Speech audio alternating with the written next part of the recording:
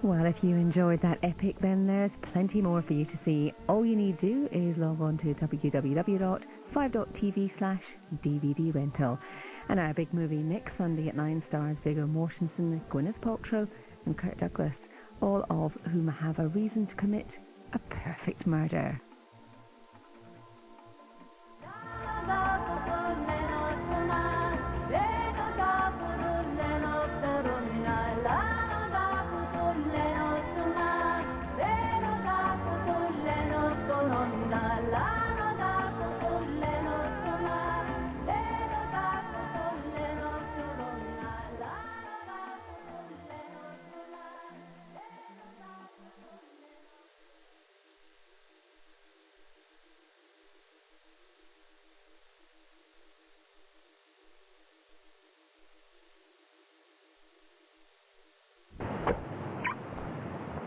Just when they thought it was safe.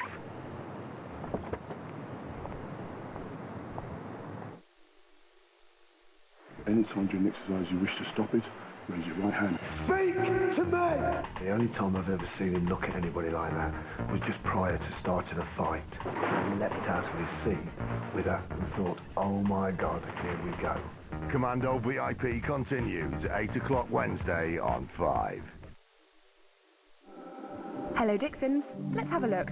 Packard Bell Ultra Portable Wireless Laptop with Intel Centrino processor and a £200 saving. Samsung 8 million pixel digital camera with 2.5-inch LCD screen and a £100 saving. When would you like it? That's not a problem. In store now at Dixon's, the future for less. We didn't actually look around. We were sort of going along quite happily with British Gas. We were approached at the door by another company saying that they were cheaper. But after the honeymoon period was over, prices did start to go up. So in my experience, sticking with British Gas would have been the ideal solution. They've been fantastic.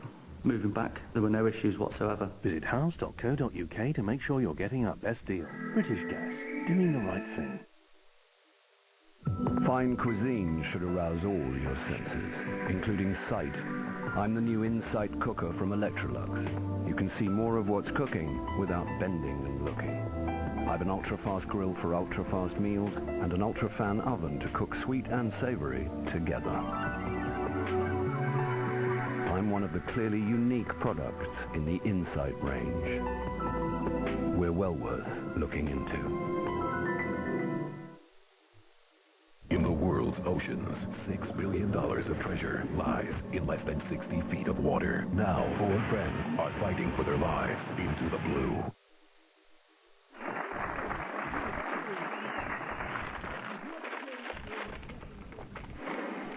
These Rivita minis are to die for.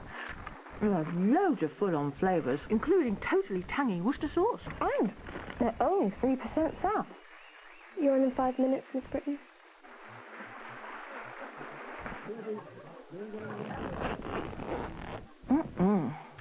Showtime. Rivita minis. Big taste, mini waste. When you feel the first symptoms of a cold, use Vicks First Defense. It's a new microgel that attacks the cold virus where it starts at the back of the nose, before it has a chance to spread and develop.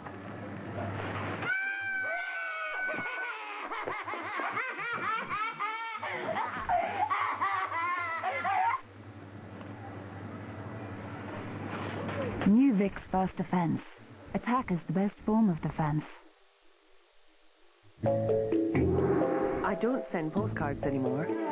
I send stories, adventures, pictures and videos I make on my laptop from Shanghai, Bangkok, Tibet. Then I post them online from anywhere in the world. So my friends back home can take this trip too. Start something worldly. Start anything you like with a world of software and devices that run on Windows.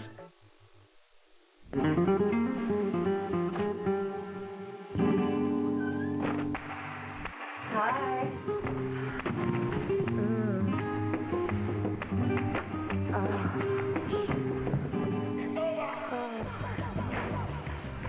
Spray more. Get more. Wouldn't it have been nice if your things cleaned themselves? I do. I'm the cyclonic twin clean from Electrolux, the only vacuum cleaner to clean its own filters. You can have the power to feel your best every day. Gillette M3 Power, the first battery-powered shaving system from Gillette. Nothing shaves better. Feel the power of Gillette's closest, most comfortable shave. M3 Power from Gillette.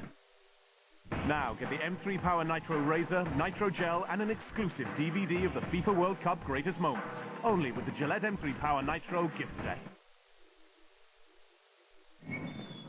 What would you do if you were invisible? You have no idea how much fun this is. God damn you! You're gonna stop this at any time! Hollow Man, 9 p.m. Friday on 5. This is Sam. He washes dirty cars by day and washes his hands of them by night. Sam is one of many flourishing in Britain's car crime pandemic, revealed in McIntyre's Big Sting. Car theft, 8 o'clock Tuesday on 5.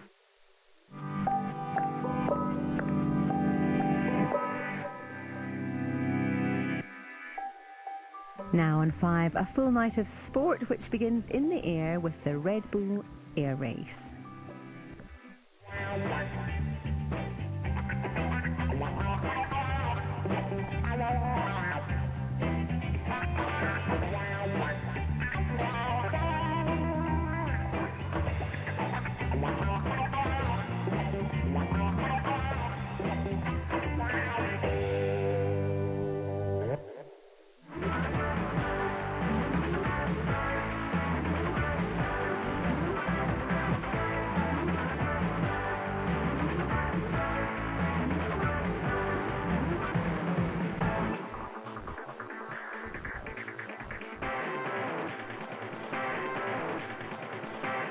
The Baseball World Series live on 5, and we continue with Game 2. All the action live from Chicago with Johnny Gould and David Langle, your hosts, for what promises to be a really tight and competitive affair as the Houston Astros take on the Chicago White Sox. All the build-up from 5 to midnight. First pitch at around 12:35. Now that's coming up in just 25 minutes, and you can watch all of the best of 7 World Series with Game 3 coming up tomorrow night here on 5, from first pitch to last. Welcome to Sport on 5, and before the baseball, something to get you warmed up, the spectacular Red Bull Air Race World Series.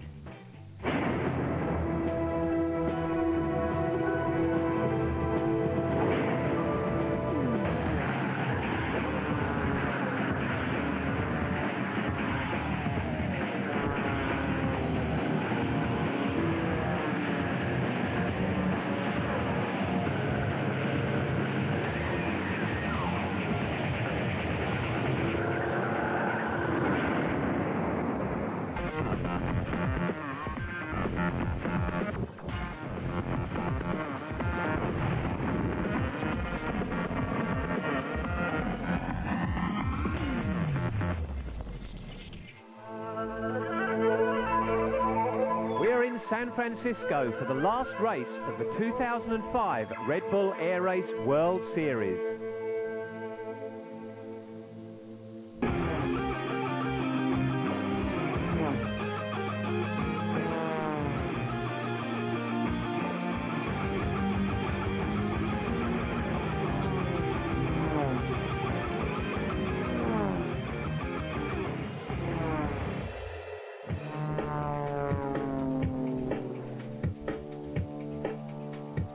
The Red Bull Air Race is a race against the clock.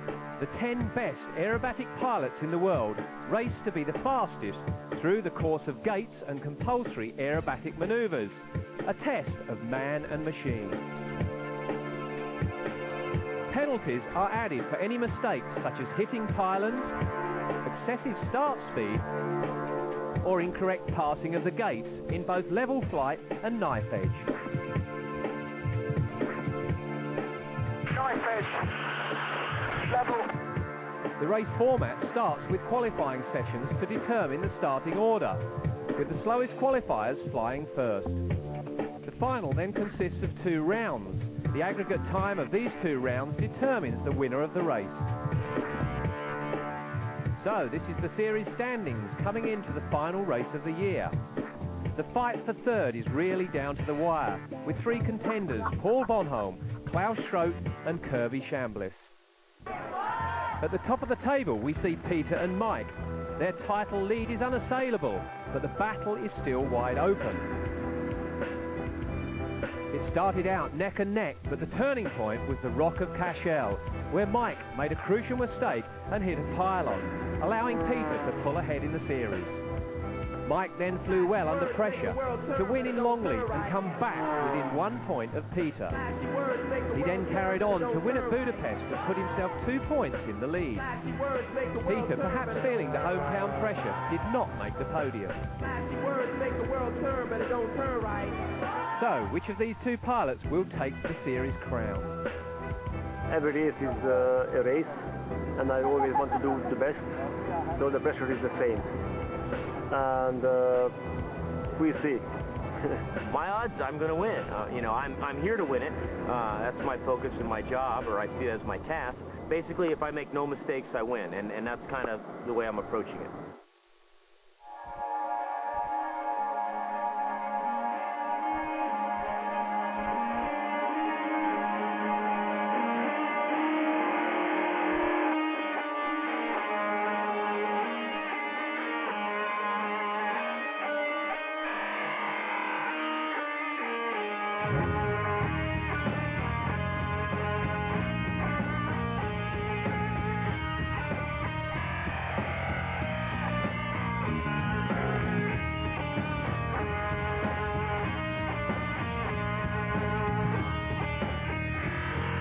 Perfect day here in San Francisco, and the last race of the series.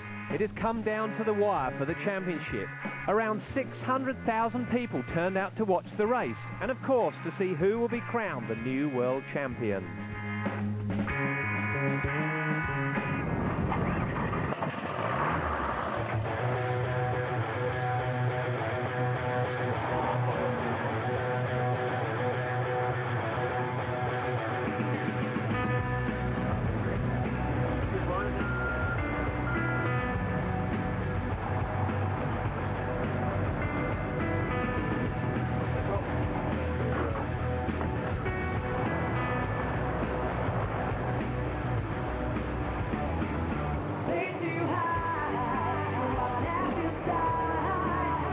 So let's take a look at the action from round one.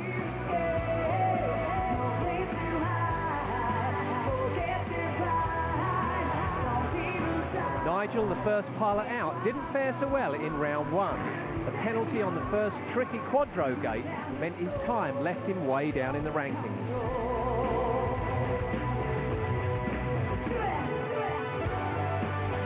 Alex McLean was trying a new, faster plane for the last race, an Edge 540, but he also got a penalty on the quadro, and that put him out of the top six.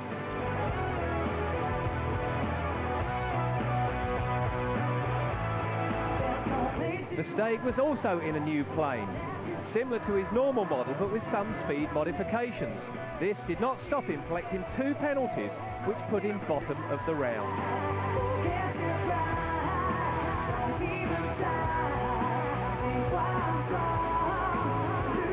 Nicholas Ivanov flying a different plane due to technical difficulties with his Cat 232. He collected a penalty at the quadro gate. This dropped him to 8th fastest in the round.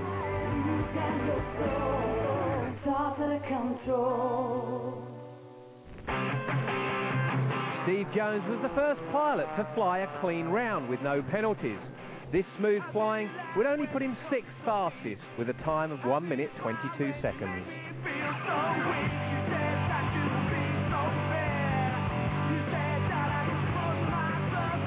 Bonholm, one of the few pilots to avoid penalties, put in a respectable time of 1 minute 20 seconds, but not enough to put him in front of his series rivals, Schroet and Chambliss.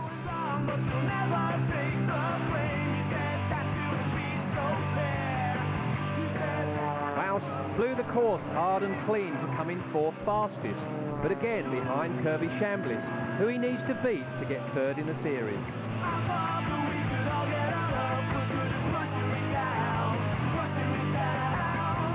Kirby hit the course running, but he also ran into trouble at the quadro. This costly penalty meant he narrowly missed out on being the fastest of round one.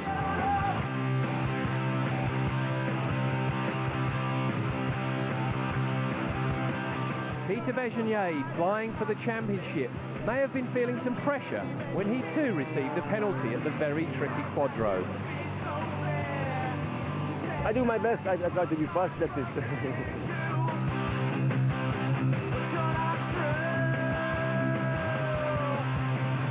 But Mike Mangold was the man of round one, continuing his great year with the fastest time through the course of 1 minute 14.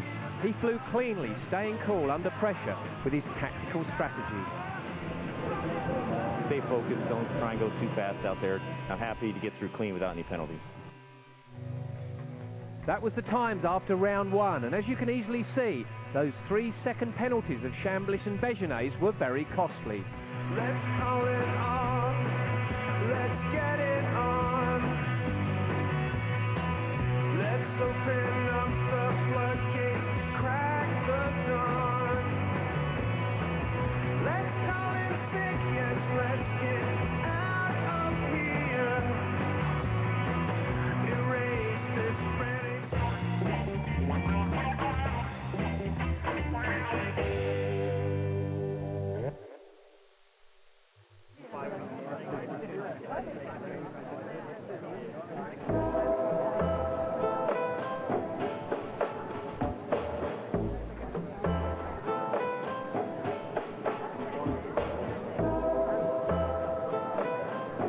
Hi, how you doing? Hey, should we go somewhere a little quieter? Oh, no, standing there would be good.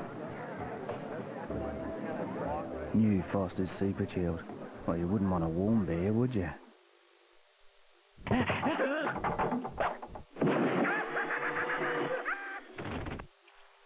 Pepperami noodles. It's pepperami, got a bit noodles.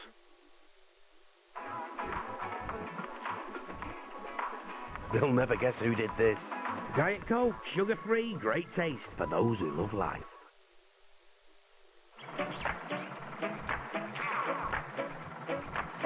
New Ambrosia Custard Pot.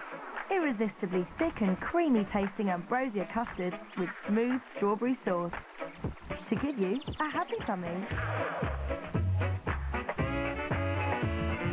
Surprisingly, they're also less than 3% fat. Delicious Ambrosia Custard Pot, now with strawberry or apple sauce. Sexy.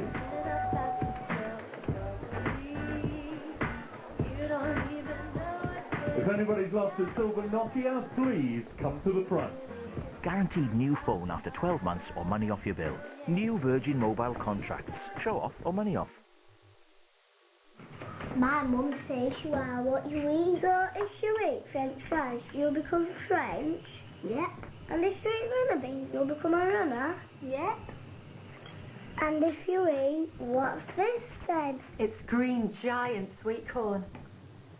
Green giant?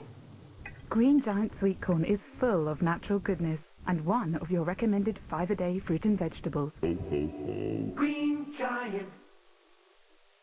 Now, for the first time on DVD, CSI New York Series 1 Part 1. 12 heart-stopping episodes and one must-have box set. Gotcha.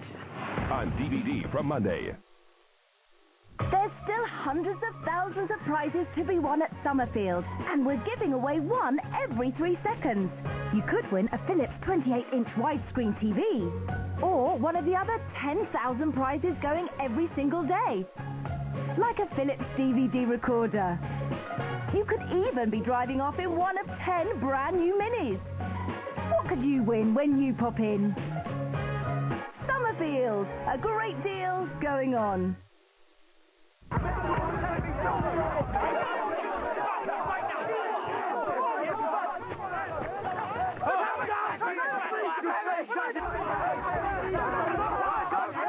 Step back.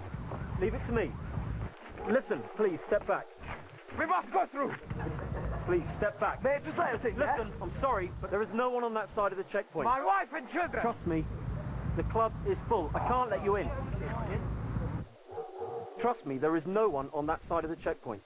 Diplomacy is just one of the qualities you need for a career as an army officer. Explore your potential at officerqualities.mod.uk.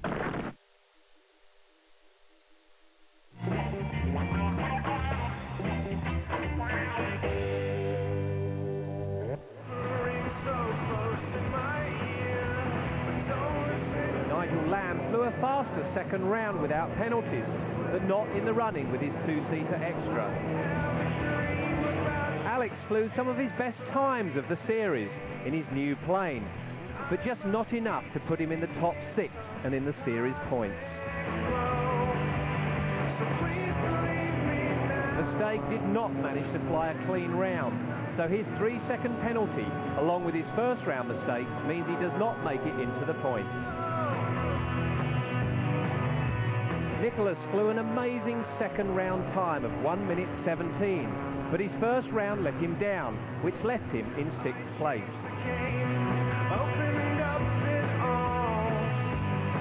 Steve Jones had a disappointing end to his season and only placed 8th in the race. Earlier plane problems may have hampered him.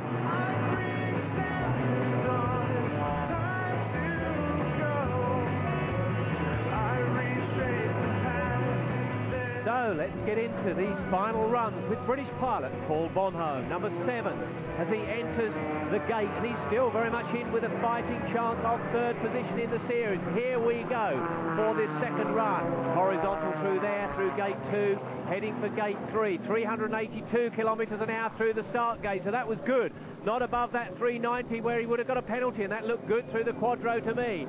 As he turns and climbs into the 360-degree loop, and look at that, Nicholas Ivanov keeping an eye on what's going on, because he knows this man could beat him, and it's looking good at the moment. We look at the split time coming up, a 150.78 for Ivanov, and he's underneath 2 seconds, just over 2 seconds, and he climbs up into that half Cuban 8, and here we come back down, looking for the next gate, horizontal through there. This is looking good for the British pilot. Very, very fast in his extra 300 here today. There he goes, climbing up now to the vertical loop in the Toyota-sponsored plane, over the top, and as quick as he possibly can to head back down to the ground. Here we go again, and this is looking very good for Paul Bonhomme. Exceptionally good. Down we go, and we'll get another split coming up here as we go through gate number 10 before he turns right, and he's still 0.53, but he's lost some time. He gains height here, not to go too far, keeping the distance down. Look at that. Nicholas Ivanov is looking very concerned, and so he should as we come back to the final few gates. There's the ideal line from the graphics on the screen. 2:41.49, he's done it. Paul Bonhomme does it by virtually 2 seconds to take the provisional lead. Or number 7, your time is 1 minute 18 seconds, and you're in 1st place. Thank you very much, Paul. I enjoyed that.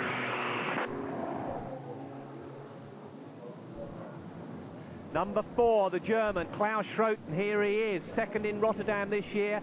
Flies along to get ready for this gate. 390 kilometres is the speed limit. He mustn't exceed that. That's about 245 miles an hour. Here we go. Aggregate times, remember. And the clock is ticking. And look at that, 3:89. It doesn't get any closer. Klaus Schroten, an excellent run into these first 3 horizontal gates. Here we go through the quadro now before he turns sharp round to the right. And look at that, Peter Bejenet knows he has a big day ahead of him for his second run. But at the moment, it's Klaus Schroten running very good and very smoothly at the moment. This is important. There's the split time coming up, and is he going to be underneath that time of Paul Bonhomme? He is, 2.7 seconds as he goes over the top of the half Cuban 8 back down, pulling around 8 Gs as they go over the top there. Heading down now to gate number 8 at the far eastern end of this course. When he gets through there, he'll pull the stick back up into that vertical roll, and as quick as possible again over the top there to get back down. It's all about being efficient, not too much weight on those controls. You just have to keep these aircraft being very, very smooth. When you start moving those control surfaces, it slows it down. Right, the split is coming up. There's, but look at that, 4.7 seconds underneath at the moment. Klaus Schroten is having a brilliant day here in San Francisco. Paul Bonhomme has a smile on his face, but I don't think he will have when he sees this final time, because it is looking very good for the German as he heads towards the finishing line, and there it is, 4 seconds underneath, provisionally in front at this stage. Klaus number 4, your time second run was 1 minute 15 seconds, 1st place. Hey, thank you. Well, the German seems pretty happy at that, and so he should be. That puts him in front of Paul Bonhomme. But what about the next man coming up, Kirby Chambliss? This is still the fight for third place in the series as Chambliss gets himself ready to come down. We're on board with him now. Coming in, 2 second places so far this season for the American as he comes down with his Edge 540. Everyone back at base at Oakland Airport watching what's going on, and the clock has started. 340, slower through that first gate, but I can tell you this is a very powerful aircraft. Picks up speed as he turns it around here now. Very, very quick, very light and very agile. Nicely through the quadro there. On board again with Kirby Chambliss, and we'll wait for his split time to come up as he comes back through. There goes the knife edge through the quadro, and he really is bang on form, but he needs to be because he got that 3 second penalty in the first run. Here's the split. He's 2.2 seconds underneath that time of Klaus Schroth, so he's made up a lot of time, but he'll be ruining the day. He got that 3 second penalty in the first run. There's Mike Mangold getting prepared. He knows he also has a very big run coming up. Back on board with Kirby Chambliss now, and you can see the forces as he flicks that plane around, just yanking the stick around, but also being extremely smooth. The dive down, maximum speed as they come back down here. Incredibly fast now through gate number 9. The split will come up again shortly. He's made even more time up, 4 seconds in front.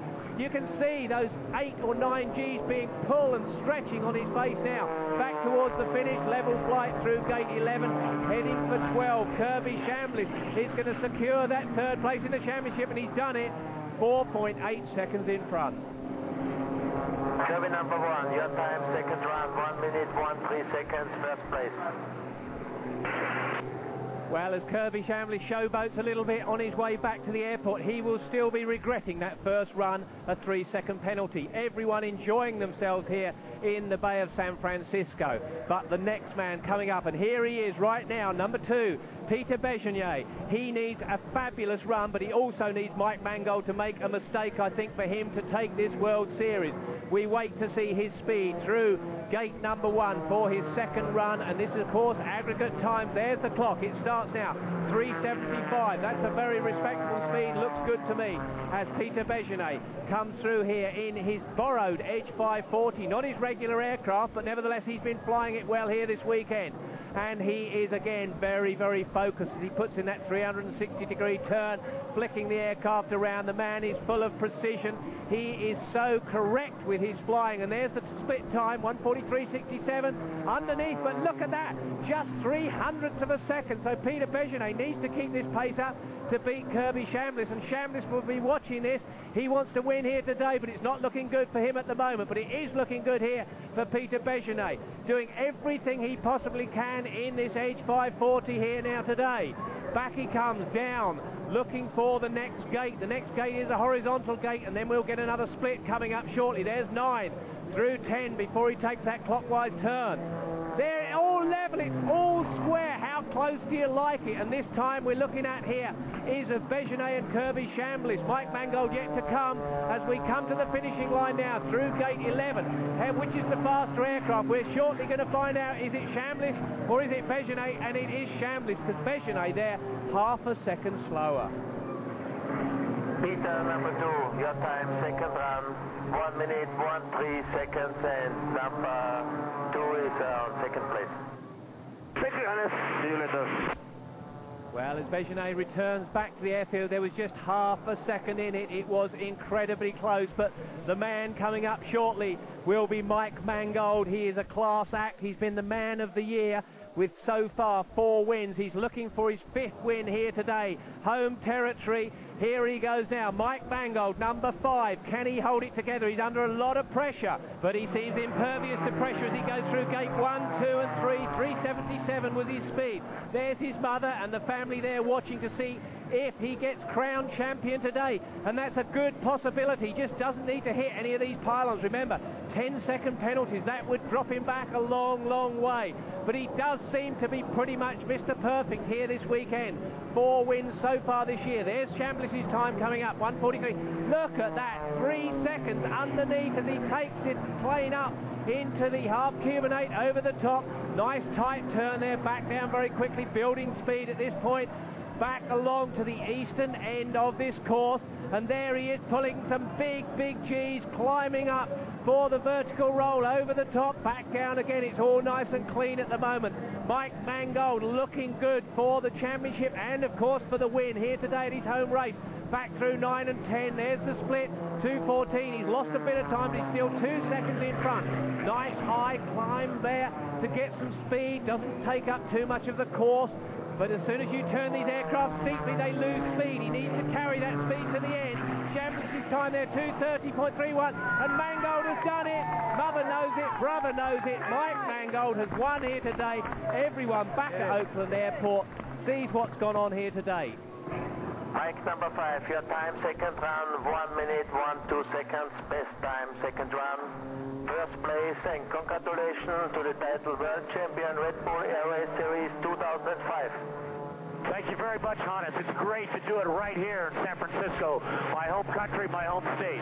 Thank you all for coming out.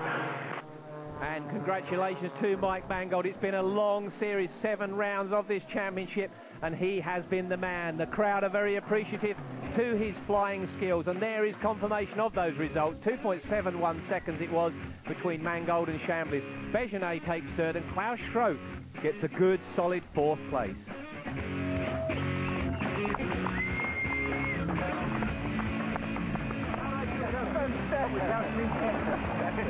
So there's Mike Mangold back at the airport, and the other pilots congratulate his achievement.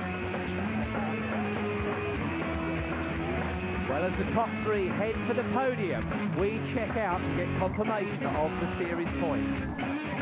And there it is, look at that, 4 points. Mike Mangold won the championship from Peter Begenet. Kirby Chamblis in 3rd, Klaus Schroth just beating Paul Bonhomme for 4th. 3rd place to the Hungarian Peter Begenet. A great day for him, but not quite good enough. Kirby Chamblis gets 2nd. He desperately wanted to win, but it wasn't to be, because Mr. Mike Mangold was the fastest man on the day.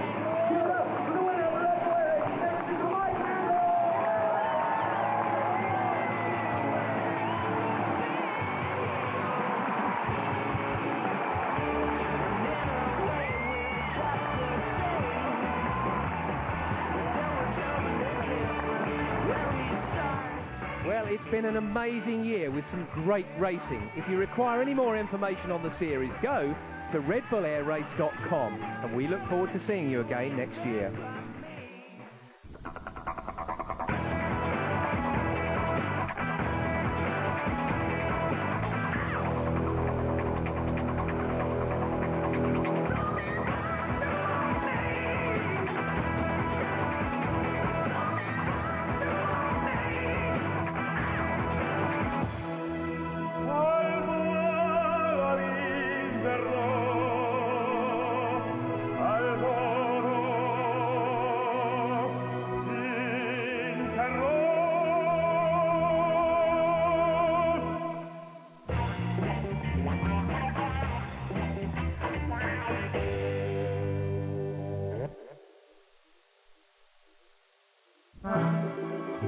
Ciao Francesco.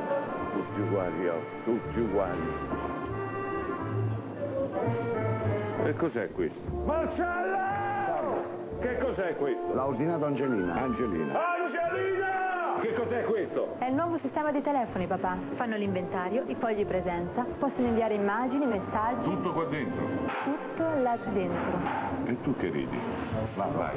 Innovation, powered by Cisco. There was once someone who couldn't believe their eyes.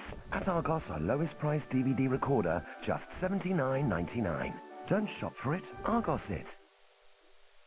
Gotham must be destroyed.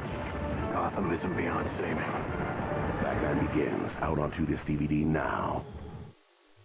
Would you like to have a one-on-one personal chat with one of our gorgeous sexy girls? They're waiting for your call to talk about anything you like. It's easy. Just call 09064 006 005 to tell them anything you want. Choose from our stunning selection of gorgeous girls. Just call 09064 006 005. That's 09064 006 005. They'll keep you up all night. Chat live one-to-one with sexy girls right now. Call 09066 38 5555 and get it on with one of our selection of eager babes. Just call 09066 38 5555 now. That's 09066 38 5555. It's a live one-to-one experience you won't forget. Are you up for some sexy fun? Then why not chat, flirt and date with Text Date?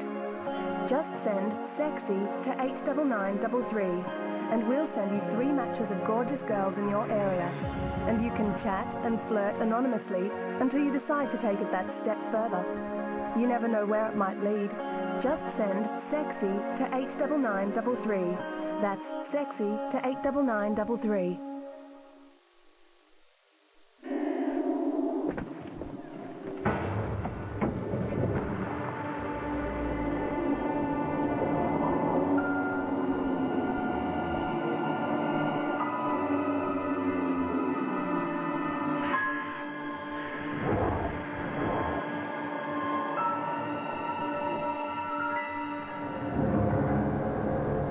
There's a new kind of Cravendale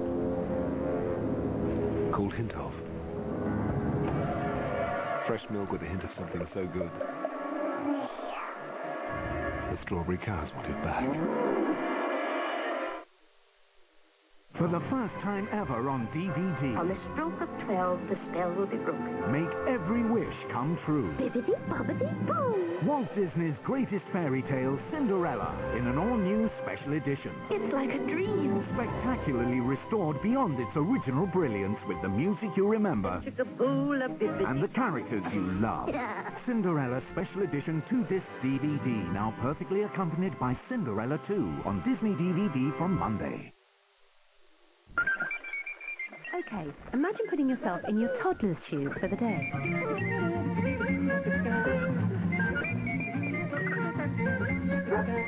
Hard work, isn't it? That's why we're here to help by introducing Growing Up Milk. It's full of Cow & Gates expertise, as well as essential goodies like vitamins and iron to help your growing toddler. Cow & Gates Growing Up Milk.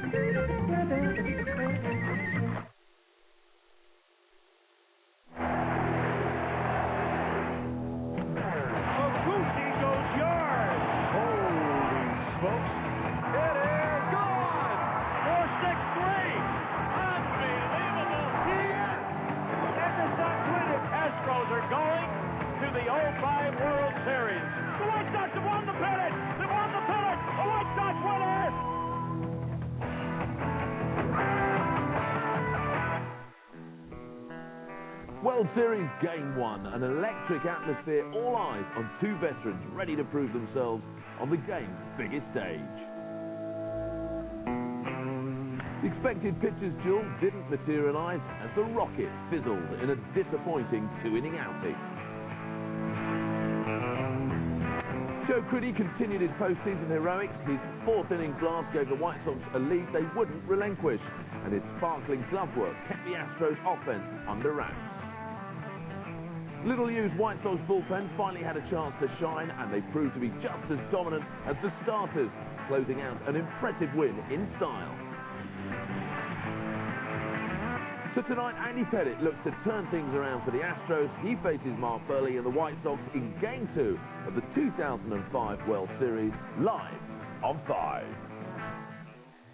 Good evening, fellow baseball nuts, and a very warm welcome to Game 2 of the 2005 World Series, live on 5. My name's Jonathan Gould, lovely to have your company. And Big Dave Langell in the hot seat, still looking as smart, as dapper as I think I've ever is seen. starting to smell, Johnny, but as we get deeper into the postseason, we know that winter is coming. Well, can I just say that Jan Wallace from Scotland says, you both look dapper, but Dave looked like an American James Bond with a license to thrill. That's right, Johnny. Down, Jan, down. You do look right. good. I've got to say, you do look good. Thank you very much. Which isn't difficult, let's be honest, compared to what you usually wear on this show. Now, let's very quickly talk about last night, the big story. Clemens, Rocket, best pitcher for my money in the modern era, out in 2 innings. Question marks about whether he'll pitch again, hamstring problems, etc. That was the big story of last night, I'm assuming. Well, that's one of the big stories, and that could really have been the final blow in the Rockets' career. A lot of people out there, especially in Houston, are hoping that it's not. Maybe he can come back, work out of the pen, maybe even a miraculous start down the road should the series require it. For the record, I want to see him back. Right, let's focus. For those of you who did miss last night, where were you? Here's a rerun, the highlights of Game 1. It'd be Contreras getting the nod for Chicago. Some discussion about Burley, but go with a guy that's been so good the second half. Biggio waited 18 years, and he's retired in his first World Series at bat. Clemens. Dye. Ding dong. Well, this is a great at bat. He was down 0-2, fouled off 3 splits, and got the 3-2 and hit the homer. 1-0. Perzinski, the cheerleader for Chicago. The opposite in the other dugout is the pitcher. Meantime, Mike Lamb's solo shot to center tied this game up at 1 apiece. That's one of the reasons they wanted Lamb to be in the lineup was because of the power. Swing the bat great. And there's the other cheerleader. Brandon back. Bottom 2. Men at the corners, no outs. A.J. Perzinski. Clemens, a little bit of a hole here.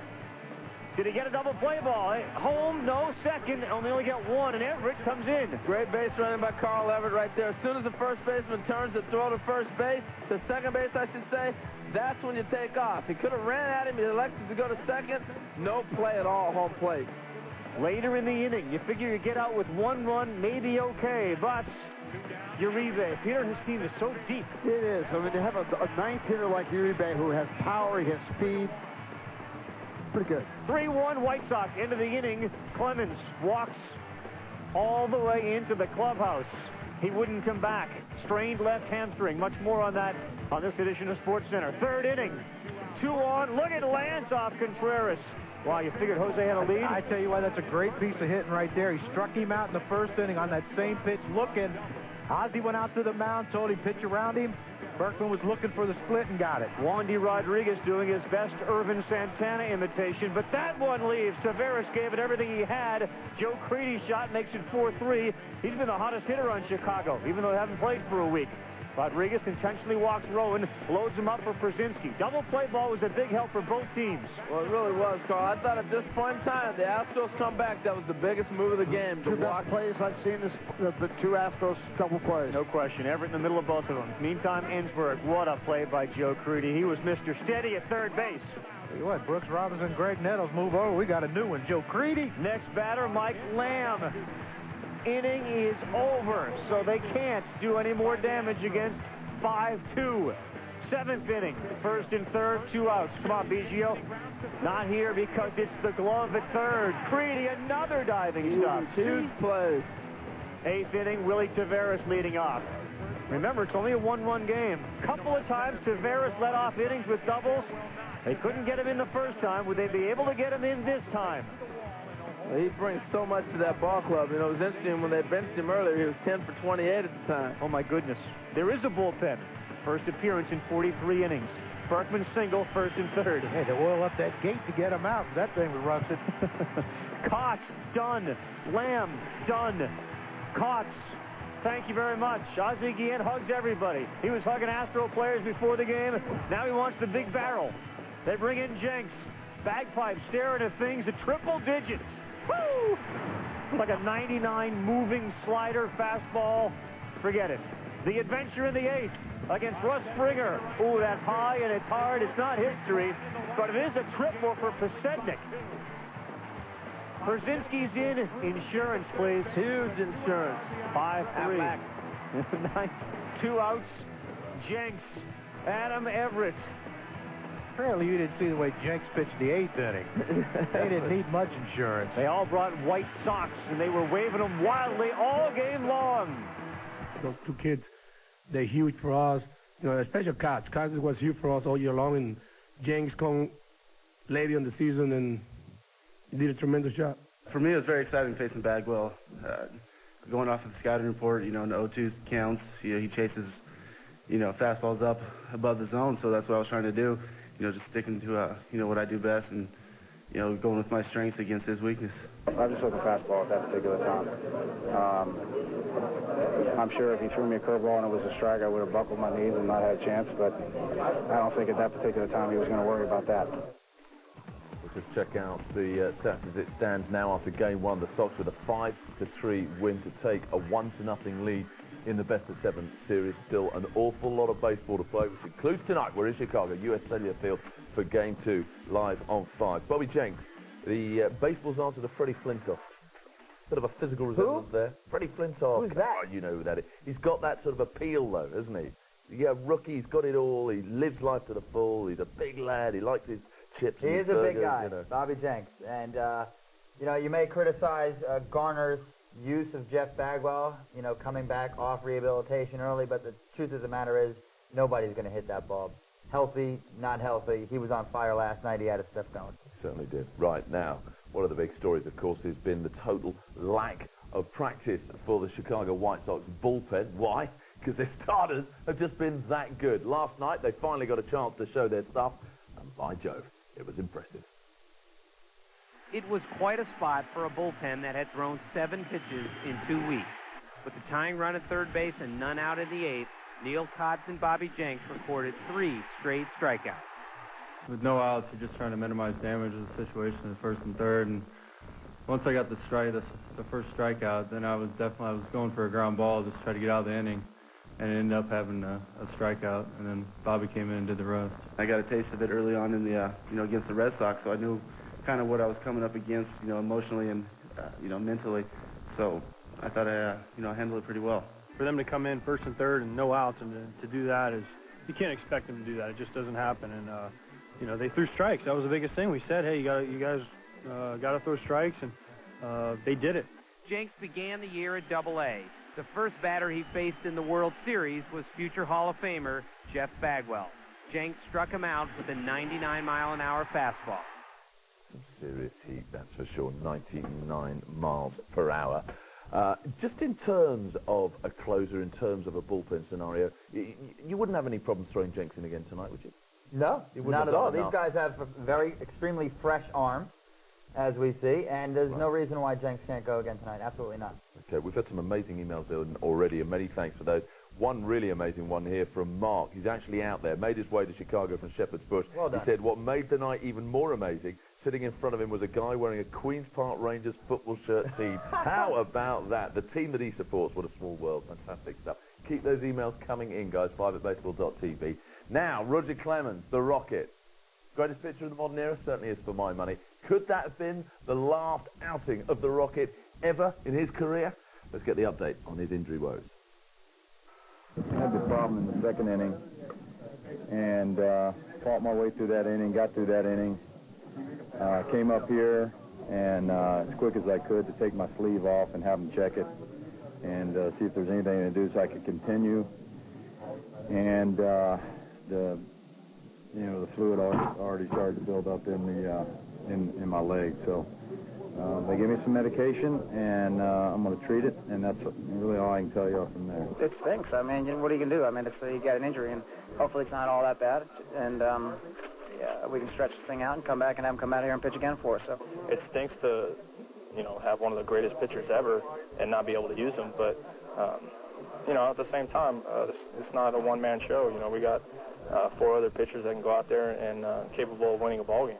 It's obviously a concern. I don't want to see Rock hurt, and that's not good for us. But he's had a hamstring problem for a while, and those sometimes those things happen. Sometimes those things happen. Dave, I have to say, you're talking about a guy, a gamer. It's the Rocket. I can't believe this is the last time he's going to come out. He's got a little twinge. He'll be back. Well, you ever watch a movie and they shoot somebody? Yeah. And like 5 times, and then he gets up, and then they take a sword, and they stab him like 5 times. That's Roger Clemens. Because how many times did we think Roger Clemens' career was either coming to a close or just over? I mean, when he was winding down at Boston, it looked like his career was, heading towards a conclusion. When he went out in 2003, the World Series, when he walked off and the flashbulbs popped, we thought that could be it.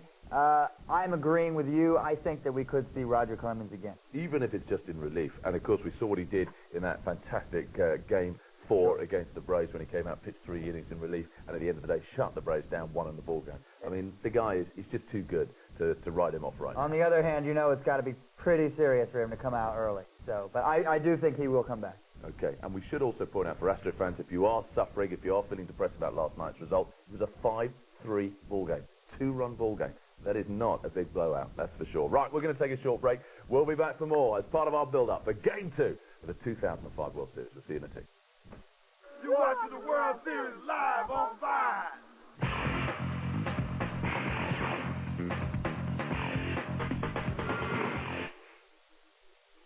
Computer protection doesn't have to cost a fortune. McAfee Internet Security Suite plus Quick Clean, half price at just $24.99. Online or in-store, you've got the best of both worlds. New to DVD. From the action choreographer of The Matrix, Kung Fu Hustle. Side-splitting, bone-crunching, mind-blowing action. Kung Fu Hustle on DVD Monday. Based on a true story. In 1975, a young family arrived in Amityville. They lasted 28 days. There's something evil in my house. New to DVD. The Amityville Horror. Out Monday. I hear them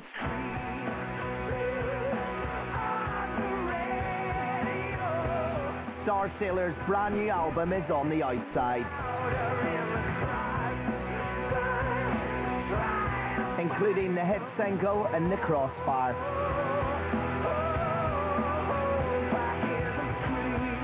Star Sailor on the outside, the new album out now.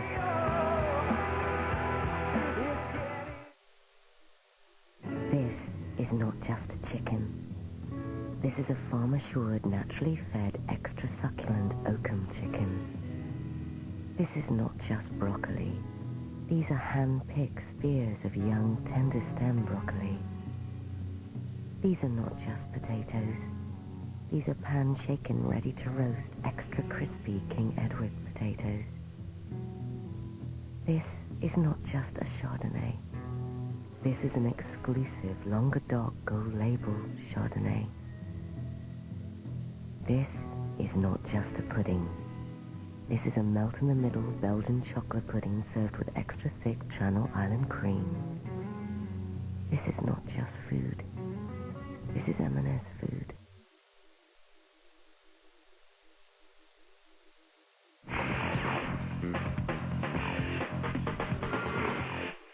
You're watching the World Series live on 5.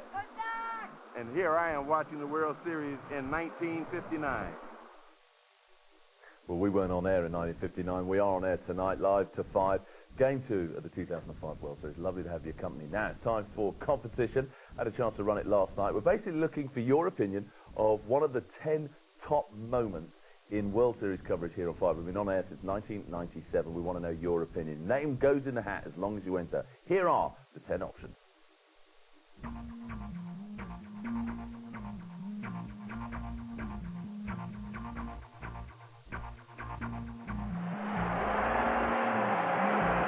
The 1-1 pitch. A deep drive to right. Ramirez on the run. Makes the catch. Tagging is alone. Game 7 of the World Series is tied. The 0-1 pitch. A liner off Nagy's glove into center field. The Florida Marlins have won the World Series.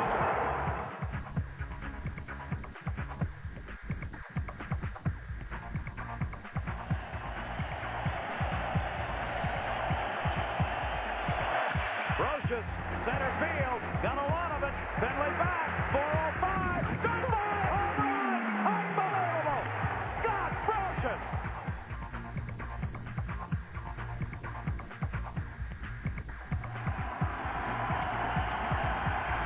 Girardi at first base. 2-0 pitch, right field. It is deep in the corner at the wall. Jordan up. Hey, goodbye, home run, game tied.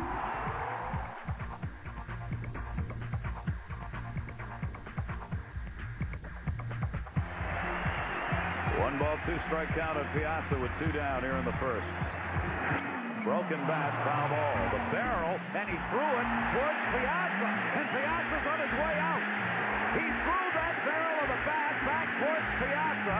Clemens is now saying, get back in the box. This is not over. And what was Roger Clemens thinking?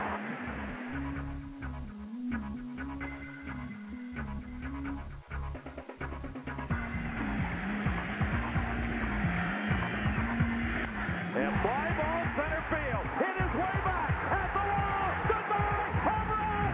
Home run. Tino Martinez has tied the game.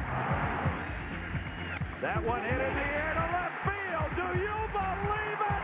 Goodbye home run. They have done it again. This game is tied.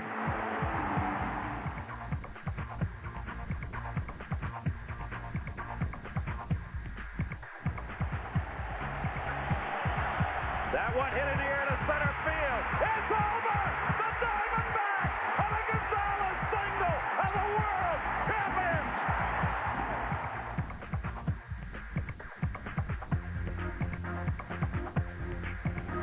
Lofton in the hitter's count, 2-1. Right field. Oh, did he get that? Way back in the well. Looking up Salmon. That one's off the top of the wall.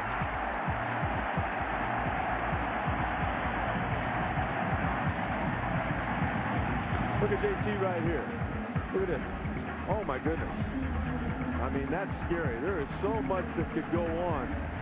Boy, a lot of credit should go to JT.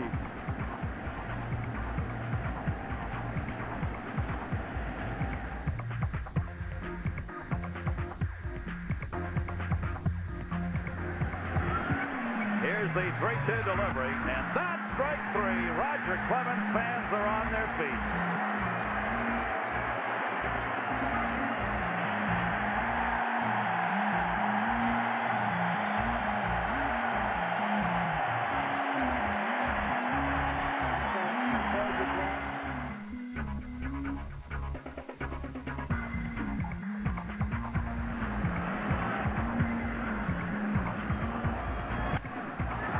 Down the left field line, maybe. Goodbye! Home run! Gonzalez!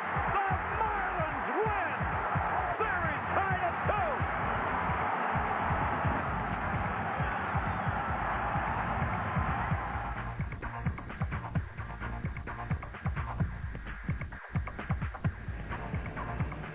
2. Now, Red Sox doctor Bill Morgan has once again performed the now famous procedure on Schilling's ankle to allow him to pitch, and off his sizzling and, you have to say, courageous 7-inning effort to beat the Yankees in Game 6.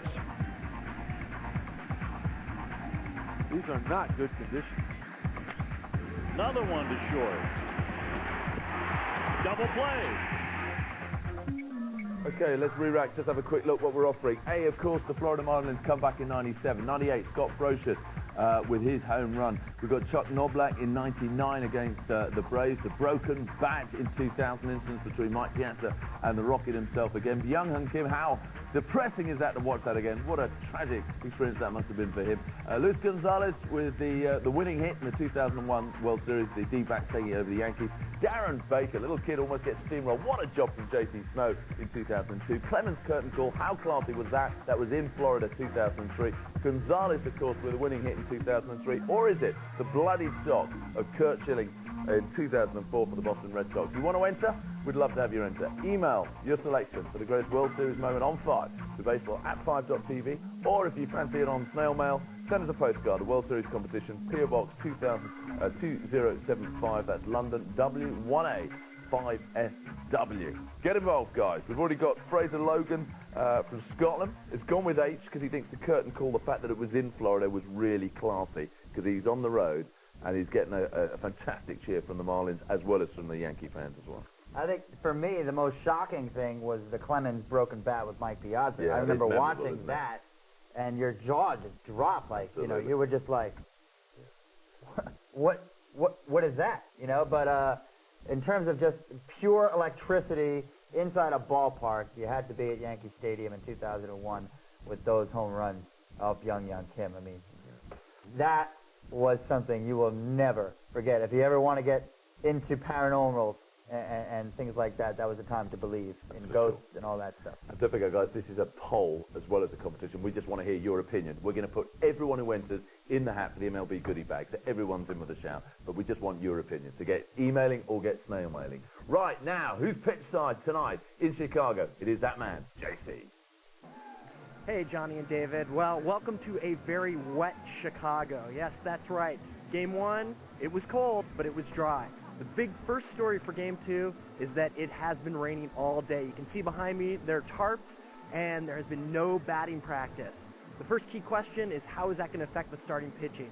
I spoke to White Sox pitching coach Don Cooper, and he assured me that Mark Burley would be ready to go and that he's a real gamer in these situations. Bigger question, Andy Pettitte. Of course, he's had some injuries, but he does have 33 career postseason starts, so shouldn't be a problem for him. Despite the damp weather, it hasn't seemed to ruin the spirits of the White Sox after their win in Game 1. I saw Ozzie Guillen earlier today. He was joking around with the media, very comfortable. As for Game 1 hero Joe Creedy, well, he was asked what was it like to have 2 stellar defensive performances in the World Series. He just said, hey, I've done that 100 times. The only thing is, before, I did it in my backyard. Fellas, I'm going to try and bundle up. You guys enjoy the game. Fantastic. Thanks, JC. As you can see, the rain has been coming down, but as we understand, it is beginning to go away. It's a little light drizzle, so they're still optimistic we may be starting on time. But how big an impact is that going to have, Dave? Well, you don't really know until you see. The worst thing, of course, is to start the game and then to have a lengthy delay, to have the pitchers warmed up, and then have to go back into the clubhouse, sit around, tighten up. Some pitchers react better to that than others. So I agree with Josh. I think it's worse for Andy Pettitte in that kind of scenario than it is for Mark Burley. Okay, right. Well, we can tell you the first pitch is due for 9 minutes past 1, and they are still confident that we will be starting at 9 minutes past 1, so make sure you stick with 5. We're going to take another break. We'll be back for more build-up for Game 2 of the 2005 World Series.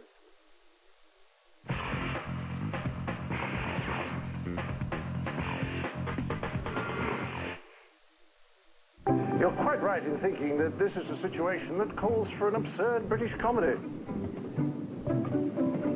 Drain the pool, get on your board, and wall plant 3 times. And lose the scarf. Oh, we never survive.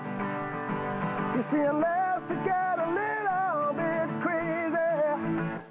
How's that? Want incredible entertainment experiences in your lap? Get Intel Centrino mobile technology in your laptop. Take your pick with TextMates. Just send date to 69799. And we'll send you 3 profiles of gorgeous girls in your neighborhood straight to your mobile. We have over 100,000 people using TextMates every month. So you're sure to find a girl just for you. So if you want to chat, flirt, date with TextMates, just send date to 69799. That's date to 69799. Chat live one-to-one with sexy girls right now. Call 09066 38 5555 and get it on with one of our selection of eager babes. Just call 09066 38 5555 now. That's 09066 38 5555. It's a live one-to-one experience you won't forget. Would you like to have a one-on-one personal chat with one of our gorgeous sexy girls? They're waiting for your call to talk about anything you like. It's easy. Just call 09064 006 005 to tell them anything you want. Choose from our stunning selection of gorgeous girls. Just call 09064 006 005. That's 09064 006 005. They'll keep you up all night.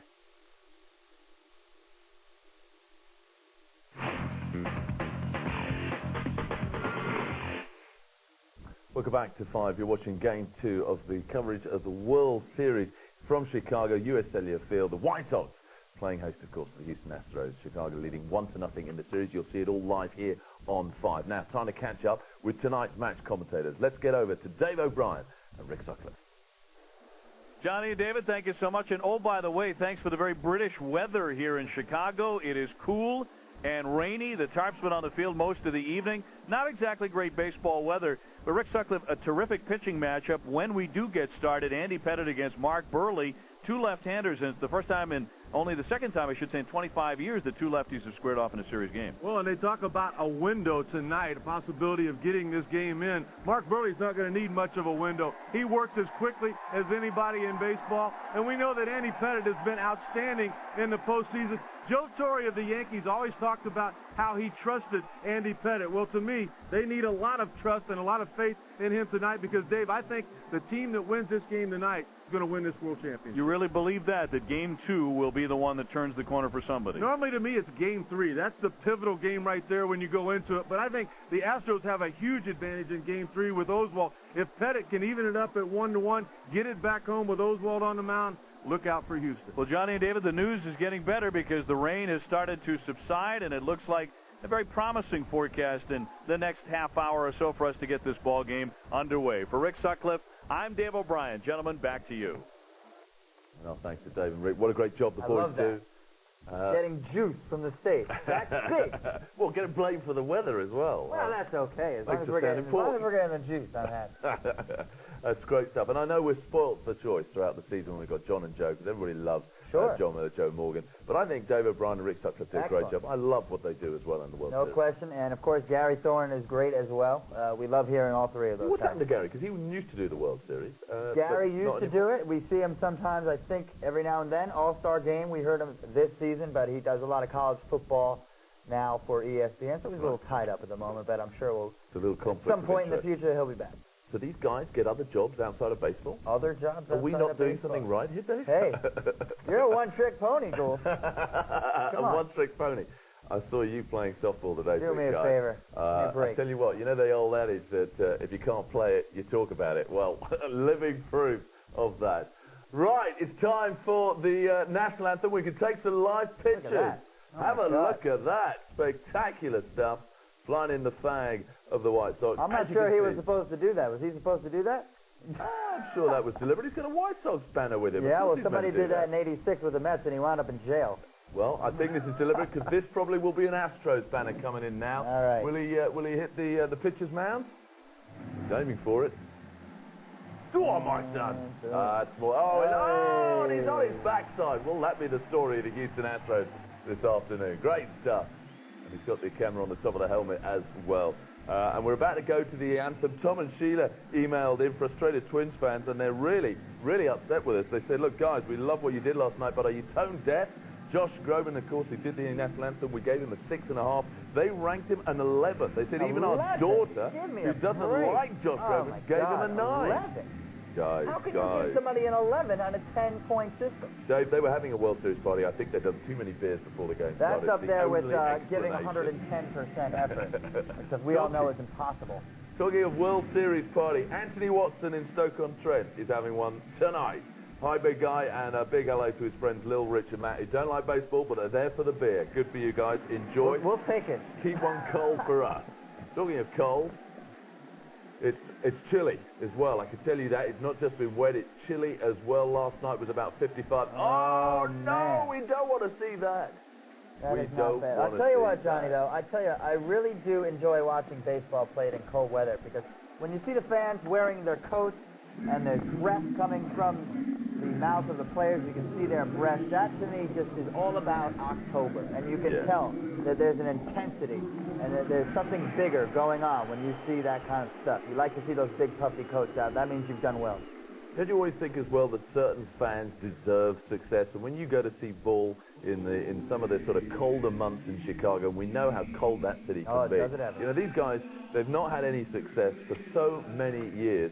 We rather irresponsibly last night said there were no White Sox alive who last saw a World Series title. Well, actually, that's wrong. Ed Hofeld is 102 years old. My goodness. He's a retired attorney living in the city of Chicago. He still grieves about the fix of 1919, of course, the Black Sox. It hit us right between the ears, he told the Chicago Tribune the other day. We were surprised they lost. They were a great team. He's still around. Let's hope Ed gets to see his team do a little bit better this time. And no question marks about trying to throw this World Series, that's for sure. And my thanks to, that was Mike Dunton in Devon, he sent the stat. That was an article by the excellent Art Spander in Thursday's Daily Telegraph, so thanks for that as well. Now, if you've been playing some softball today, it was lovely to see you. We will be having coverage of the Fantasy League, 5 Baseball Fantasy League Softball Day, Over 50 of us down there playing all day. Dave and I are absolutely knackered. You've killed us, guys. You've killed us. But we had a good time. We've got coverage of that coming later in the show, so stay tuned good. for I enjoyed that. Enjoy it.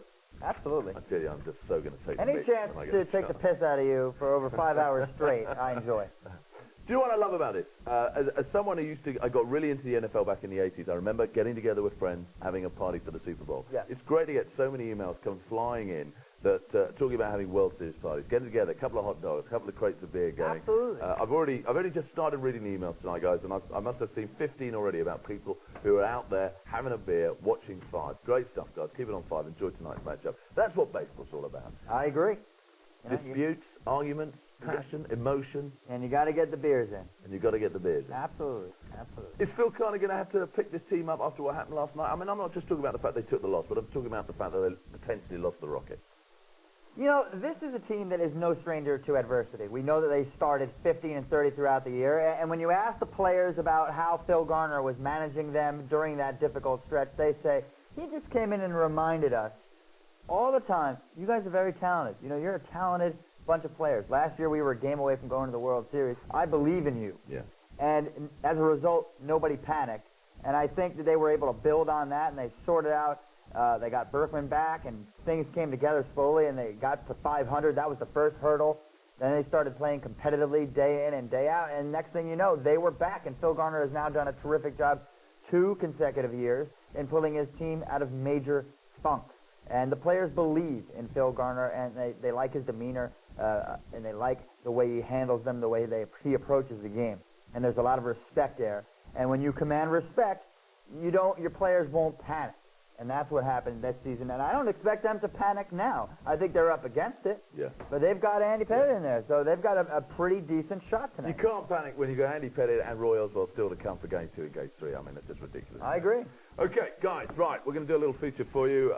One of the guys who's been getting a lot of the noise down in Chicago in terms of their fantastic pitching, I'm not just talking starting, I'm talking bullpen as well, is their pitching coach, Don Cooper. Well, JC caught up with the very man earlier today.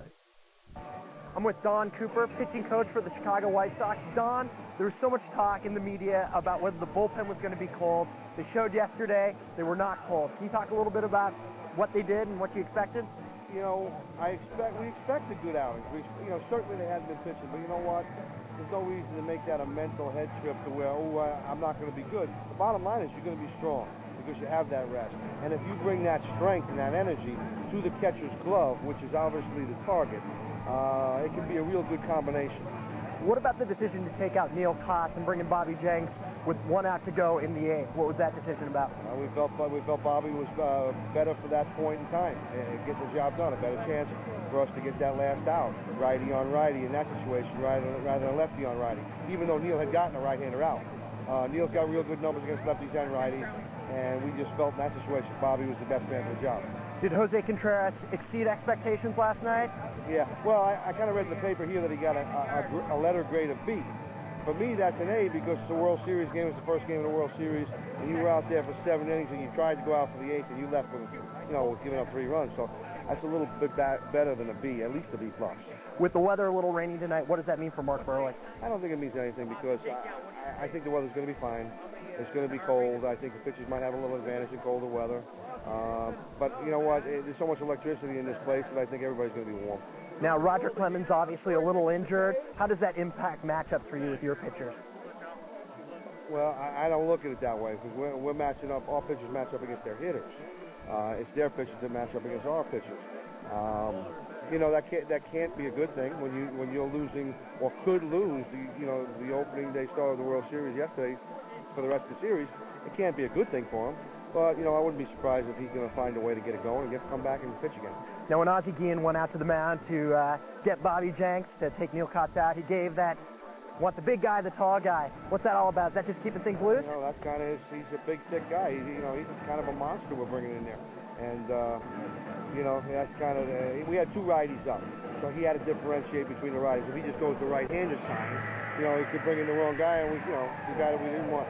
So he gave the body mannerisms or the gesture that he wants the big guy, and he is our big guy. Will Kotz and Jenks be ready to come back tonight if necessary? Absolutely. Don't you remember we just said they had a lot of rest? Yeah. You know? So, heck, if we got to give them a day off tonight, we might have to give them 10 more days to be ready for the next one. But yeah, certainly everybody's ready, and everybody will be ready every day of the series because we have all off season to rest. Great, Don. Thank you so much, Johnny, David. Back to you. That's right. All hands on deck. JC, Don Cooper. I mean, he's got to take the floor. This is a fantastic. He's getting a lot of press. He's getting a lot of... Deservedly so, don't you think? Absolutely. I mean, he's done a tremendous job with that pitching staff. And he's a native New Yorker, and there's a lot of rumors going around now. Mel Stottlemyre out as New York Yankees pitching coach. Perhaps he could be a replacement. We know Leo Mazzoni now. Gone. I was going to say, that's a huge story. Baltimore, which is a tremendously large baseball story. This is Leo Mazzoni, of course, who is the Atlanta Braves pitching coach. He's done such a phenomenal job down the years he has been him and Cox. It's been like, Gould and Langell. not quite as successful, of course, but who's the Cox? That's what I want to know. That's a good question. No, but Mazzoni out, and we're going to see what happens down in Atlanta. What Cox is like without his right-hand man. Absolutely. That's a story probably more for next year now in the World Series, but Don Cooper certainly does deserve a lot of credit. He's done a great job. But Dave, the point that should be made is that pitching coaches, people don't appreciate the job they do and how important their role is. Absolutely. And you only have to see how successful the White Sox have been this season to know that guy, Don Cooper, deserves the floor. He deserves everything that's being said about him. Pitchers are fragile. You're always worried about your arm. How does my arm feel? And do I have confidence? I'm worried about my location. And you need a coach who can go and calm down your players and give them that boost, slap them on the butt and get them back on the mound, get that location in there, etc. I was playing softball today. I was out, as you know, in right center field. I was drilling in a few. My arm wants to fall off now. 4 hours later. You need Don Cooper. My arm wants to fall off, that's for sure. They're all coming in. I can give you an update from Chicago, guys, and it's not great news. It is still raining. We can take some pictures here. There's an umpires meeting. There's Angel Hernandez. I think we can actually hear what they're saying. They're saying it's baseball. These are guys, are they a bunch of wimps? Let's get them out here. Let's play some ball. But no, I don't think they'll be saying that. This is World Series. You want to make sure the conditions are right. And unfortunately, if there is anything beyond just a very light drizzle, they ain't going to come out. No, well, it's about safety. You can't have million-dollar players slipping and sliding around, and you want to keep the playing field level for everybody best we can. But at the same time, we got to get this thing done before November because it's not going to get any better. Well, Dave, the good news is, amazing considering the shots we just saw, but the tarps are actually off, guys, so we can focus on our big game build-up, keep our fingers crossed, touch everything that's wooden. Right, Dave, Mark Burley, man on the mound for the White Sox. Let's take a look at Mark Burley. Now, here's a player who's making only his third start since September 29th. He's thrown just 21.2 innings in the past 23 days. But look, he has been the ace. He won 16 games this season. And as you heard Rick Sutcliffe say, don't blink, you might miss it. Don't let him get in that groove. He works extremely quickly. The Astros have to do anything they can to throw him out of his game, to slow him down, extend at-bats, foul pitches off, step out of the batter's box. Do whatever it is you can to keep Burley from rolling over you. And, 1, 2, 3 quick pitches. Got to do better. Got to break it down. This is the lineup that simply must manufacture runs. They have to do a better job tonight. Biggio leading off, and the big change in the lineup tonight is the insertion of Chris Burke. I like that move. Mike Lamb is going to take a seat tonight. He will be on the bench. Jeff Bagwell continues to get a chance, an opportunity in the World Series, in the Fall Classic. But tonight, let's talk about the third baseman, and that is Morgan Ensberg. And you see the numbers right there. Just 10 hits and 43 at-bats. How many home runs, Johnny? None. None. How many doubles, Johnny? None? No, 3. 3. Not bad. That's pretty good. Don't worry about it. But look, throughout the year, 36 home runs, a .388 on-base percentage. I mean, he is a huge part of their offense. Without him, they're not in the playoffs, no question. And they need him to pull out of this slump because when he's hitting, he makes the whole lineup more difficult to pitch to. Yeah. He protects you. I'm still shocked. We just saw some footage there. Jim Edmonds in the championship series against the Cards actually making a mistake in center field. This guy's a Gold Glover. He's the only guy that I rate alongside Andrew Jones of the Braves. I mean, he's phenomenal. I mean, I still can't get over that he actually made a mistake. Not a lot went right for the St. Louis Cardinals in the NLCS. No, it didn't, that's for sure. Well, I think we have got some more pictures for you from Chicago, just to give you a sense of what they're having to deal with. They have got the go-ahead, and as you can see, they're putting some sand there in the batting box. I got into trouble this afternoon for stepping out of that batting box. That's football weather. Look at that, 45 degrees. That's about 9 degrees Fahrenheit colder than it was last night. That's 7 degrees Celsius for those of you who like the modern numbers, which I don't, because I don't know what it means.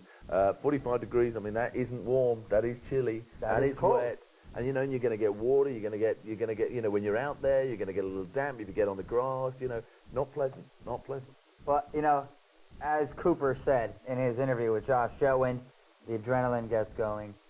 You feel warm. You get into the game. You don't worry about the weather as much. Well, it is interesting as well. We talk about the warmth of the buzz, because we've got an email in from Scott in Tottenham.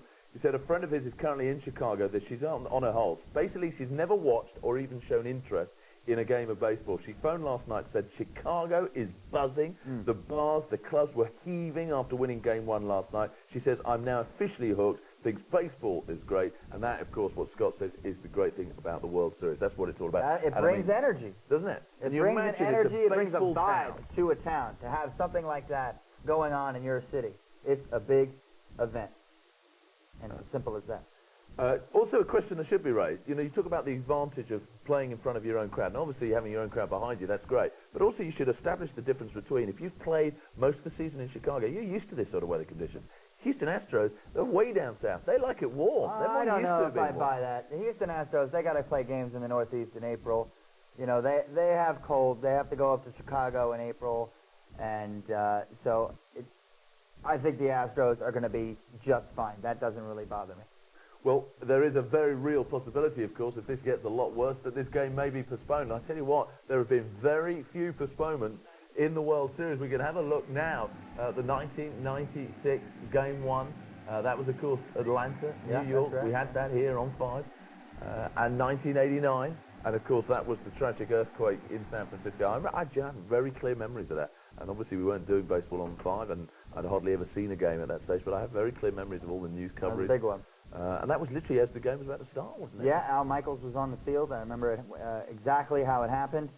And that series went extremely quickly. It was delayed for, I think, about 10 days, if I'm correct.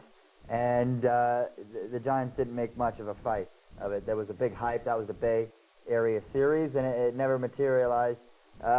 Never got the intensity that perhaps a series like that deserved. But, of course, bigger story there. A lot of people died, a lot of damage. No good. And it's not the first time that a big sporting event has had a major tragedy occur. Liverpool, of course, in the Heysel tragedy, and they had to go on and play the game. They lost. I mean, how do you put your heart into a game? At the end of the day, it's sport. That's all it is. We love it. It gives us a great bit of joy. But when you compare it to people losing their lives, losing limbs, I mean, it doesn't compare. How do you play a game of sport with that as your backdrop? Well, that's why I always correct you. Whenever you say, if somebody lost a complete game shutout with 2 outs, and you come back here and you say, that's tragic. I say, no, Johnny. Mudslides can be tragic. No, you're not lose a complete game. Your DJ is tragic. That's what's tragic. Right, let's get over for our live game pictures. We are, of course, talking Game 2 of the 2005 World Series, and our match commentators tonight, Dave O'Brien and Rick Sutcliffe. To a tough spot like that, Jeff Bagwell at home plate to get out of that, to pick up that save. No wonder he's smiling tonight. Jake said, I knew that Bagwell, based on the scouting reports, would chase that high fastball. That's how I got him. But oh, what a thrill it was to face a future Hall of Famer like Bagwell and get him in that situation. The highlight of Jink's career so far.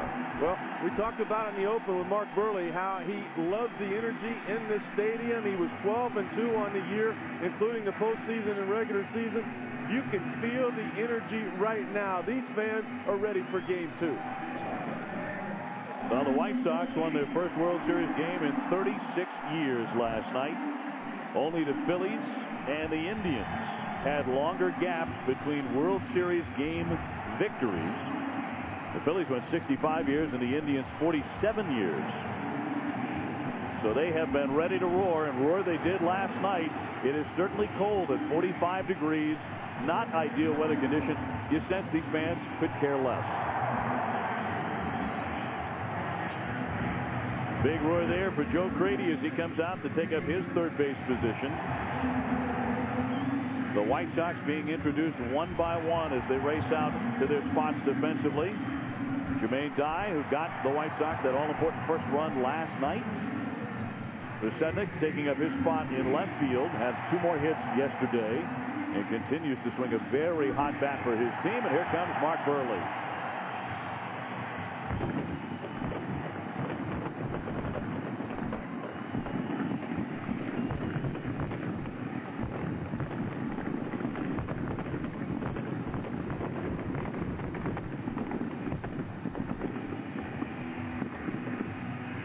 So that officially concludes the pregame introductions and ceremonies as Burley gets ready to warm up now. 16-8 during the regular season. And Rick, including his 2 postseason victories, he has been near unbeatable at home this season at 12-2. Well, he was nearly unbeatable all year long as well. 33 starts on the year. You look at all of the innings pitched. He had 20 quality starts for the White Sox this year.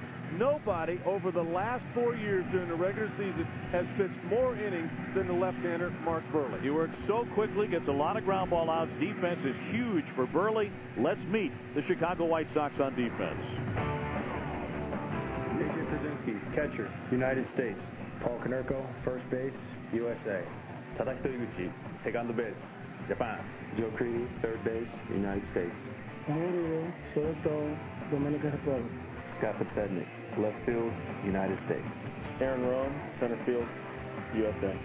Jermaine Dye, right field, United States. Thank you, gentlemen. The skies overhead are starting to clear up. It is not raining anymore. Pitching, defense, and the wizardry of the Oz. Ozzie Guillen, the ever-popular manager of the White Sox. Well, they have won in the win column in this World Series, trying to take a commanding 2-0 lead tonight.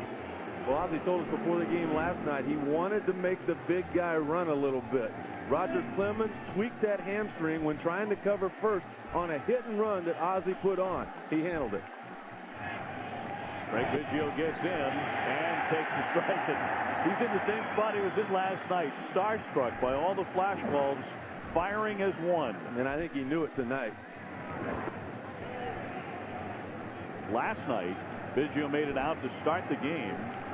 And then when he rounded off first base, he was blinking his eyes, still trying to get rid of it. A high fly to left center, but here comes Rowan. And Aaron Rowan puts it away. 1 up and 1 down. That's how Burley likes to work. He does not like to see the hitter in the batter's box very long at all.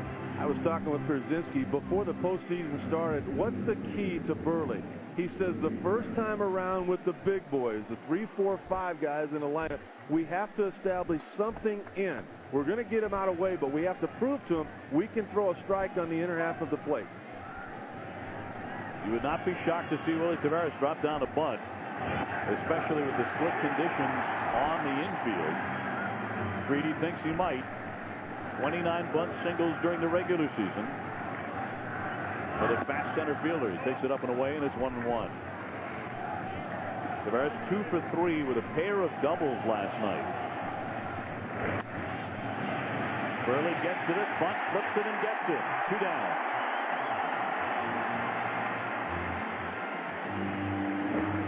Pretty athletic here on the part of Burley. A left-hander will normally fall towards the third base side of the mound. All Taveras wanted to do there was just push it past it. I mean, that ball would have been hit a little bit harder. It would have been accomplished. No way Iguchi could have come in and got the speedy Taveras, but he simply did not get it past him. So Burley to take on Lance Berkman, the first baseman, who went 2 for 4 with a couple of RBIs on a double in game 1. That was just after Contreras had struck him out the first time around. Immediately attacks and misses for strike 1. Bill Garner, last night, got a chance to manage in a World Series a guy who had a batting average in the only World Series he ever played in of 500. The highest batting average a former player becoming a manager ever had in going into a World Series. It was in '79 with the Pirates, who went 12 for 24 in that October Classic. 1 ball and 2 strikes against Berkman. That was the Willie Stargell Pirates. We are family.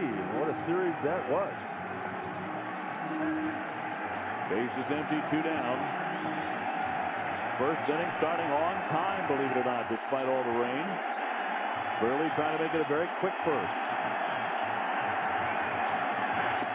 He does. He strikes out Berkman. Burley off to a roaring start, as is the sold-out crowd at the Cell. 0-0 here in the first inning. So Burley throws just 10 pitches. He was only on the hill for 3.5 minutes. He does not wait around. Almost a mirror image, Dave, of what happened last Can't do night. that. You can't let this guy have 3.5-minute innings. No, you cannot do it. Take some pitches. This is what they were doing last night. Well, if he's throwing strikes, you got to swing the bat, but you've just got to figure out a way to just get out of that batter's box. Step out. Yeah. Do something, anything to slow him down. It's a scary parallel. Last night, Lance Berkman struck out looking.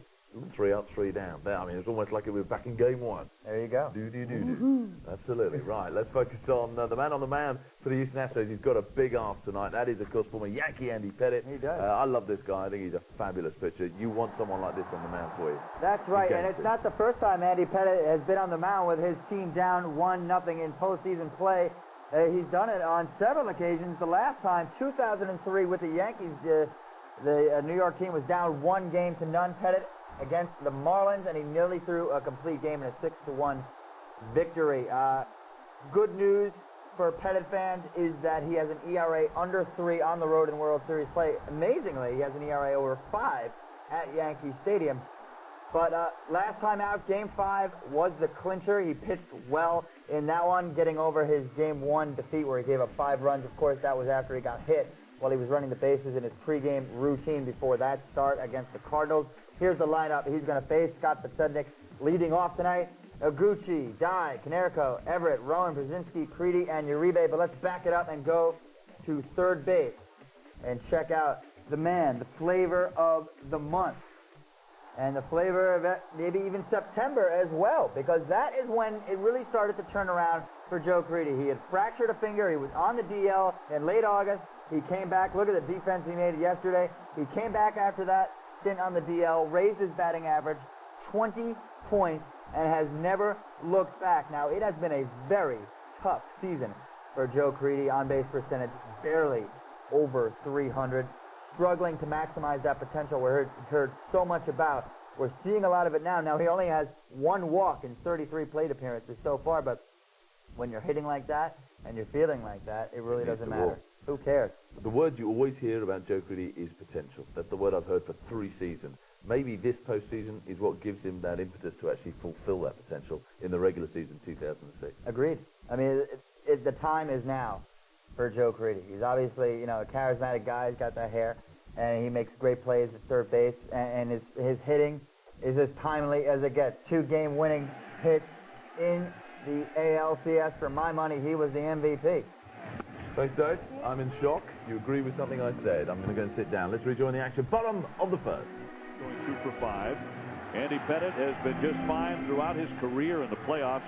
14 lifetime postseason wins for the big left-hander. He fires in a knee-high strike, and he's in front 0-2 on Podsednik.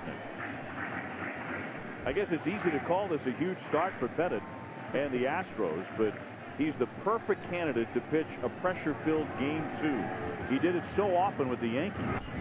Rattled foul by the leadoff hitter.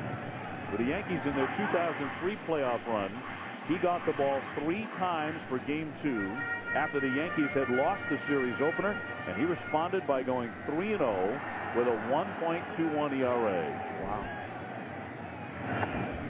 Into the dirt. Tadahito Iguchi up next.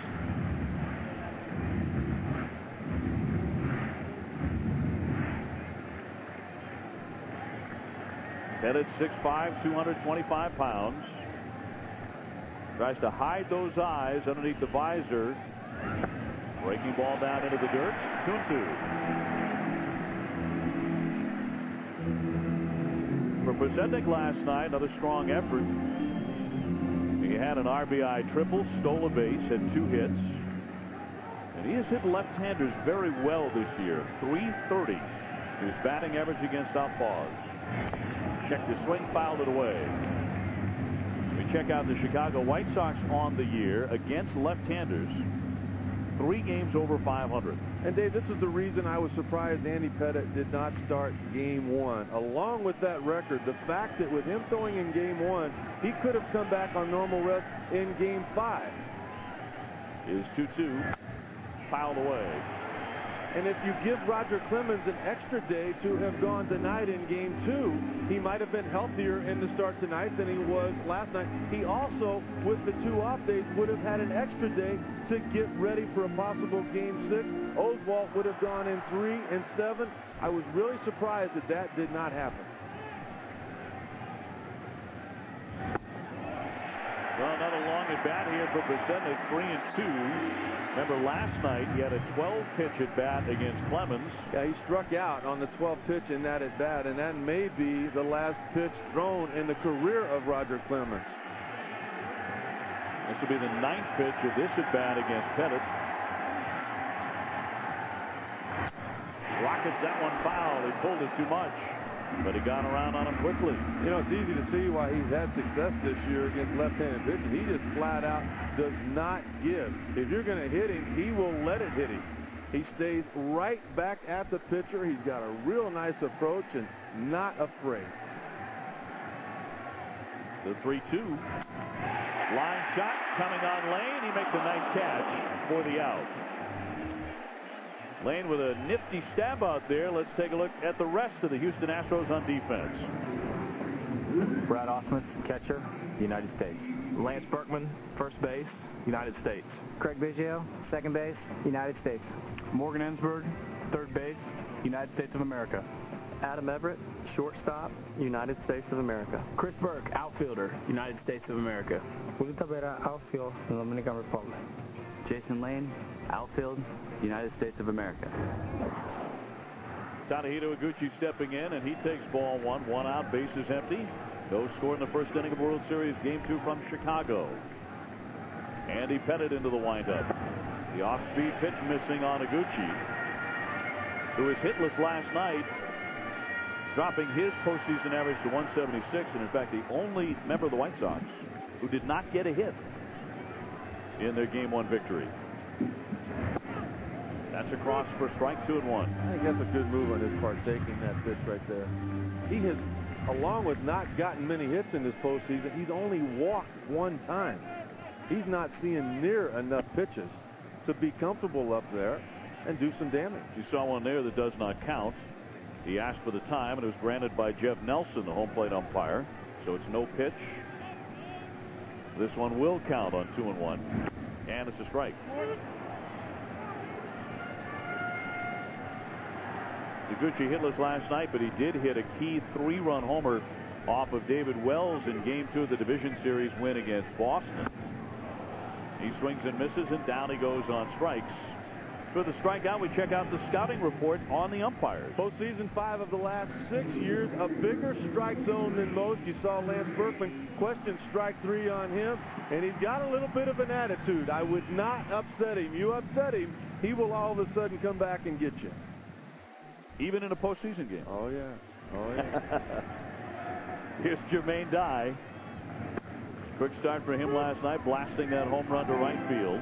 But what you have to do as a hitter is know that the pitcher knows it's going to be a big zone, and with 2 strikes, you had better expand it.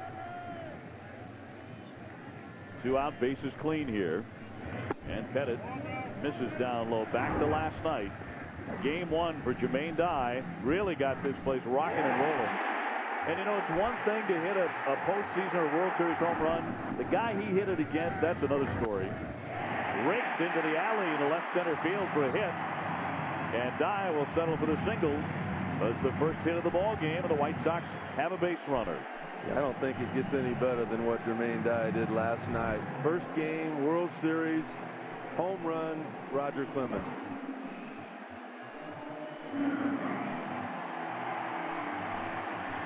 Everett unable to reach it, so Dye is on in front of Paul Konerko. I don't think we're going to see many Joe Creedy type plays tonight because of that fact. It just continues to get wet, the playing surface out there, and guys just aren't going to get the same kind of jumps that they did last night. But boy, what a great night to pitch, huh? Oh yeah. Konerko, 40 home runs and exactly 100 RBIs during the regular season, takes a strike. He has hit Andy Pettitte in his career. There's no denying that. 391, 1 home run in the 23 at-bats. And, of course, with Andy Pettitte's days as a New York Yankee, they got a chance to see each other often in the American League. That's in for a strike, and it's 0-2. Got to be careful if you're Jermaine Dye. Even if you want to run, Andy Pettitte has one of the best pickoff moves in baseball. I love the fact that they say that you are not allowed as a pitcher to deceive the runner. Well, if you picked him off, how, you know. How did you not deceive him? How did you not fool him? Isn't that the whole point? Go to check the swing. Konerko 2 for 4 with a pair of singles in game 1. At the big American League Championship Series against the Angels. A couple of huge home runs in that series win for Chicago. And led the American League with RBIs in the first inning this year with 31. Dye getting a short lead. A throw over anyway. And the running games on both sides are pretty much going to be on the shelf for the night, aren't they? I agree. No question about that. You take a look at his move. He's so athletic that I think, you know, at times he can even change his mind whether he's going to home or going to first when he sees movement, as Jermaine Dye had on that last play.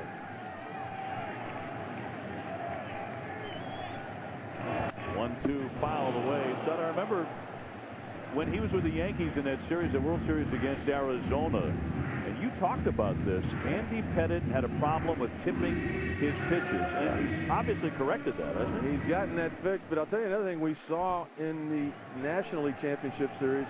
He's starting to give away his pickoff move a little bit. That front leg will be locked in when he's going to home. He gets a little lighter with it when he's going to first base. They were able to run on him a little bit in that series. Dye has lengthened his lead about half a step, and now time asked for by Konerko. And he's had 5 pitches now to take a look at that front leg to see if Andy Pettitte is still doing the same thing. No score in the first, but a base runner for the White Sox. As Osmus keeps a close eye, and now time asked for by Osmus. They're having some trouble hooking up here. Well, I don't blame Brad for what he's doing here. To me, it looked like Pettitte wanted to come back inside, and Brad Osmus saying, you know what, tonight to hit a ball out of the park, it's a lot easier to pull it than it is to hit it to the opposite field. I think he wants to come back with a fastball or a cut fastball on that outer half and make Konerko go the opposite way.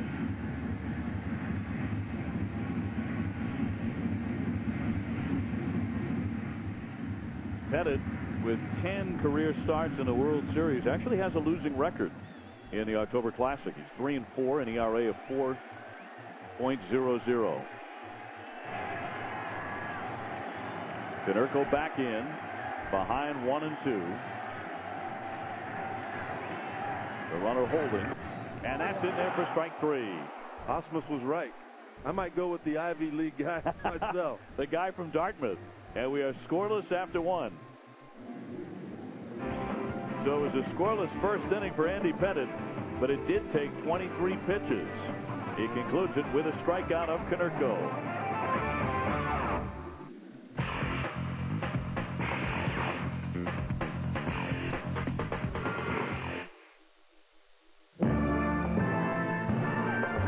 Rhythm of life is a powerful beat. Puts a tingle in your fingers and a tingle in your feet. Rhythm in your bedroom, rhythm in the street. Yes, the rhythm of life is a powerful beat. Flip your wings and fly to your daddy. Take a dive and swim to your daddy.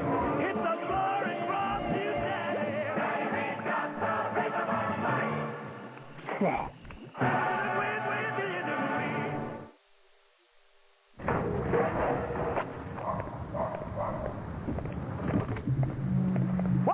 You can't set up there. Why not? Who said? I said. You're blocking the phones for you special offer. Phones for you? And I'm surprised at you, Sammy Stylage. Especially after the deal phones for you got your mom. Hey, I want to word for you. Oh, Mom, it's hot.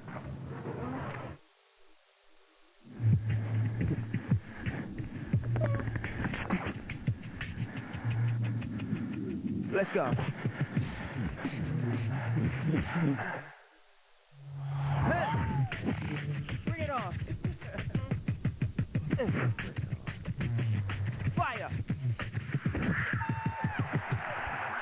telling them it's only a game. you know? Captain Anna Barker has always had the ability to quickly assess situations and make the right decision. Explore your potential at officerqualities.mod.uk. Four friends have uncovered a treasure. What kind of mother load are we talking about here? Tens of millions. And discovered more than they bargained for. You found my plane, didn't you? I want it back. Paul Walker, Jessica Alba, Into the Blue.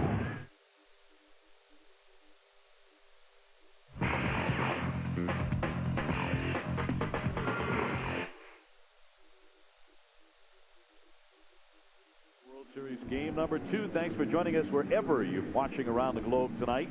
Hope the weather where you are is a little better than ours. The umpires certainly feel the same way. There's a look at the entire crew with additional umpires in postseason play down the left and right field lines. Even Ozzie Guillen talking about the nice job Joe West did last night behind the plate. There's the swing and a drive by Ensberg deep to left, backing up Pasetic, and it is gone. Morgan Ensberg finally strikes for an extra base hit. Over his last 6 postseason games, not a single extra base hit. He was hitting just 190. And that becomes Houston's first ever World Series lead as the Astros are on top 1-0. They were really concerned about his right hand. He was hit by a pitch on September the 4th, and the power numbers have not been there. In fact, this is the first home run for Ensberg in the postseason. We're talking about a guy that hit 36 during the year. Phil Garner was talking about it before the game as Jeff Bagwell swings right through the pitch for strike 1, and Garner said, you know, when he got drilled by Brett Myers in early September on that hand you're talking about, there's a lot of fear it was broken. Had an MRI on it. There was no break, but it was a bad contusion. A little chopper to third. Creedy gets him, and Bagwell is retired. 1 man out here in the second. But obviously it's starting to heal up. You know, too, sometimes how a sprain can be worse than an actual break or maybe a deep bruise. Those hands are so important to a guy when he's trying to hit. And even though he got the strength back, he did not have the confidence to pull that trigger until then. Well, here comes another home run threat for the Astros, Jason Lane. He knocked out 26 during the regular season, but he had a rough game 1 of this World Series. 0 for 4, he hit into a double play. He also struck out. And overall, fairly quiet in the postseason, although he has hit a pair of home runs. Altogether, 9 for 42 this October. Up the middle, base hit. So some of the struggling Astros are starting to get a little hot at the plate, it seems, as Lane singles with 1 man out and a run in on the Ensberg big fly. You can see what their approach is right now. They're not going to be patient. Some teams have tried to step out and slow Burley down. That did not work in his first 2 postseason starts. What the Astros are doing tonight, they know he's going to throw strike. They know he's going to work quick. They're swinging the bat quickly. That sends up the left fielder Chris Burke, who hit .248 during the season with 5 home runs. Nobody really remembers that because of that home run he hit in the 18th inning against Atlanta to seal their division series win against the Braves. One of the most dramatic home runs, without question, in the history of Major League Baseball, certainly playoff baseball. Well, that was in the 18th inning when Phil Garner had used up his entire roster. He had no one left to pitch. Andy Pettit was in street clothes because he was ill and not able to put the uniform on. He swings and pops it up toward right. That's falling fast. Here comes Divo, and he makes the catch. And Burke is retired. Back to first is Lane. And there are 2 down. So Burke is gone. That'll send up Brad Ausmus. You mentioned the man from Dartmouth who has a degree in political science from that Ivy League school. Well, so many things going on in that 18-inning game. Remember when Ausmus started out catching and then he went to first? Chavez came in and caught. And then when they had to bring Roger Clemens in from the bullpen, Ausmus went back to catching. Chavez went to first because of the comfort zone Clemens has with Ausmus behind the plate. Right, Garner had his first baseman and his catcher on wheels several times throughout the tail end of that marathon epic victory. Osmus 258 during the season. He only hit 3 home runs, but of course he had a gigantic home run in that same game in the bottom of the 9th inning, just over the outstretched glove of a leaping Andrew Jones in center field. It barely cleared the legal yellow line out there for a home run. 2 outs in the 9th inning. Game over, right? Should have been.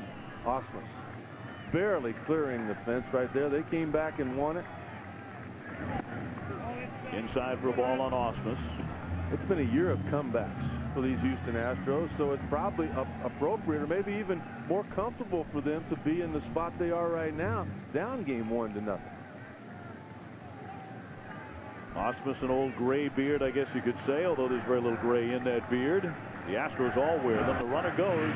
It's a strike. The throw. The tag is not in time. And Lane has it stolen. He is down into scoring position.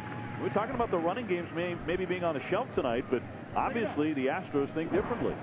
You know, they know, too, Osmus is not going to get many extra base hits. He has been swinging the bat better as of late. So you take a chance. You send him on the first move from Burley. You guessed right. Krasinski, he knew there was nothing he could do. He just continued to throw in case the runner would have fallen or tripped. But now a base hit could get you a run. Osmus 1 for 3 last night. He was also hit by a pitch, and he rolls that one foul. Division Series Game 4 in Houston. And for a moment, it looked like Andrew Jones was going to do it again. That barely cleared that yellow line, ruled a home run. As dramatic a 9th inning home run as you're ever going to see outside of the World Series.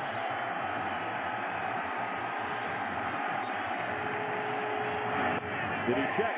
The appeal, no swing, says Jerry Lane. And a count now 3-2.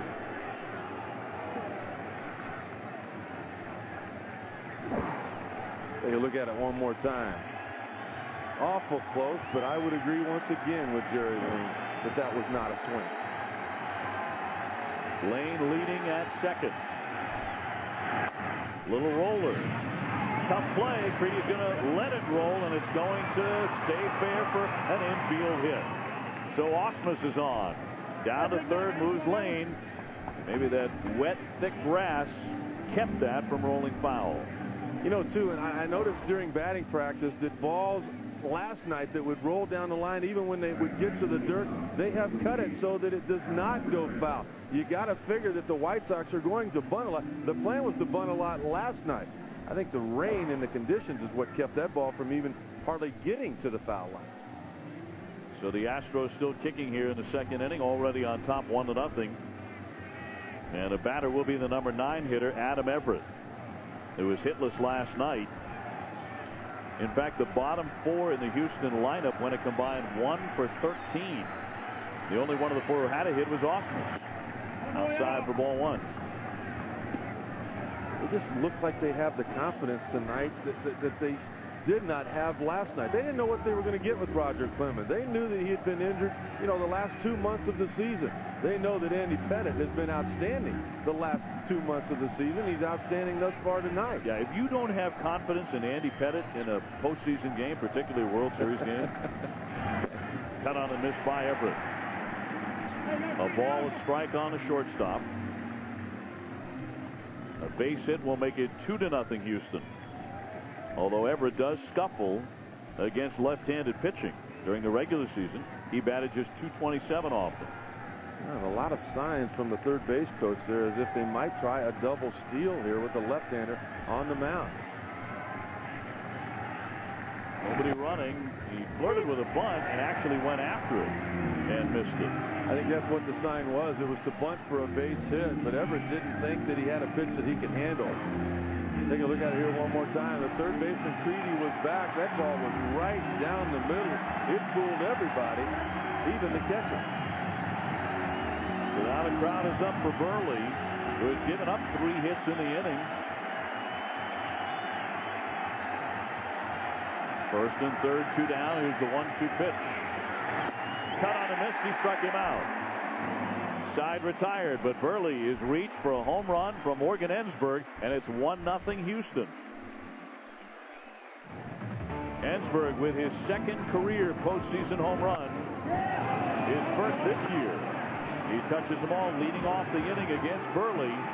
And Chicago is down a run in World Series Game 2. Ensberg finally goes deep in the 2005 postseason. Dave, how key is that for the Astros? Huge. Absolutely huge. We were talking about it before the show. Ensberg needs to get hot for this team to go well. Let's take a look at the home run now, Johnny. And look, make no mistake on this one. He gets a pitch high, and he liked that high pitch, and he just took it deep. And, you know, this changes everything. There was a risk. Ensberg was going so bad, or badly, that you almost forget about him. And then, you know, you can be more careful when you're pitching to Berkman, because if Ensberg can't hit anything, you know you can take your chances with you know, you can pitch around Berkman a little bit. But that's what you need, that 1-2 punch. You need that Berkman, Ensberg. And, you know, the bad side of this inning for the Astros is you had 2 on, 2 out, and a clutch hit. Could have done a lot for their confidence there. Take advantage of that opportunity. That's what the Astros have to do. But start slow, got yourself a lead. You extended the inning. You did what you had to do. You made Burley work a little bit. I like you stealing the base. That's good. Try and make things happen. It's nice. You got to be happy if you're an Astros fan. So you're saying basically what the Giants did with Moses Alou, looking for him to be sort of, you know, that insurance for Bonds. That's exactly the role that Ensberg has, that he's got to be behind, providing protection for Berkman. You can't afford to pitch around Berkman if you're getting to a hot. Because if Ensberg is hitting, then it becomes extremely dangerous. Dave, with that in mind, then, why would you stick Jeff Bagwell, with all his injury woes this season, so high up in the order, coming in after Ensberg? Well, I think that's a good point. I would like to see Lane higher in the average, because I just don't. You know, Bagwell is a guy who was coming off the bench towards the end of the season. You know, he was a pinch hit here or there, and here he is in the World Series. He's starting every game. I'm a little surprised by that. I mean, I just don't think that Bagwell is anything close to what we are used to seeing from Bagwell. And I'm surprised to see him that high in the lineup. Jason Lane is a guy who had 26 home runs this season. Why not put him behind Morgan Ensberg? And maybe he gets hot, and then you've really got something going. Okay, so does that suggest, one, either that he is the legend and you don't mess around with legend, or two, that their depth is not as good as it should be? They're not a very deep offensive team, and I think that if they can somehow get Bagwell going even a little bit, that might be better than, say, a Lamb type player. Look at those last 20 regular season stats for Andy Pettit. Unbelievable. Great to see him on the mound tonight. Hope you're enjoying. This is Game 2. Let's rejoin the action. Bottom of the second. Carl Everett steps in to begin the home half of the second. 1-0 Houston. And the first one is up top for ball one. Pettit, by the way, quite used to pitching in bad weather. Had a lot of rainy and, in fact, even snowy starts on occasion when he was a New York Yankee. He pitched through some snowflakes in a Yankee home opener back in 1996 against Kansas City. No threat of that tonight, but it is in the 40s with a threat of rain throughout. Not quite Christmas weather, but getting there. A ball and a strike on Everett, who hit 23 home runs during the season and fouls that one off his foot. Both managers were talking about their starting pitchers last night, had a little bit of trouble adjusting to the longer breaks between innings. I've noticed that Andy Pettit, he's taking a long time after his defense gets out there before he even comes out of the dugout. That really has to bother a guy like Burley, who warms up in about 9 seconds. Swung on and missed by Everett. And down he goes on strikes, and that is 3 strikeouts already for Pettit. So he has good stuff tonight right out of the gate. Well, it was a big strikeout to get Konerko looking after he'd given up the base hit. We talked about how the White Sox love to score first and take that lead. Andy Pettit did not let him do it. Ensberg with the home run. He has the lead now. Pettit 1-1 so far in this postseason as he faces Aaron Rowan here and misses high and away for ball one. Of course, Pettit did not pitch at all for Houston last year in the playoffs because of elbow surgery in August. They had to shut him down the rest of the way, and he was unable to go in the playoffs. Little looper, slicing foul off first base. 1 ball, 1 strike. And you have to wonder, if he would have been healthy last year, what would have happened with the Astros? Could they have gotten further into the playoffs, maybe to the World Series. The year before with the Yankees, he was 21-8. Last year, just 6-4. Well, without him last year, they lost in 7 games to the St. Louis Cardinals in the league championship. With him, they knocked off the Cardinals. Hot shot, and Ensberg has it eat him alive as it rolls into left field. It'll be a hit for Aaron Rowan. Ensberg, who has already homered tonight, he could not pull off a Creedy on this bullet. Well, if they don't give him a hit on this right here, obviously the official scorer has never played third base. That ball was smoked. He tried to come up with it. You know, one of the things he could have done, though, he could have gotten his body in front of it. This time of year, you'd like to knock that ball down, but he chose to kind of play it off to the side. Didn't come up with it. Man, has that ever spoken like a former major league pitcher? Hey, get in front of that ball. It's only hit at about 900 miles an hour. Come on, give it up. It's that time of the year. What's the matter with you over there? You got to make that play. You kidding me? Here's A.J. Brzezinski. Last night, 1 for 4, scored a couple of runs. I think they can run on Pettit. Now Rowan holding here. It's a high fly lift to the left. Burke backing up at the track. He is there to leap, and he can't get to it. It's off the fence. Now Rowan had to wait to see if it might be caught. He only moves up 90 feet into second base. So despite a long fly ball by Brzezinski, they only get first and second out of it, and Brzezinski can only go to first. That's a tough decision for Rowan to make right there. If he tags and the ball is caught, he could get into scoring position with 2 out.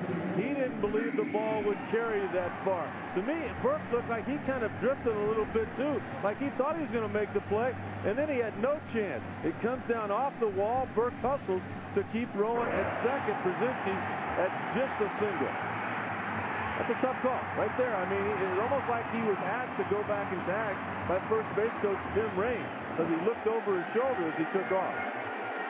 And again, a play that had a bizarre kind of quality to it with A.J. Brzezinski involved. No shock. Here's Creedy now. 1 for 4 with a home run last night. Loops that one to right field. That's falling along the line. It's up in fair. Here comes Rowan. He is in to score. First and third are run in, and the ball game is tied.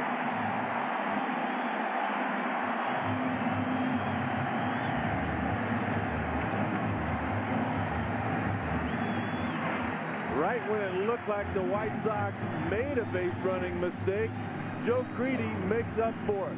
He and Rowan and Brzezinski, they're known as the Three Stooges. They hang out together. They do everything together. Well, they have all gotten base hits here in the second inning. Just a little bloop shot down the line.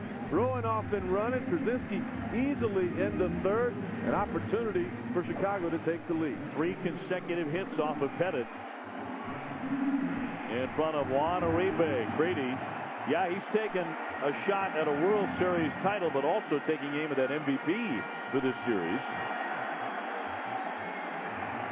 Uribe with an RBI double last night. He also walked 2 times. He's only faced Pettit twice. He has a hit, and that was a home run. He dominated left-handed pitching during the regular season. Swings on the first pitch and pops it to right. Biggio out. Brzezinski back, and now it falls in.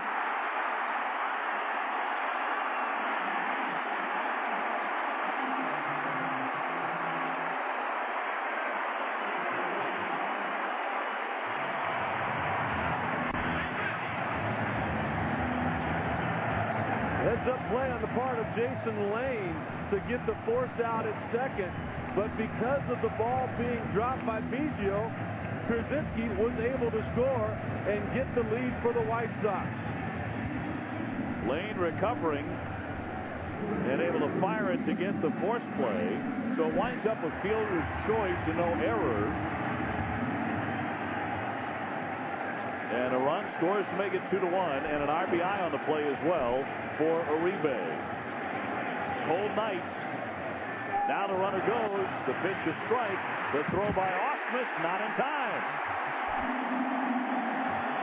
Sonny mentioned it just moments ago. Maybe they have solved that move by Andy Pettitte, and they will be looking to run on him. We saw something in the at-bat with Konerko that maybe the White Sox have picked up on. What we saw was more face from Andy Pettitte as he goes to home. Take a look there. How much more face you see. See how he's looking towards home as opposed to looking straight down when he goes to first. See how he comes there? If you see more face, you simply take off. To me, that's what happened. Vasetnik rolls that one behind first, a fair ball, and Berkman outraces him to get the third and final out. But a big inning for Chicago. This team bounces back like none other. The White Sox now take a 2-1 lead by stringing together 3 consecutive singles, and Biggio unable to come up with the pop-up in right field. The White Sox roar from behind to take a 1-run lead. Wake up, everybody. Exciting baseball. Interesting baseball. I have to say, Dave, you know, playing the softball today, you do not appreciate how difficult it is to do the basics well sometimes. And it's great for us in making all those mistakes this afternoon to see someone like Biggio making mistakes, to know that they're human, that these things do happen. But you've got to do the simples right. And right now, they've given up an extra run because they didn't do the basics. Oh, I'm amazed. Let's take a look at everything that happened in this inning. Now, the first thing first, okay? This is the big shot here, and Burke doesn't quite get there. He makes the effort, but he can't get there. But look, this could have been a lot worse. I think if Tim Raines, the first base coach, did indeed call him back, that's a bad decision, because I think you've got to play halfway there. You know, tagging, what's a bigger gain? You know, you can get him to third or perhaps even home on that, or you know, you can have a tagging up from first. I would rather take the risk and send my guy to third. Here's the RBI. It doesn't matter in the end. Everything is forgotten. White Sox getting on the board there. And then... And you know who that was? That was Joe Creedy again. That was Joe Creedy. Joe Creedy. Can you believe how hot this guy is? He is hot, and he's living up to his potential, and he is going to take over the town of Chicago if he continues to play with this. He's certainly going to get the kind of the freedom of the city, that's for sure. The way he'll have the freedom of the city. But Biggio, I mean, we're talking about a guy who's been around an extremely long time, and to make a play like that, this is pretty straightforward, isn't it? Kicking himself. Not entirely straightforward. It was still semi-difficult, but it's a play he's got to make in the World Series. I mean, as simple as that. I mean, you got to make this play. You got to catch that ball. You got to get out of this inning. But I tell you what is interesting White Sox about it, taking advantage of mistakes. But Dave, what is interesting about it is the fact that none of the teammates, you know, get on his case. That's what I love about baseball. We all make mistakes. Everybody makes them. Let's take a look at it. There's Biggio. He goes, it's not the easiest play in the world, but a professional baseball player makes it. And a guy like Biggio, who's played almost every position on the diamond, should be making that play. And he knows that. Yeah, he knows that. And heads up, as they said, to Jason Lane in right field, who was backing him up and actually got the force out at second. So at least they got an out from it. Even though they gave up a run, at least they still made an out. And that, as it turns out, proved to be quite crucial, because now it's still only a one-run ball game. But this is a fun game. I like the way that this game is breaking down. I like the fact that Morgan Ensberg has finally done something offensively. I think that Astros fans can still be excited that, Pettitte doesn't look that sharp. I'd be a little bit concerned about Andy Pettitte right now. Not sure he has his best stuff tonight. Okay, here's the gamer himself with the old muddy, rusty helmet, looking to make amends. Craig Biggio leads off, top of the third. Burke took a rather odd route on it. Creedy's blooped to right, and then Uribe's pop that was dropped by Craig Biggio. And all that producing a 2-1 lead for the White Sox. Biggio 0 for 1. He is flied to center. The man soon to be 40 in November. Grounds to third. Close play, but got him. And Biggio is now 0 for 2. Fans, keep up with all the latest postseason news and stats at MLB.com. You can watch and hear live game video and audio at MLB.tv. And you can purchase authentic playoff gear, MLB.com, where baseball is always on. Now, we have some of your emails, and we're going to continue to answer those, start answering those, and we want as many as we can get from you. Questions and your comments. TV questions at website.mlb.com. The question I have right now is why the Astros aren't getting closer to home plate. Slicer, that's a fair ball down into the corner. It'll ricochet back to Dye. Tavares into second. Now he hits it. He's heading for third. The throw will not be in time. He's got a triple. Tavares looking like he was shot out of a cannon. Picks up a 3-base hit in a heartbeat. This is an outstanding job of base running because he didn't get any help at all from his third base coach. Doug Manzolino actually put up the stop sign when Tavares was looking for help. Right here, he made up his mind he's going hard. Now as he gets around there, he's got to look for help. What do you want me to do? What do you want me to do? Well, the stop sign was up, but he had already made up his mind. He had the momentum, and he gets to third. That's a big, big play, particularly with only one out. The ball got hung up down in the corner. Dye had to come get it. The throw was offline. It wasn't a strong throw. It was a strong base running move. Here's Lance Berkman. He checks his swing, and it's outside for a ball. He whiffed in the first inning. Look here. Look at that. That's a stop sign. But to me, he's got to be more adamant. He's got to be waving, or he's got to have both hands up in the air telling the kid to stop. It was just as Tavares was getting into second line into left center field. Should be plenty deep enough. Rolling with the catch. Here comes Tavares. He crosses home plate and ties the game at 2. Now how big is him going from second to third? If he doesn't do that, what would have happened? He might have gotten a third on that. Probably not with the strong throwing arm of Rowan. Good hustle on the part of the Astros right there to pick up a run. And more good hitting out of Lance Berkman. That, by the way, his 11th RBI this postseason on the sacrifice to bring in Tavares. And we're knotted at 2 apiece here in the third inning. And here's Ensberg. He's already cracked a home run. Takes ball 1. All he's doing is throwing fastballs and changeups away. He made a mistake to Ensberg. He was able to pull it out of the ballpark. On the outside corner for strike. You move up 6 inches closer to home plate. That ball on the outside corner all of a sudden now is more so down the middle. You can hurt it. 1-2. Ensberg did not like the call from Jeff Nelson, who is also getting an earful from the Astros dugout. He knows it. He's got an attitude. I mean, he'll get upset when he knows that he's right. He knows he was wrong there.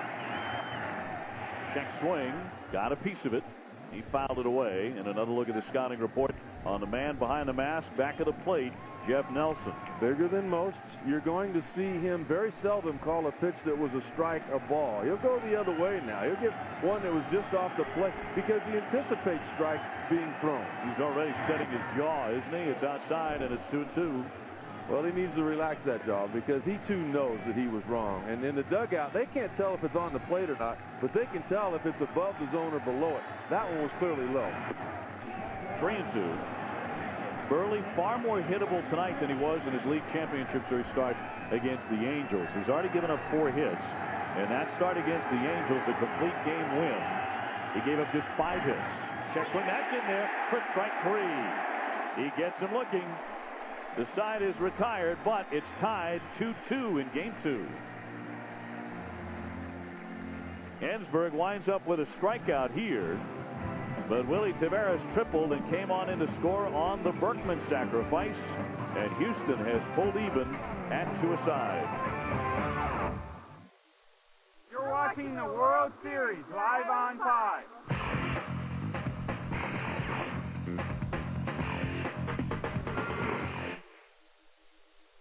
This is the story of the man with 1,700 friends. There were good points to having so many friends, and bad points. Christmas shopping, for example. He needed more options, 1,700 more. Then a stranger gave him the Argos Big Book of Christmas. By coincidence, it was filled with over 1,700 gift ideas. Thank you, he said. Let's be friends. So the moral of the story is, don't shop for it, Argos it. Introducing the new 2-in-1 credit card from the post office. On the one hand, it's a credit card with competitive interest rates for those everyday purchases. Cheers. On the other hand, for more expensive items, Thanks, mate. you can choose to use it like a personal loan at a much lower rate. So it's twice as useful as a normal credit card. Hey, now then, check out the woofers on this. The new 2-in-1 credit card from the post office. For more information, just go online, call us, or pop into your local branch. Chat live one-to-one with sexy girls right now. Call 09066 38 5555 and get it on with one of our selection of eager babes. Just call 09066 38 5555 now. That's 09066 38 5555. It's a live one-to-one experience you won't forget.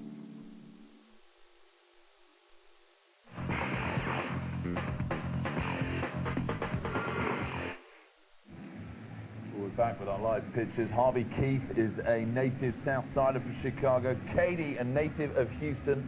Thanks for watching, guys. Hope you're enjoying it. Let's get back to the action. Bottom of the third. Bottom of the third inning, we're tied up 2-2 World Series Game 2. We want to start answering some of your emails. Delighted to hear from you. We certainly want to hear a lot more.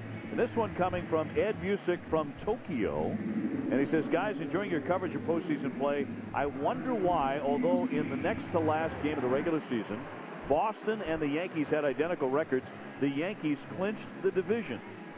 And Sutton, I know you have that answer all ready to go. Well, they had a better record as far as the head-to-head meetings were concerned. I actually think it was 10 games to 9, so by the slightest of margins. Tadahito Iguchi will lead off here in the third inning against Andy Pettit. Got another one from a huge fan of Rick Sutcliffe. And we count those into the millions. But hello, Rick and Dave, a huge Astros fan watching from New Zealand, Auckland, New Zealand. This comes from James Gardiner, who saw the Astros no-hit the Yankees in 03 and then followed them up to Fenway and watched them in Boston. James says next year he plans to come to Houston in May and see them play at Minute Maid Park. And he managed to swap onto the night shift this week just to see this series. And by the way, hello to Rick, my favorite color man in all of sports. All right, hello right back at you. Line shot to left field. That's fair down the line by Iguchi. Will settle for a lengthy single. But that run of singles continues, 3 of them in the second inning off Pettit. I'll tell you one thing, too. He's really going to love that new ballpark in Houston. Iguchi here. There he goes. He got something on the inner half of the plate, and for the first time in a while, he didn't hook it foul. He kept it just inside the line down there. Great hustle on the part of Burke. He's much better defensively out there than what Lance Berkman would have been, holding Iguchi to just a single. So Jermaine Dye to get in. He has a base hit tonight, 1-for-1 off of Pettit. And that's inside for a ball. Just flipping through some more of the emails. Andrea Cristiani from Italy. Sutton, you are amazingly popular. You are the David Hasselhoff of Major League Baseball International. The Baywatch guy, that guy? Baywatch goes around the world, and so does Rick Sutcliffe. Although we're not going to talk about Speedos on this show. Well, I know that was one of your favorite shows for lots of reasons. Still is. Taped all those episodes. Tell you what, this is a pretty good show here. Boy, these two teams, they just play so hard. Dye swings and crushes this one down the line. Fair, it's gone, but it is a foul ball. That is one noisy strike. Dye, of course, homered here in Game 1. Almost got one in Game 2. I love not only watching athletes and plays that they make defensively, but I love watching the umpires too, how they try to pick each other up and how they pay so much more attention now to me than what they have in the past. You can see them right down the line, both Angel Hernandez, Gary Cederstrom, trying to get that call right. The 1-1 waved at and missed. Iguchi on at first base. We're tied 2-2 in the third inning of Game 2, with the White Sox up 1-0, winning last night 5-3. Getting a strong effort from the starter Contreras, but an even more brilliant performance from the bullpen. And a combination of Potts and Jenks. And that's really all anyone was talking about in both clubhouses and around U.S. Cellular Field before tonight's game. The performance particularly of Jenks. Cox was outstanding, but Jenks was supersonic. Another toss over to first, hustling Iguchi back in. Too, one of the things that was being talked about was the non-move on the part of Phil Garner. When he did not pinch hit, with the left-hander on the mound, Kotz, against his left-handed hitter, Mike Lamb. He had Jose Vizcaíno, a productive switch hitter, particularly in the pinch hitting role he never used. Vizcaíno, a veteran guy, will not be rattled in a World Series situation, a guy you can rely on to put the bat on the ball. And you know what? I got word that Garner was yelling for Lamb to come back, and he couldn't hear him. It was so loud, Mike Lamb did not hear him. He kept walking to home plate, and that's when Phil Garner changed his mind. The 1-2 off the outside. Konerko up next. Nobody out here in the third. You know, we've seen the crowd be a big advantage for home teams in football. That might have won that ball game last night here in baseball. Dye trying to wait on it. Trickles that one foul toward the dugout. You know where it is also going to be unbelievably loud? Minute Maid Park. As Brzezinski is right in on the play as ever. You know, what's he thinking? He may not be. That might be the point. Barehanded on a little ground ball. They'll leave it alone. Down and away for a ball. And so the count runs full, 3-2. Pettit hasn't walked anyone yet. And normally this is an automatic go for a base runner with nobody out. You see Jim Hickey there, the pitching coach, concerned with Pettit falling behind now. But you can't send Iguchi here to me. I mean, you're taking a chance on getting picked off or thrown out. Takes off a busted back ground ball to Berkman, who'll go back and tap the base for the out as Iguchi moves into second. Tell you one thing, Iguchi played that very well. He delayed before he took off for second. He made sure that it was throwing home. Look at here. He's still not going, still not going, still not going. Now he finally takes off. And to me, you might as well not even send the guy on that play here. You take a look there. He had no jump at all. If Dye does not put that ball in play, it's an easy strike him out, throw him out. But once again, Ozzie Guillen doing the right thing. If you don't send him, it could have been a double play.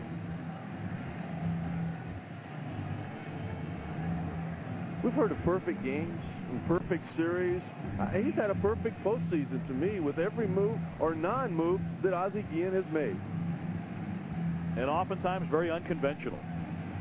Managing from the gut, from instincts, more than by the so-called book, more than by matchups and numbers, lefty-righty kind of things. He'll often go against that book in crucial situations. He did that against the Red Sox several times in the first round. Here's Konerko, called out on strikes in the first. He's 0 for 1. Takes a mighty cut, but empty on it, and it's 0-1 on Paul Konerko. Talked about it his first at bat. He has swung very well against Pettit in his career, nearly a 400 hitter. And a base hit now against this lefty should get the White Sox back in front. We're tied up 2-2. 0-2 though on Konerko. Andy Pettit has talked about this World Series and this start tonight feeling just like his first one back in 1996 with the Yankees, because as then there's a self-imposed pressure on him. It's obviously huge for the Astros. Andy says mainly because as a Texan now, he knows it's the Astros' first ever World Series in their 44 years in the making. Fouled away, and Konerko is still alive. And of course, he's pitched in so many big games. On the Major League postseason wins list, he is behind only the great John Smoltz. Well, an opportunity to pass John Smoltz possibly in this postseason with a win tonight. He could possibly get another start in what would be Game 6. They may have to think about bringing him back early to pitch in Game 5 if the series is still going. Roger Clemens may never pitch in another World Series game again, another game period, after his injury last night. That's down low on Konerko. 1 ball and 2 strikes. I thought that graphic was unbelievable. We look at the owner of the Astros, Drayton McClain. Whitey Ford with 22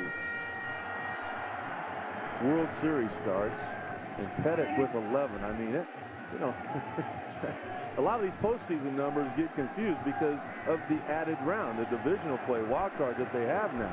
Whitey Ford had no wild card round. Here's the 1-2 pitch. Outside again, blocked out in front of the plate by Osmus. Whitey called the chairman of the board by Casey Stengel, his manager. 22 of them. Oh, boy. That is mind-boggling when you think of how often we've seen Andy Pettitte by himself in World Series play, this being his 11th World Series start. Every year we see him in the postseason, with the exception of last year with the elbow surgery. 10 of the last 11. Trying to keep it tied here. 1 out, 2-2 on the dangerous Konerko. Rounded the other way. Biggio will scoop this up. Gets the out. Shuffling down to third now, Tadahito Iguchi. So a couple of pretty productive outs. I mean, obviously, if you're Konerko, the cleanup man, you want to pick up that run. If you can't do that, at least get him down to third base. I think this is a spot here where Carl Everett will have a better chance to pick up the run. The reason being, he struck out his first at bat on a curveball in the dirt. You could expand the zone down there, not worrying about a wild pitch past ball. You throw a wild pitch right now, and you're going to give the lead back to the White Sox. 2 down for Everett, who struck out in the second inning. Ooh. Man, did he get tied up on that pitch? Nothing in 1. How good is Ausmus? To me, that should be an RBI. It should go down in his column as a run driven in. What's the difference? Whether you hit a solo home run or you do something like that most other catchers cannot do. There's the runner. Take a look at that. It gets by him. He was off and running. They would have had the lead. There's none better than Brad Ausmus at that. In his 13th season, former Gold Glover, he's caught more games than any Astro ever. The 0-1. Another one into the dirt. I was teasing him today. I said, I would have loved to bounce some of my breaking balls off your neck. That's a lovely sentiment. He said, you ain't getting nothing by me. Look at that. I mean, it had no chance. That ball hit him right in the middle of the chest protector. It dropped right in front of him. And once again, Iguchi is frustrated. Iguchi still glued to third base. Astros 2, White Sox 2 in the third inning of game number 2. Chicago with 5 hits to Houston's 4. Neither side has officially committed an error, although Biggio did drop a pop-up in right. Breaking ball hammered, and what a stop by Ensberg. Time to throw, and got it.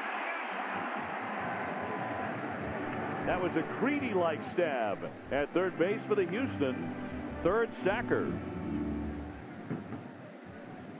So this one remains in a 2-2 tie. We saw Creedy do it a couple of times with runners in scoring position last night. Morgan Ensberg matches the feat on behalf of Andy Pettitte here in game 2. Great play there by Morgan Ensberg for the final out. Now let's focus on that man Jenks again, who of course now after last night's performance is officially the heaviest man ever to pitch in a baseball World Series. So we sent our heaviest reporter ever here from Fire TV to find out more. In the 8th inning of game 1, Ozzie Guillen went out to the mound to bring in Bobby Jenks. Well, he signaled to the bullpen to bring in the closer. And the sign, well, it was a little different than the normal sign. We asked White Sox fans what else that sign could mean. Come on, guy. Come home for dinner. You got to throw strikes or you're out of there. I think Bobby Jenks is eating a little bit too many beans and rice. It's all going right here. The girl I was with last night was this wide and this tall. Mean. Cream pizza, extra pepperoni. And I want a big party pizza and a tall glass of beer. Every woman wants. Speak of refrigerator. Lots of beer. David Langell better put on some weight or he's fired. Fantastic. That's We have a amazing, huh? young lady as well. I mean, You especially enjoyed that, Well, John. I think that was highly entertaining. But I love the idea that most people are saying, big pizza, tall beer. I think that's sort of pretty much That sums it up. just shows you what's on the mind of Americans. But don't you love, I mean, I love big characters. I love larger-than-life characters. This guy's a larger-than-life character, and he can do it. He can walk the talk. Everybody loves when fat people do well at sports. He's not fat, People- he's rotund. Whatever you want. When big guys do amazing things in sports, people love it. And let's see the amazing thing that he did last night, Johnny. And that was come in and just lay down the law. And it was amazing. Have a Bam. look at this. You're not doing anything This is against high Bobby 90 Jenks. heat as well. I mean, it's scary. What are you going to do with that? He's intimidating. And There was an interview, they actually asked him last night, why was he just throwing heat? And he said, because nothing else was working in the bullpen, so he just went out and threw the ball as hard as he could. That's the way it is. I mean, and another interesting stat, since we're talking about first biggest guy in the World Series, Lamb hit the home run last night, and in World Series history, he becomes the first person with the name and the exact spelling of an animal species to hit a home run. This is what I'm reading. This is what they send you from the United States, from the statistical offices. And you know who came close, but it wasn't quite there? He missed it by a letter? No. Jimmy Fox. But he was spelled double X, so that doesn't count. Doesn't count. Right, the Astros, they are hairy, and none hairier than Jeff Bagwell, leading off in the top of the fourth. International. Big swing and a miss by Bagwell. We saw him take some cuts like that against Jenks last night with the same result. Well, anytime the ball's elevated with that bad right shoulder, he's just not able to get to it. Everybody in baseball knows that. Bagwell, a marvelous career. 449 career home runs, but not one extra base hit since April. Fouls that one straight back. How ironic is it with Jeff Bagwell, and Dave, you and I have known him a long, long time, that instead of it being a play he made defensively or something he did with a bat in his hand, getting the Astros to the World Series might have had more to do with something he said when he had that team meeting in St. Louis. He never says anything, but all of a sudden he brought everybody together and he talked about the doom and the gloom that everybody was predicting for them. And he said, you know what, we're the only team that can win tonight and go to the World Series. And they did that. The 1-2. Hit hard and a nice stab by Iguchi from the outfield grass. He throws him out. Tadahito Iguchi, who played some brilliant defense in the League Championship Series, robs Bagwell of a hit in the World Series. He's got to feel a lot better about himself right now. First of all, he got a hit. He hasn't had many of those in the postseason. Now he comes up with a very nice play to take a hit away from Bagwell, and a wonderful response from the crowd. Nice scoop and made it look easy after that. So one man out in the fourth, and here's Jason Lane, who has already singled and stolen the base. We talked about it last night. Lane was a star, a hitting star at Southern Cal, but he was actually a pitcher until he fractured his left thumb while playing at USC. He throws left-handed. That figured to hamper his pitching. Hits that one sharply. Nice scoop by Konerko to get him. Well, because of that injury, it turned him into a hitter. But he's denied a hit here as Konerko gets down to make the play, and there are two out. I don't agree with the philosophy right now that the Astros have. It's almost like when Taveras hit that triple the opposite field. They said, all right, he's going to be pitching us away. We got to go that way. Bagwell, Lane, they are not opposite field guys. They're power guys. Get closer to home plate so that the pitch on the outside corner, you can still pull and hit out of the park. Chris Burke now 0 for 1. He's flied to right field. Burley is trying to get back into the groove he started the night with when he got them 1-2-3 in the opening inning. And one thing about Burley, if he gets into that succession of outs, you can pretty much turn out the lights if he has a lead, because he can knock off 10, 12, 15 in a row. And it's all about tempo for him. Hit weakly to first base, and Konerko will take it by himself. That's a fast frame for Mark Burley. He gets them in order. We're still tied up 2-2. Burley only on the hill for 3 minutes in this inning. That might be the start of a long succession of outs for the left-hander out of St. Charles, Missouri. Astros 2, White Sox 2 in the fourth. Okay, time now for in-game trivia. My man JC again here to set the question. This is earlier today, pitch side in Chicago. All right, Eric and David, here's your trivia question of the day. In the World Series here today, there's one player who's played for both teams. Who is that player? Okay, interesting question there. Interesting question. We'll put it up on the screen for you just to remind you who's the one player in the World Series who's played for both the White Sox and the Astros. There is one in there somewhere, and only one. Interesting. Give that one some thought. There's only one. You're not allowed to sing. Just simply because you can't. Player who played on the Astros and the White Sox. Your thoughts? Yes. Yeah. How are you feeling, by the way? Because I know you suffered today. Very tired. You suffered. I have a lot of pain. I have a lot of aggravation sitting next to you. We've a lot of surus. Some people out there might understand that. I have to say, when we eventually get round to showing our softball coverage from today's softball tournament, it is highly entertaining. You were a shocker. You really were. We got one here. This is from Sandy, who had a great time. He says, congratulations, of course, to those of the team who even managed to make it out into the field rather than hiding away in a spurious DH role. I you played know first who base you are. today. Give me a break. What, in about one game? Oh, come on. Yeah. I'm smart enough to not be a liability, unlike you. I went 11 for 13, if you must know. 11 for 13, guys. Now, guys, keep the emails coming in. They're looking good. We've got some funny ones as well. Simon in Stafford. Love the show tonight, guys. Did it wrong last night. No beer, no hot dogs. Girlfriend talking and snoring through the whole game. Better tonight. Lots of beers in the fridge. Hot dogs ready to go. And girlfriend's working nights. A piece assured. Beautiful. National anthem problems tonight, guys. Not our fault, I'm afraid. You can see it happening on the background. We didn't have a feed. We had no volume, so we can't bring it to you. So apologies all around on that one. I've had a few emails on that as well. So the only pictures I had as well was it happening in the background. But there was absolutely no sound. So apologies if you felt that we've missed out on one of the highlights of our 5 World Series coverage. There was a reason.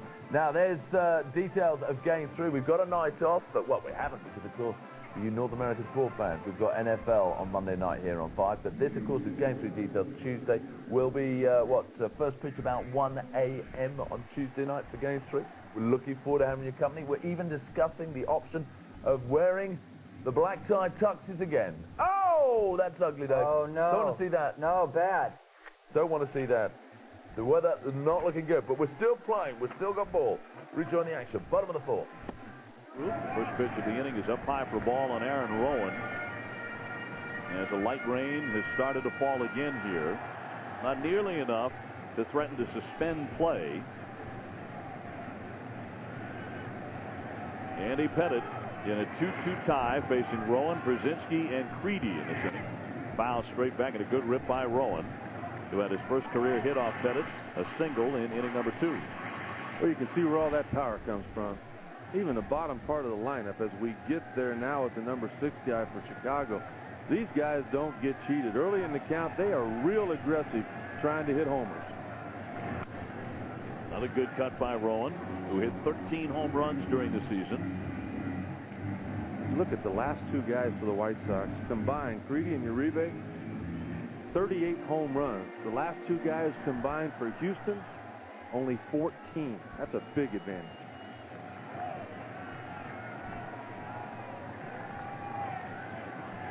Pettit being very deliberate on this 1-2 pitch. Got a fly ball to right, long run in for Lane, but he will get there. And that sets down Aaron Rowan, 1 man out in the 4th. A.J. Brzezinski coming up next. There is a photograph in the Brzezinski family home on Long Island that A.J.'s grandmother still keeps of her late husband, A.J.'s grandfather, in uniform for the Bridgehampton White Eagles, an amateur club on Long Island. The bat boy for the team in at least one of the photos is said to be a kid named Carl Yastrzemski. Is that not a wonderful family keepsake? Yaz, as a kid of about 7 or 8 years old, future Hall of Famer, the great Boston Red Sox star, in there for a strike on Brzezinski. Another guy that could have been a great Boston Red Sox star. How about Jeff Bagwell? When they traded him from the minor leagues for a reliever named Larry Anderson. Oops. It's been said before about that deal. 1 ball, 1 strike on A.J. Brzezinski. Boy, what a postseason A.J. has had here. All the controversy right in the middle of everything. They were teasing him about being the South Side's bad Leroy Brown. He kind of liked that a little bit. He likes that reputation of being tough. Most catchers are. 9 postseason games coming into play tonight. 8 runs scored. That leads Chicago, and 7 RBIs. He just keeps adding to his postseason resume. Actually came up with a stolen base last night. Now, he's no speed merchant. That is not part of his regular offensive attack. He became the first player to steal a base in a World Series after not having won during the regular season. First man to do that since Lou Piniella with the Yankees in 1981, and he went in standing up. You know, how about how all of these White Sox have really elevated their game? You got Podsednik. He never hit a home run during the regular season. He homered in the postseason. Pettit's 2-2 pitch. Cut on and missed, and he struck him out. 2 down. That's a good pitch right there. He pounded him in with the fastball earlier in the at-bat, and then he just takes a little bit off the breaking ball.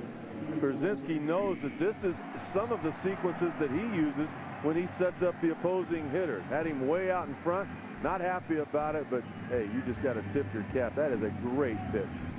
4th strikeout for Pettit. Now he looks for a 1-2-3 inning, but he will tackle the red-hot Joe Creedy now. Creedy with an RBI single in the 2nd inning after hitting the home run last night, but it was his tremendous pair of grabs over there at 3rd everyone was talking about later. The first one in a 1-run game came in the 6th inning with Tavares at 3rd base. He stole an RBI there off of Ensberg, and then another with the bases loaded in the 7th to Rob Biggio, and end the inning on that great play. Swinging a high, deep drive left field, down into the corner. Is it fair or foul? It is a foul ball. Boy, that is twice now in the last 2 innings where the White Sox almost hit a home run just down that left field line. Jermaine Dye hit a ball almost in the exact same spot. Creedy, take a look. He's telling you right there. He's begging. The way he's going, he doesn't have to beg for anything. Into the dirt. 2-2. That's another one of the things that I love about the World Series. A guy like Juan Uribe, Joe Creedy, not many people outside of Chicago have ever heard of him. Now they have a chance to be a worldwide hero. Well, the October stage is the grandest stage for baseball for sure. Think about it, too, Sut. A shot like that in Houston, that might have been out. It might not have had time to go foul because of that short porch. 315 instead of the 330. Pettit with a 3-2 pitch. Rounded toward the middle, but Everett there for the stab. And the side is retired. And this one remains all tied. The Astros 2 and the White Sox 2. So Andy Pettit registers his first perfect inning of the night. He gets Rowan, Brzezinski, and Creedy, tough part of the order, in order. We have completed 4 in a 2-2 knock in the 2nd game of the World Series. For all of those of you determined to watch all games in the World Series here on 5, it's going to be great to have your company. Here are the details. Tonight, of course, is Game 2. We're in Chicago. We take a rest on Monday, but we're back on Tuesday in Houston. The Astros hosting Game 3, 4, and if needed, Game 5. This is, after all, a best-of-7 series. Now, if it needed again, we'll be back in Chicago for Game 6 and 7, Saturday and Sunday, respectively. Only live on 5. Now, we're taking a night off tomorrow for this.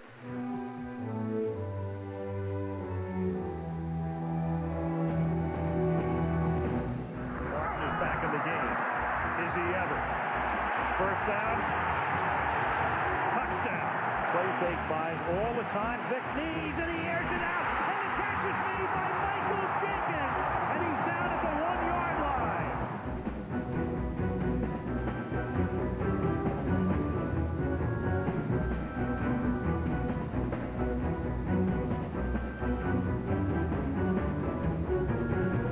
Football time on 5 tomorrow night, Johnny.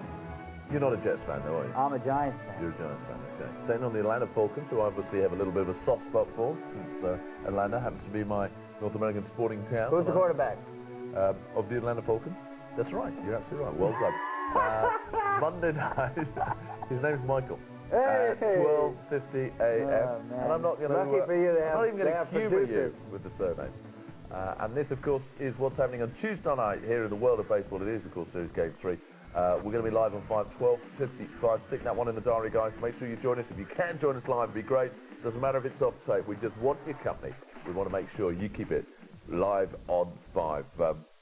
And to each and everyone sending in their emails, keep them coming, guys. I've read the lot that I've What's received that? so Show far. everybody what you got there. I've got a hot dog. That's what it's all about. Baseball and hot dogs. Enjoy. We're back. And we're now into the top, I think, of the fifth. You're too busy with your hot dog. I'm going to tell you we're into the too top. busy with a hot dog. That's a contradiction in terms. How about Andy Pettit? 6 straight retired. Yeah. Seems to be getting in a little bit of a rhythm. And Burley is retired 5 straight. So it looks like, you know, a little bit rocky earlier on in the game for both of these pitchers. Let up a couple of runs early on, but now they're kind of like digging in for the long term. Can't be easy to Or pitch are when they? it's wet, though, man. Let's be Yeah, honest. that's Right, top of the fifth. It's Brad Olsmith, the catcher for the Astros, leading off. Fouls that one away, and our mound meter clocking time spent on the hill tonight has Pettit 36.5 minutes on the hill, and Burley only 20 minutes, although for him, that's quite lengthy for the first 4 innings. So he might be exhausted by the end of the fifth at this pace. Ausmus will try and slow him up as he steps out. Burley's not a guy that wants to get paid by the hour, is he? Oh, sure. Paid by the inning. He'll give you some innings now. How about the streak he had earlier this year that was stopped of 49 straight starts where he went into the 6th inning or beyond? That's remarkable, particularly in this day and age. Now, you're not going to do it in the National League because they're going to have to pinch hit for you from time to time, but wow, what a streak. Throwing around the name Wilbur Wood as far as the White Sox, not too bad at all. Leading the American League in innings pitched 2 straight years. That one into the dirt. And a big reason for that, Seth, as you know, is he just doesn't walk people. He only walked 40 men all season. And why would you walk anybody when you got a defense like he has behind him? The whole world can see now what a tremendous team defense the White Sox have. The 2-2 pitch swung on, popped up, foul. That'll drift off into the stands. You know, I didn't get a chance to ask him before the game, and I had myself a note. I wanted to ask him why he got ejected in that game on August the 1st. Home plate umpire Brian Gorman ran him out. He was arguing balls and strikes. I'm going to find out tomorrow in the off day. I'm going to find out a little bit more about that. Another 2-2 to the Houston catchers.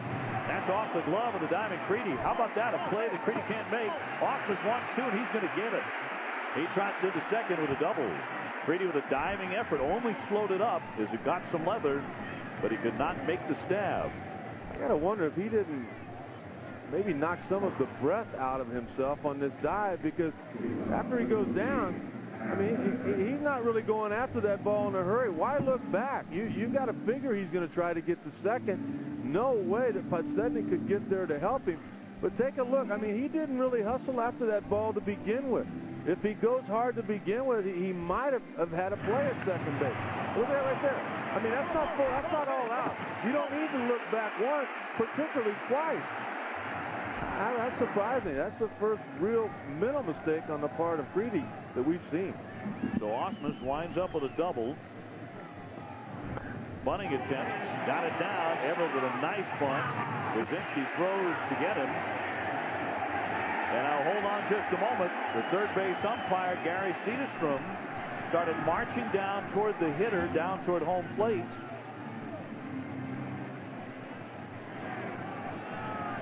And what's the ruling here?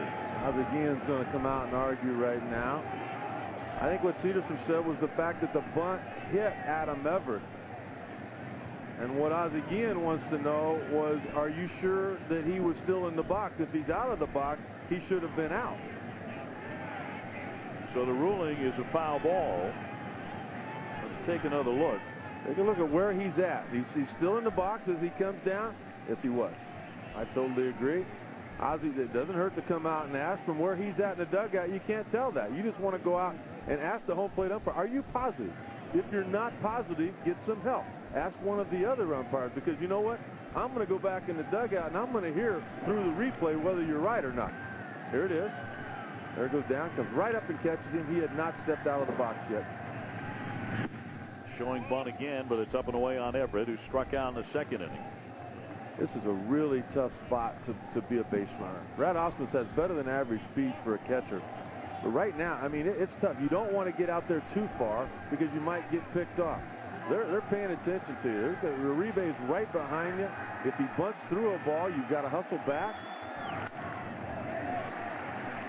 foul on a play. No bunt attempt there. 1 ball, 2 strikes on Everett. Well, I don't agree with that. I don't agree with that. Everett struck out badly in his last at bat. I think it was really important to get that sacrifice bunt down and get that go-ahead run just 90 feet away. They changed their mind. He needs to get a base hit now or hit the ball to the opposite field. In other words, he needs a productive out if he's not going to pick up the RBI. The 1-2 cut on and missed, and he strikes out. Boy, that's a rough performance at the plate for Adam Everett, who whiffs for the 2nd time tonight. Well, that's exactly the same thing we saw in his first at bat. I question Phil Garner there not staying with that sacrifice. Even with 2 strikes, I might have kept it on because that run is so important. Biggio has put the ball in play both times tonight. You get him to third base with 1 out. He very well could have had the lead. Now it's going to take a base hit to scoring. Here's Biggio. He is flying to center and grounded out to third tonight. He's been making a habit of grounding out to Creedy in the series as he takes inside for ball 1. 1 for 4 with a single in game 1. He also discovered that Joe Creedy is the wrong guy to hit it to. Biggio grounded out to him 3 times last night, including that dramatic play in the 7th inning with the bases loaded. Busted bat, popped up on the infield. Higuchi lets it fall in, fires and gets him. Runner holding at second, Ausmus, and now there are 2 down. And Taveras coming up next. So now it will take a 2-out hit by Houston to bring in the run. Boy, he gets deep into the kitchen of Craig Biggio there. Cut fastball up and in, was not a strike. Biggio hustling down the line. Higuchi there makes up his mind. He's going to have to play it on a hop. Just able to get Biggio by a step and a half. Well, the Astros may have precisely the man they want to face Burley right here, though. I agree. Their hottest hitter is Willie Taveras, the rookie. .394 in the postseason, his average, and he has tripled and scored tonight. He's 1 for 2. A multi-hit game last night. Looking for 1 here tonight. The Astros as a team have actually hit the cycle tonight. Up high for ball 1. Is that right? Yeah. Ausmus is double. Yeah. Lane and Ausmus with the singles. The double by Ausmus, triple for Taveras, and a home run by Ensberg. Ausmus with that 2-base hit, still tied to second. Got to play for a foul strike, and it's 1-1.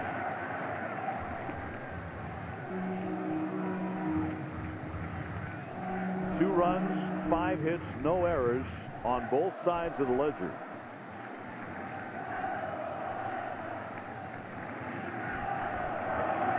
Big night here in Chicago. Big afternoon sports-wise as the Bears defeated the Ravens at Soldier Field 10-6.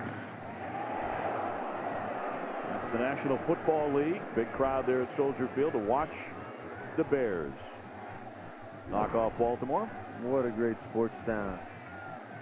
Just missing the inside corner there. You got a hockey team, 2 baseball teams, basketball. You got it all here in Chicago. We also have more light rain falling here in game 2. Runner at second. 2 down, and it's fouled off Taveras' own foot. I think the best approach you can take off Mark Burley, watching him as we have in the postseason, you gotta give up something to get something. And what I mean by that, you can't look away and in and cover both sides of the plate. You got to give him one or the other, and when he goes to the area that you're looking for, that's the pitch you can't miss. I'm seeing these guys getting jammed. I'm seeing them way out in front of off-speed pitches away. That's just not the approach you need to take off of Burley because his control is that good.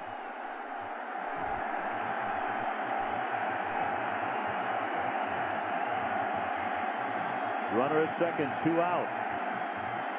Burley a little more deliberate on his 2-2 pitch. Grounded softly. Creedy won't get to it. Reeve has to hustle and will not get him. It's an infield hit for the speedy Taveras with Ausmus down to third now. When Creedy did not come up with it, you knew it was going to be trouble on the infield for Chicago with Tavares running. I don't even know if Creedy could have gotten him here. Boy, that is 3.8 down that line. Creedy would have been going in a direction he needed to make the throw. He would have had a shorter throw than what Uribe did. I mean, that is just flat out. Not many people get infield hits like this. Look at that. Forget it. He had 70 infield hits during the regular season. His speed, a big weapon for the Astros.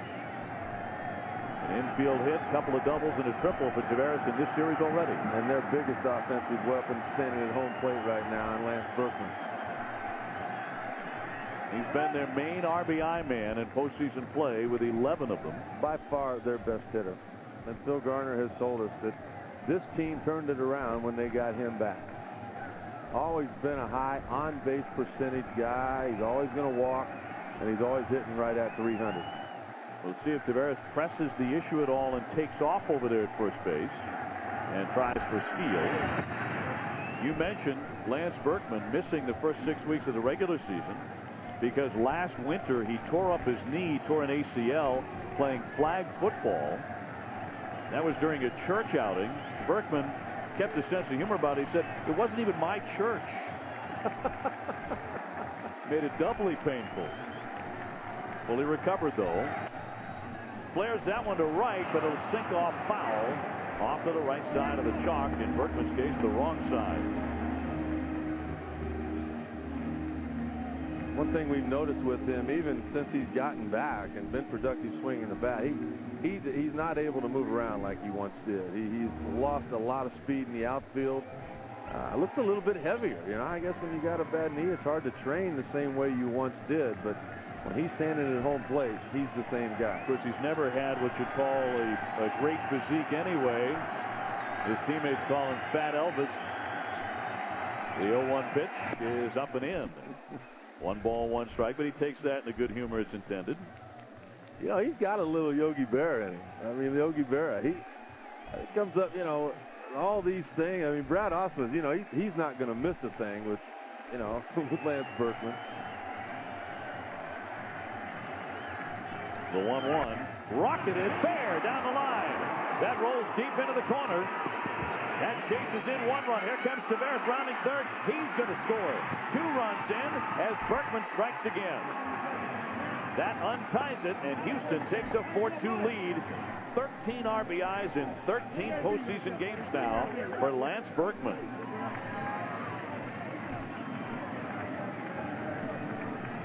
I don't think there's going to be an error charge here because Podsednik, he did everything he could down there in the corner, but there was no way with 2 outs that they were going to hold up Tavares. Down the line, just a bullet past Creedy.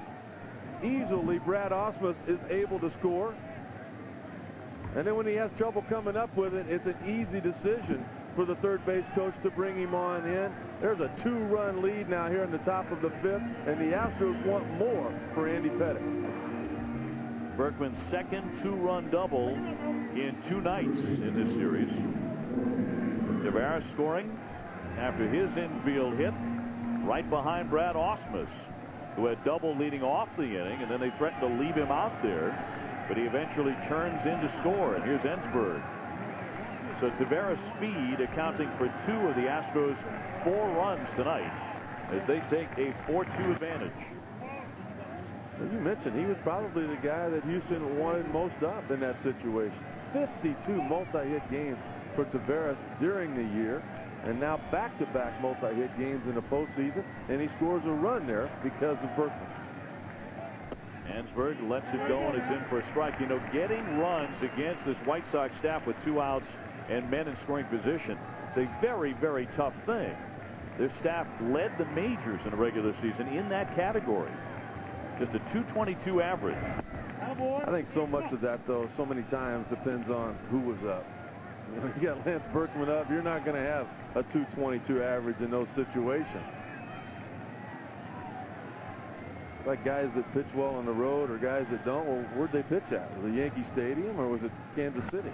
Line drive caught out of the air by Uribe, and that retires the side. But a very productive inning for the Houston Astros. They now lead 4-2. We are at the midway point. We'll see if the White Sox can counter with Uribe, Bucetnik, and Iguchi. But Berkman comes up with another big two-run double. And it's the Astros up 2 in the second game of the World Series. Lance Berkman does it again. Another clutch hit. Back-to-back nights, he's come up with a two-run shot. He does it again tonight. He's already had a sac fly in the third, and he gets both Willie Taveras and Brad Ausmus home with this shot as well. I mean, the guy is awesome. He is your main man. Well, can we start out with Willie Taveras? And this is what starts it out, and this is the Astros taking it to the White Sox, using what they have, speed, utilizing it, and now Berkman with a two-run double, and this is a game where they now have 3 RBIs out of Berkman and a home run from Ensberg, and this is exactly what you want. And you have a guy like Taveras setting it up with his speed because there was 2 down in that inning. If that's anybody else, he's out. And this is them using all their strengths, running on all cylinders. And that's what they have to do to beat Mark Burley and to beat the White Sox. I mean, Ensberg and Berkman are the big guns. Those are the guys who supply the offense for most of the season. Yeah. And now they have a combined 4 RBIs in this game, and that is humongous. That is absolutely fantastic, for certainly if you're an Astros fan. And the other key as well is, you know, Burley, he's been awesome, looks human tonight. He's getting hit. He's getting hit hard. I was looking at 4 and 5. Absolutely. So, I mean, what is that? 7 hits now against him so far in 5 innings. So, I mean, we're talking about a guy who threw 49 consecutive quality starts of at least 6 innings. That's second to Steve Carlton, who once had 69 consecutive quality starts. So interesting to see Burley not quite on the mark today at home in front of his home crowd. I mean, you were saying also Pettit early doors you thought was looking a little vulnerable. Do you think the weather is impacting on both these guys? I'm always reluctant to blame things on weather. I think that these guys don't come this far to think about weather. I think in the offseason, should one of these teams lose this game and then go on to lose the World Series, I don't think you'll be hearing, oh man, the weather in game 2. Yeah, well, it's the same for both of them, isn't it? Absolutely. Everybody's got to play in the same conditions. But Dave, I have to say, my knowledge of playing cricket an awful lot, a wet ball is really difficult to bowl. And I would have thought a wet ball is a very difficult Yeah, but the difference in cricket is that you only have one ball, right. And it stays out there. You get a new ball all the time in baseball. In fact, you probably get, what, between 70 and 120 balls a game that they use, something like that. We've had so many emails about that. Adam Hamblett, Gosport, Hampshire, asking that very question. 70 to 80 balls used a game, apparently. That's what we hear. I've never counted. And there's about 1,930 games per year played in the regular season, so that's about 155,000 baseballs used in a regular season. There you go, calculation for you. Right, let's rejoin the action. The Astros have a lead. We're into the bottom of the 5th. With a fielder's choice to drive and a run. That one along the line. Fair ball right on top of the chalk. It got by Ensberg. Uribe gets 2 bases. A double to start the 5th.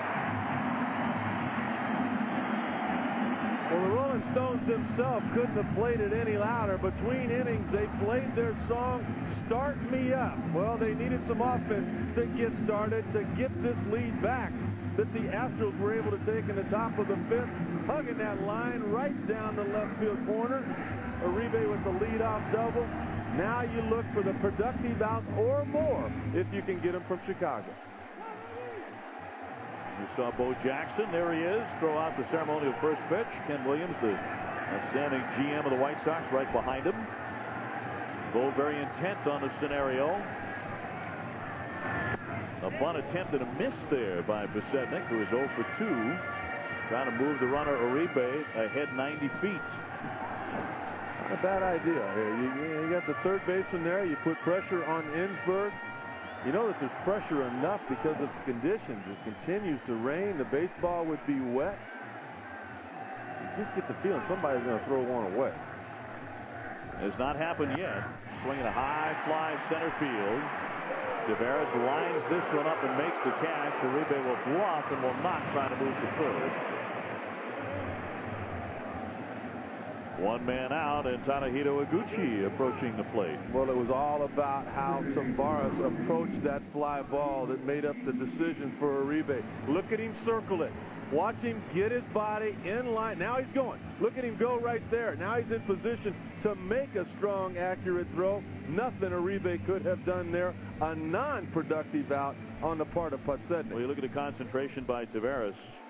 And it has to be terribly difficult to catch a ball like that, ripping through the raindrops. Never took his eye off the ball. Here's Iguchi, has singled and struck out tonight. We talked about the fact that Iguchi, in seasons to come, is likely to turn into a much more powerful home run hitter. Yeah. Hit 15 during the regular season, not bad, but he was called on the bunt quite a bit. Oz again almost apologetically saying, I took the bat out of his hands all the time and forced him to bunt and maybe give up on a pitch that he might have hammered so we could get Vasetnik down to second base. I think it might have helped him a little bit, too. It ain't going to help the offensive numbers, but the fact that he gets an opportunity to see the pitching over here more and more. Dave, you mentioned 15 homers. 10 of those came for Iguchi the second half of the year. It wouldn't surprise me if he has 15 or more by the All-Star game next year. Well, he blasted that big home run, a 3-run shot off of David Wells in Game 2 of the division series that went against the Red Sox, and with Hideki Matsui becoming the second Japanese player to homer in a postseason game. Fouled back to the net. And the rain continues to come down in gentle waves. And what's now turned into a cold night, a see your breath kind of night here on the south side of Chicago.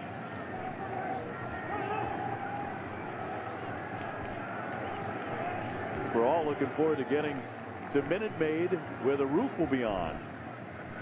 We don't have to deal with any kind of weather. Well, you know that roof will be closed. I don't care if the conditions are perfect. They love the noise that the crowd is able to create with it closed, and they also love their winning percentage in those situations. Although the oddity is, when we get to Houston, the forecast is for sunny and in the 70s. Will still be closed. You bet you. They want that noise to go nowhere. They want it to stay indoors, the 2-2. Just missed. Full count now on Iguchi. A tough at bat for him here. Boy, he tried to backdoor that slider. Watch it just creep down below the strike zone. The big strike zone of home plate umpire Jeff Nelson.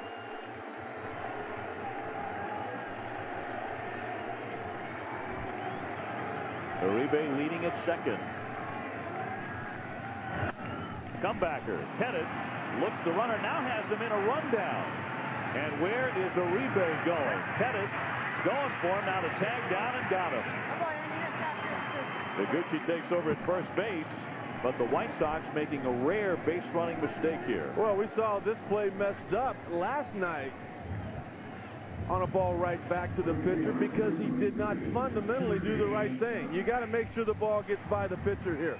Look at that, Uribe off and running, Andy Pettit all over it. Now look at the calm. Look at him circling him back to the base that he came from. You don't run him to third base. You don't want him to advance. He fake pumped a couple of times there. He got it to the infielder. He got the out, and instead of a runner on second and 2 outs, now he's at first base.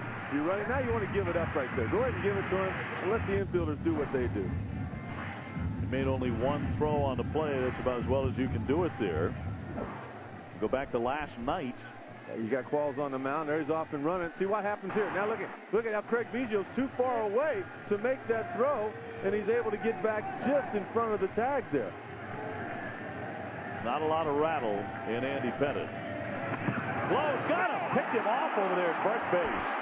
What an inning for Pettit, who gives up a leadoff double, but nothing comes of that because he chases down Uribe and then picks off Iguchi to end the inning. So the Astros preserve their 4-2 lead because of the wily left-hander Andy Pettit. He's been down this World Series road before, and it really shows in this frame. Well, as we all know, Chicago really truly is a historic baseball town. So time now to find out a bit more about Chicago baseball history with our favorite history teacher, JC. Last year's World Series was all about the curse of the Bambino. Of course, that was Babe Ruth's ghost, and the Red Sox were able to exercise his memory with a World Series victory. This year, it's the curse of shoeless Joe Jackson. Now, Joe Jackson was the great player for the 1919 White Sox and was implicated in the gambling scandal known as the Black Sox scandal. But being more than just a player, Shoeless Joe Jackson was also a legend, and there's so many stories that surround the great player. First and foremost is the famous story about a little boy who supposedly came up to him on the courthouse steps and said, "Say it ain't so, Joe." Well, that story is completely false. That was actually made up by a journalist named Charlie Owens. A few that might be true are that Jackson was a player with such a great arm that he actually started as a pitcher, and when pitching, broke a catcher's arm, and so he had to move to the outfield. Another great one is that Babe Ruth claimed, or allegedly claimed, that he patterned his swing after Joe Jackson's swing because it was so beautiful. Well, unfortunately for Jackson, he was actually acquitted of all charges, but that didn't stop baseball from banning him. Although the former owner, Charlie Comiskey, said 3 times on the stand that Joe Jackson had nothing to do with it, his baseball career was over. The question is, will his ghost haunt the White Sox this World Series, or will the White Sox prevail? Thank you very much, JC. He was just saying that his baseball career was over, but it wasn't, was it? He went off and played under other names and played. He went on. He played a few more years in some independent leagues. Landed in New Jersey. Your mic's falling off, Johnny. My mic's fallen off. Here we go. This is live on 5. Just hold the mic up there. This is live television, folks. It's live TV. When Johnny makes mistakes, we see it. We don't only see it, you mention it and highlight it. That's what I have to live with. That's what we do here. We don't play around. We're not going to cover it up. We're not match of the day here. There you go. There you go. We're certainly not that. I don't think there's any doubt that anybody is going to make that sort of... Shoeless Joe Jackson, a lot of people think he got a completely raw deal. Well, he wasn't the brightest, though, was he, either? So there's a lot of questions about whether or not he sort of got coerced into it. Because he still played pretty great in the 1919 World Series. Well, he had incredible statistics. There's nothing to show that he did anything to tone down his game in any way, shape, or form in the 1919 World Series that they lost 5-3 to the Cincinnati Reds. Sad story. Right, let's rejoin the action. We're into the top of the 6th. 1 gone in the 6th inning for Houston. The Astros leading the White Sox 4-2. They're trying to get more right here. That ball hit pretty hard, but right at Joe Creedy. He's able to come up with it cleanly. Looks to the umpire there, holds it in the air. He hears him make the call, so he didn't have to make the throw. So 1 man out. Jason Lane climbs in. He is singled and also grounded out, making him 1 for 2. Big boy is some kind of strong right here. He finally put up the power numbers at this level that he had put up throughout his minor league career. 2-0. So a rare occasion where Burley falls behind in a count, 2 balls, no strikes. Chris Burke up after him. On the edge for strike. You have to tip your cap to the performance of Andy Pettit an inning ago. With a runner at second and 1 out, he throws a pitch. Then he gets Uribe in the rundown. Makes 1 throw, gets him there. Then quickly picks off the runner Iguchi at first base and gets out of the inning unscathed. Well, it was a good inning for him, but I thought it was a horrible inning for the White Sox. You know, a team that has been doing a lot of the little things real well. They just fell apart there in the bottom of the 5th. Very unusual to see the White Sox make base running mistakes, especially more than 1 in an inning. Swing and a miss, strike 3. Lane blown away by Burley there, and there are 2 gone in the 6th. Climbing that ladder. That's all he did there. You got a young hitter that wants to hit the ball out of the park, over aggressive. Basically just gets himself out here. It's a 4-seam fastball, 89, 90 miles an hour, elevated on purpose. That brings up the young man, the rookie out of Louisville, Kentucky, who went on to play his college baseball at Tennessee. As a volunteer, he was an All-American. He hit .404 in his career. He broke many of the Tennessee records formerly held by Todd Helton. Now, of course, a star with the Colorado Rockies. Bases empty, 2 down, showing bunt, but takes a strike. Helton played some football down there, didn't he? He was did indeed. Quarterback down there until he saw another quarterback named Peyton Manning. that will tend to move you to baseball full time. Better try something else. Burke, by the way, has very happy thoughts coming to Chicago and getting a start here tonight. He got a chance to play in the Futures game, the All-Star Futures game here at U.S. Cellular a couple of years ago. You know, and I remember in that game here, the starting pitcher for Team USA was Neil Cox, who we saw come out of the bullpen last night for the White Sox. Firing nothing but strikes. Well, the crowd wants a strike here. They want to strike out. Here's the 2-2. Popped up instead. Racing out Uribe. Busendik looking up through the light rain, and he's got it. So a quick frame for Burley. 1-2-3 they go, and it's 4-2 Houston. We are in the middle of the 6th inning. And it's up to Dye, Konerko, and Everett. It'll be the heart of the order for the White Sox as they try and draw even in Game 2 of the 2005 World Series. Well, we continue our history lesson now with JC. This time the subject matter, U.S. Cellular Field. Being first doesn't necessarily mean being the best. Just ask the Chicago White Sox. In the late 80s, when they decided that they were going to move out of their venerable stadium, Comiskey Park, and move into what is now known as U.S. Cellular Field, they went to a famous architect known as HOK Sports. Now, HOK didn't have a lot of baseball experience at the time, but it was a good choice because in hindsight, HOK would later design such stadiums as Camden Yards, Jacobs Field, and Minute Maid Park. But at the time, HOK didn't have a ton of experience in the baseball world. And as a result, they drew up these plans for what was then called New Comiskey Park. Now, the results were considered pretty cookie cutter. It was sort of like those stadiums from the 1970s, the ones that were actually multi-purpose built. The only problem is that this was the first stadium that was baseball only built since 1973 in the AL. Well, you got to give it to the Chicago White Sox organization because they recognized pretty much from the start that this stadium wasn't all that it should be. So what did they do? They decided to cut out more than 6,000 seats in the upper deck. They moved the bullpen. They added some scoreboards and even put in a restaurant. It's all supposed to be more fan-friendly. Now, I'm not going to tell you my opinion. I'll let you decide for yourself. Okay, JC's not giving his opinion on the U.S. Cellular Field. What's your opinion? Well, I've never been there, so it's difficult for me to say, but I can tell you that having spoken to several people that have visited that stadium, it is disappointing. Now, however, they made a lot of changes. As JC said, you got to give them credit. They did a good job. I know also they have a shower out there, I think. Do they really? I think they also have a shower messing around out there. And, you know, you got to do the best with what you have. You know, it's not a great baseball stadium, especially when you compare it to Camden Yards and all the stadiums that followed it. Why are you smiling? Well, I just love the idea you think because they've got a shower, they're messing around. Maybe they're just having a clean. That's what most of us do in a shower. Why the use of the word messing around? What are you messing around in a shower? By putting a shower in the outfield, you're having a bit of fun. You're messing around. They're getting stinky. That's what's going on. It gets hot in Chicago in the summer. Am I not right? I've only been there once, so I don't actually totally know what I'm talking about. But it does get pretty hot in Chicago. I think it's a bit sticky. You know what's amazing? The old Comiskey was a great park, except by the time it really had expired by the time they knocked it down. But this franchise was so downtrodden in the 1970s and in the 80s as well. Even after '83, they almost went to St. Petersburg, to Tampa. Seriously? They were very close to moving down to Florida. Extremely close. This could have been the St. Pete Sox had a couple of things went differently. Thank you very much, Dave. We need to rejoin the game. We are into the bottom of the 6th. Dye checks and it's under his hands for a ball. 1-1.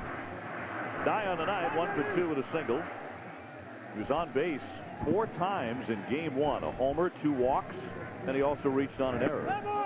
That's downstairs. Could have had an opportunity to hit with a guy on base had Iguchi not got picked off there in the bottom of the 5th inning. Pettit has retired 8 of the last 9 and picked off the only man who did reach. 3-1. So Dye works his way into hitter's count here against Andy Pettit.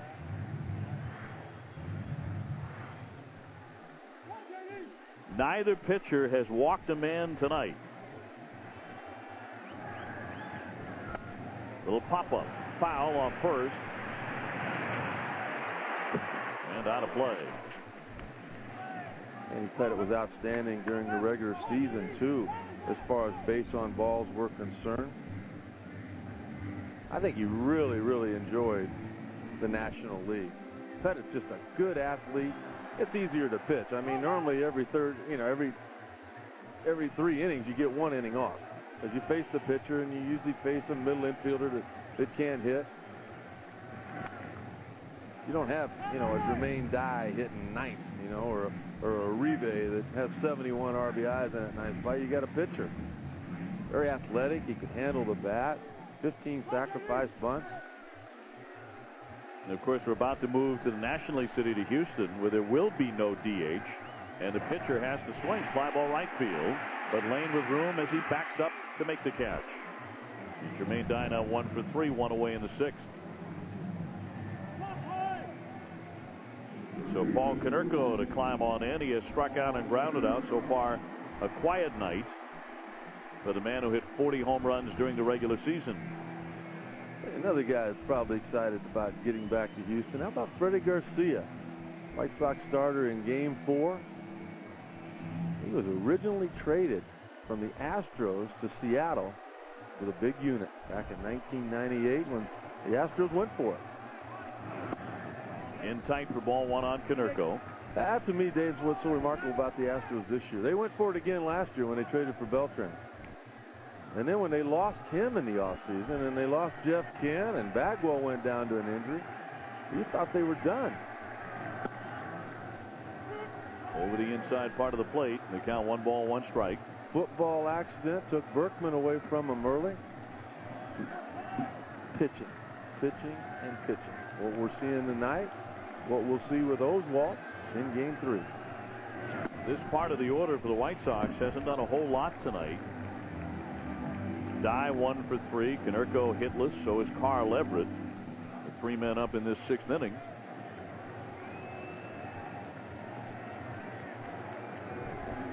It's really started to come down now.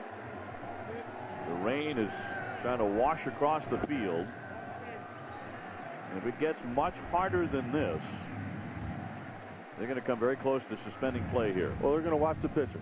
And if they see him start having problems pushing off and landing, any kind of slip whatsoever from either pitcher, and they will stop play. That hill beginning to get kind of mucky under the cleats of Andy Pettit. Fly ball right. Racing back. Lane if it tracks the wall. He reaches and he makes the play. Tough catch for Lane. With that rain really picking up briskly, but he hauls it in on a deep drive. His second excellent catch. Well, when you fall behind, if you're a veteran guy, you want to make the guy use the big part of the park. He got a fastball. He was looking fastball, but in these conditions, it is almost impossible to hit it out to the opposite field. That ball during the regular season is well up into the stand, but that was a well-timed catch there on the part of Jason Lane. So 2 down. He's just getting soaked out there, as is everybody else. Carl Everett 0 for 2. He has struck out and grounded out. And you wonder about Pettit a little bit. Now, 3 ball counts to each of the last 3 batters. He's gotten everybody. Retiring all 3, but now he's starting to have some problems with that mud. There you go. There you go right now. And you know what? That's a great move on his part here. You've got the lead. You don't need to hurry up for anything. Make sure you're ready to make that first pitch and make sure it's a good one.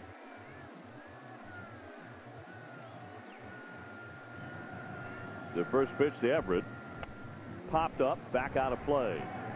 How difficult is it, Sud, to keep a baseball dry in your glove in conditions like this? Well, you know, you're also allowed to blow on your hand when it's cold like this so that you have a little moisture in there and you can get a better grip on the baseball. They've got things out there, tongue depressors or what have you, to keep your cleats clean. The 0-1, and that's not a silly question, really, because I know there are a lot of pitchers who kind of like to have a slick baseball to use, but this is overkill, I would think. Yeah, you don't have a sinker ball type guy. No. High pop up, that'll drip foul and out of play. You get a sinker ball type guy and you get weather like this, he'll have a real good one. I bet. A guy like Andy Pettit, though, he would rather just have a good grip on that baseball. He's a 4-seam slider, cut fastball type guy. Nobody on, 2 strikes. Let's see if he bounces it again. Foul off again into the seats, into the umbrellas.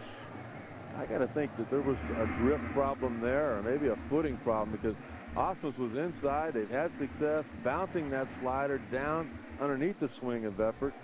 That was a mistake there on the part of Pettit. He's fortunate that ball wasn't hit hard. 2 down, base is clean. Line drive, that's sinking fast in the left center for a base hit. Everett is on with a 2-out single in the 6th off of Pettit.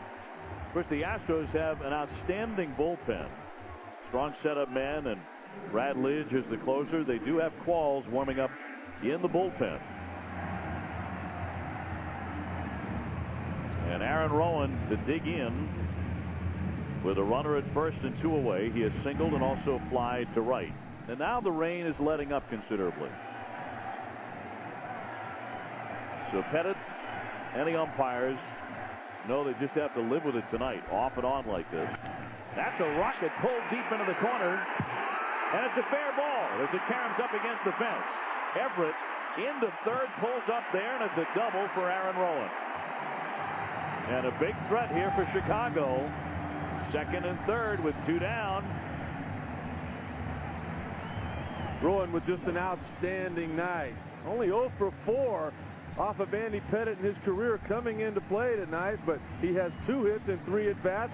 That ball crushed down the line. He singled in the 2nd inning. He scored a run. Right now he's out there at second representing the tying run if A.J. Przinsky can help with 2 outs. And Jim Hickey would like a word along with Osmus and with Pettit, the Astros pitching coach, to the hill. And you just remind him what the situation here. You check with him. You okay? Cover your mouth so nobody can see what you're saying. But what he's saying right here, you got a base open. All right, we want you to go at Przinsky. You know, try to get him out. Do what you can, but don't give in to him. And what that means is real simple. You just act like the count is 0-2 on every pitch. You make a perfect pitch, or you miss off the plate by design. If he walks him, you've got the right-hander ready to come in to face Creedy. But of course, in that situation, you would leave the bases loaded behind you with the game in the balance against the guy who is probably more locked in than any of the White Sox. That guy coming to the on-deck area, Joe Creedy. So we'll see how this plays out. Everett at third, Rowan at second. For the moment, the Astros leading 4-2. They're down in the series 1-0. Popped him up. Przinsky chasing the first pitch. Everett settles underneath it and puts it away.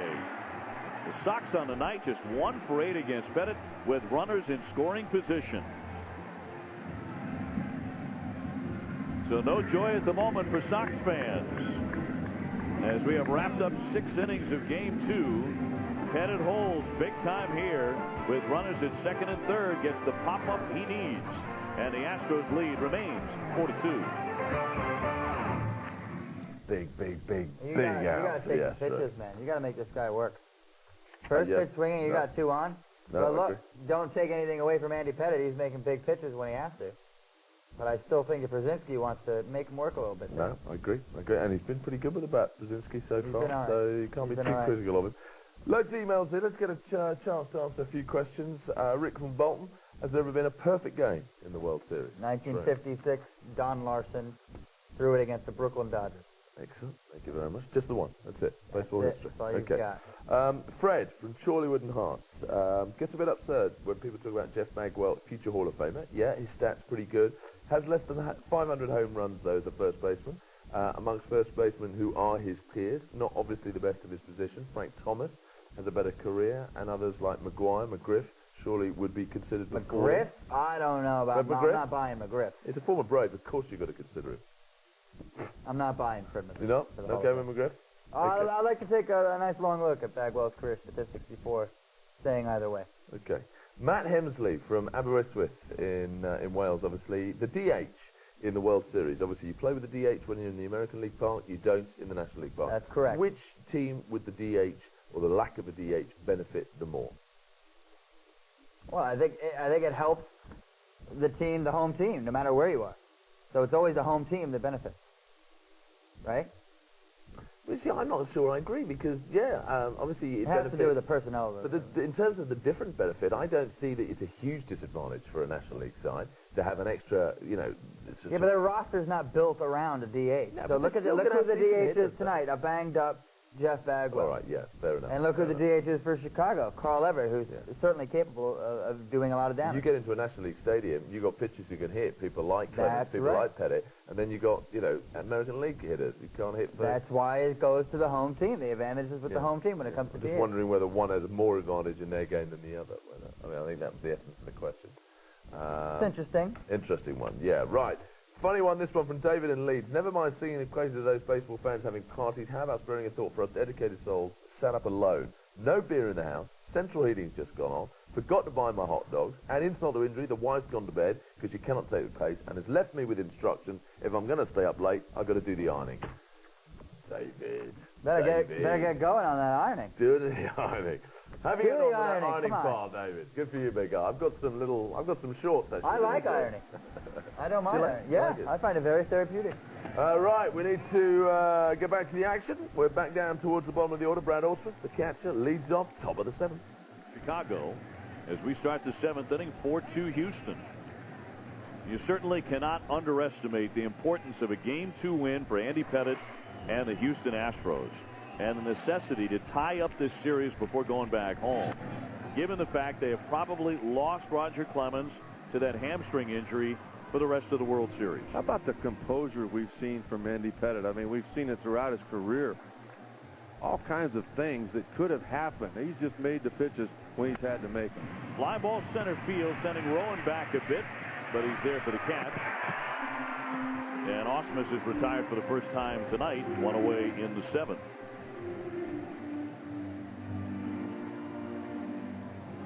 That's Roy Oswalt, who will go in the next game, in Game 3 at Minute Maid Park against Chicago. Boy, he was so good in the game that finished off the St. Louis Cardinals year. I mean, he flat out, he must have thrown 95% fastballs, and he just pounded that strike zone, knocking down that good offensive team. Well, in the weather like this, virtually everything you throw is kind of like a spitter, even if you don't really throw one or want to throw one. As the rain starts up again, fouled back by Everett and out of play. He has struck out twice. It's truthfully in conditions like this, it's not a lot of fun for anybody. It's not fun to hit. You get jammed or you hit one off the end. Your hands are going to hurt the rest of the night. You're out there on the mound. You're worried about your footing. You're trying to keep the baseball dry. You see all that diamond dry sprinkled on top of the hill and at various spots on the infield. Bolden, what a play by Creedy. Stop me if you've heard that before. Wow. Don't hit it to him if you're a Houston Astro, because that's where hits are going to die in this World Series. Well, since the middle of August, Ozzie Guillen has been saying that he has two guys that are worthy of the Gold Glove this year. It's Creedy at third base. Look at him leaning the other way, coming back to make the play. And he also thinks Aaron Rowan should have won a Gold Glove this year for his play. I'm not going to argue with him. No, sir. You echoed the name Brooks Robinson after a couple of those plays last night. I might have gone a little crazy there. I don't know, son. I think a lot of others are saying the same thing today. Another look. This is Brooks Robinson-like. Look at the athleticism, the instincts. And what I love, he was leaning the other way because he saw the catcher sitting away. Biggio trying to check Diddy. The appeal, no swing, says Jerry Lane. The call there has to be intent. That's one thing the umpires were told at the top of the season. Make that ruling if you believe the batter intended to swing. In there for strike 3. He didn't intend to swing, but he's caught looking. Helped out by another great play from Creedy. So Biggio strikes out. In the 7th inning, the Astros on top, 4-2. The White Sox coming up to swing. We're going to go to PA announcer Gene Honda here for our 7th inning stretch. Ladies and gentlemen, please stand and join us in a showing of patriotism with the playing of God Bless America. Please welcome Columbia recording artist Chris Bodie.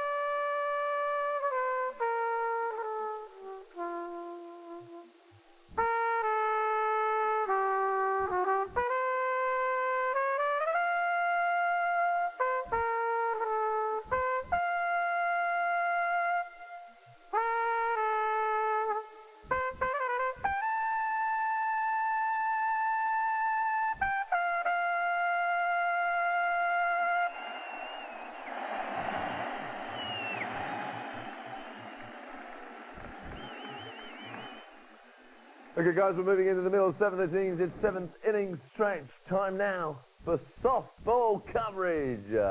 And someone who's a rather good softball player to introduce it. Well, welcome to the Baseball on 5 Fantasy League Softball Day. What a great turnout. We've got 4 teams, Pirates, Dodgers, we've got the Mariners and my Red Sox. All you need to know, Lengel, he can't play the game.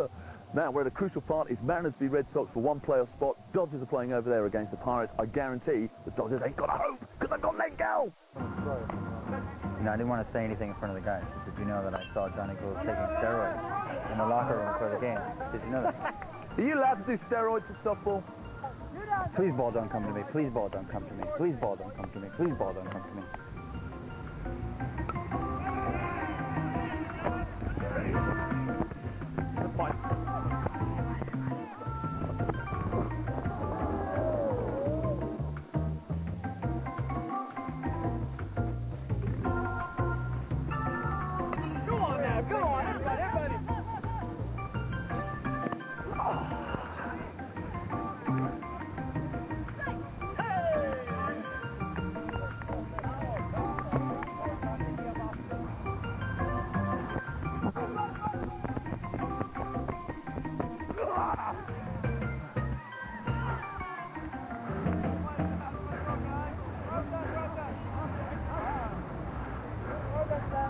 Dodgy, cool.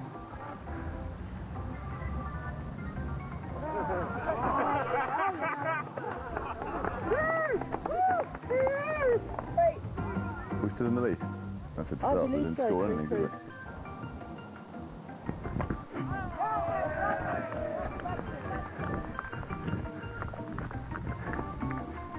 All right, so no home run. But I'm on first. It's okay. Yeah? That's my boy, Stevie! More of that? How's your wife and my kid? Is she all right? Top job, Stevie! Top job, big guy! Run him in, run him in! Send him, all the way, run it out!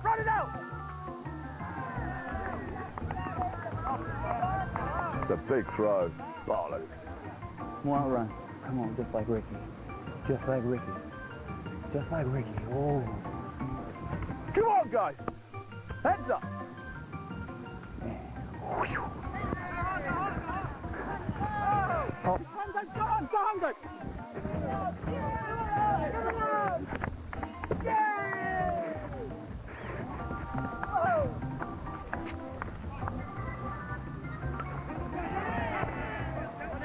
Oh, bollocks!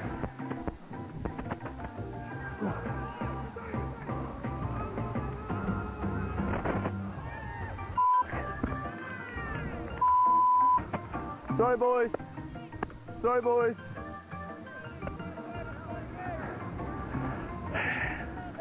He dropped it. He dropped the ball.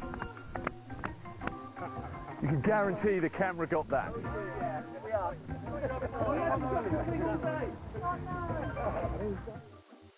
I'm never running on camera again. I have to say, you are the slowest base runner I have ever had the You could pleasure to have watch. 3 meals and watch a kid grow up by the time I get to first. And I'd like to point out that I actually made 6 catches in the afternoon. I run funny. Only drop. I run funny, I think. It's a bit embarrassing seeing yourself on That's camera bad. playing ball, that's for sure. Great fun, Ad. Lots more still to come. We need to get back to the game. We're into the bottom of the 7th. If the bullpen for the Houston Astros was not as solid and as deep as it has been all year long, Wheeler a big part of that. You look at the innings, very few hits or walks allowed. He's a power type guy, fastball slider. He's been a horse for him. Also new second baseman Eric Bruntlett takes over there, so Biggio steps out of the game. Joe Creedy leads things off here in the 7th for Chicago. He has singled, driving in a run, and also grounded out to short. Well, years ago, the expression was the man who makes the great defensive play leads off the next inning. So here's Creedy on cue. He pops it up. And Ansberg waits to make the catch. 1 up, 1 down.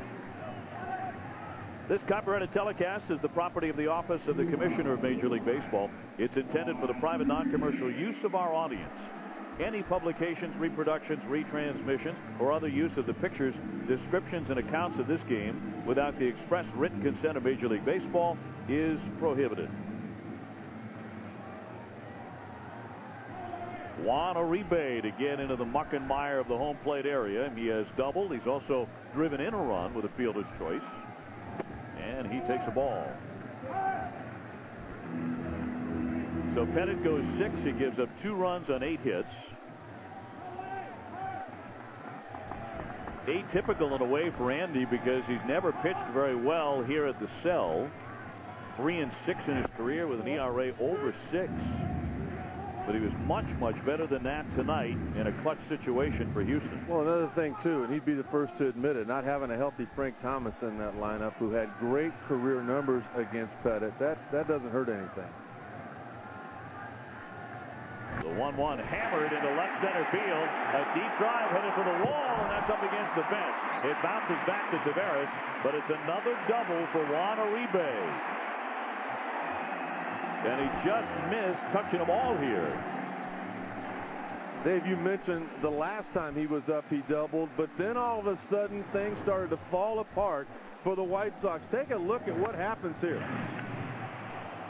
Look at Creedy right there. That ball was a double down the line, not hustling down there to get there. Here's Podsednik. Uribe was on second, not a productive out. With one out, he did not move him up. Here we go. More mistake. He gets caught. Andy Pettit runs him down. He applies the tag before anybody could advance. And then look here, Oguchi gets picked up to end the inning. All of the things that the White Sox have done well in the past, they just completely forgot about. Yeah, they've been bitten by those mistakes tonight. That's a strike to Podsednik. He's over 3. That was a 5th inning there where they had a leadoff double. If you just move him over and move him in, you got a 1-run ball game. A lot of things would be different right now. In the last inning, Aaron Rowan with a double, but that did not lead to a run. And they left 2 men on base. Now a double by Uribe with 1 out in the 7th. And that's up and away for a ball on Podsednik.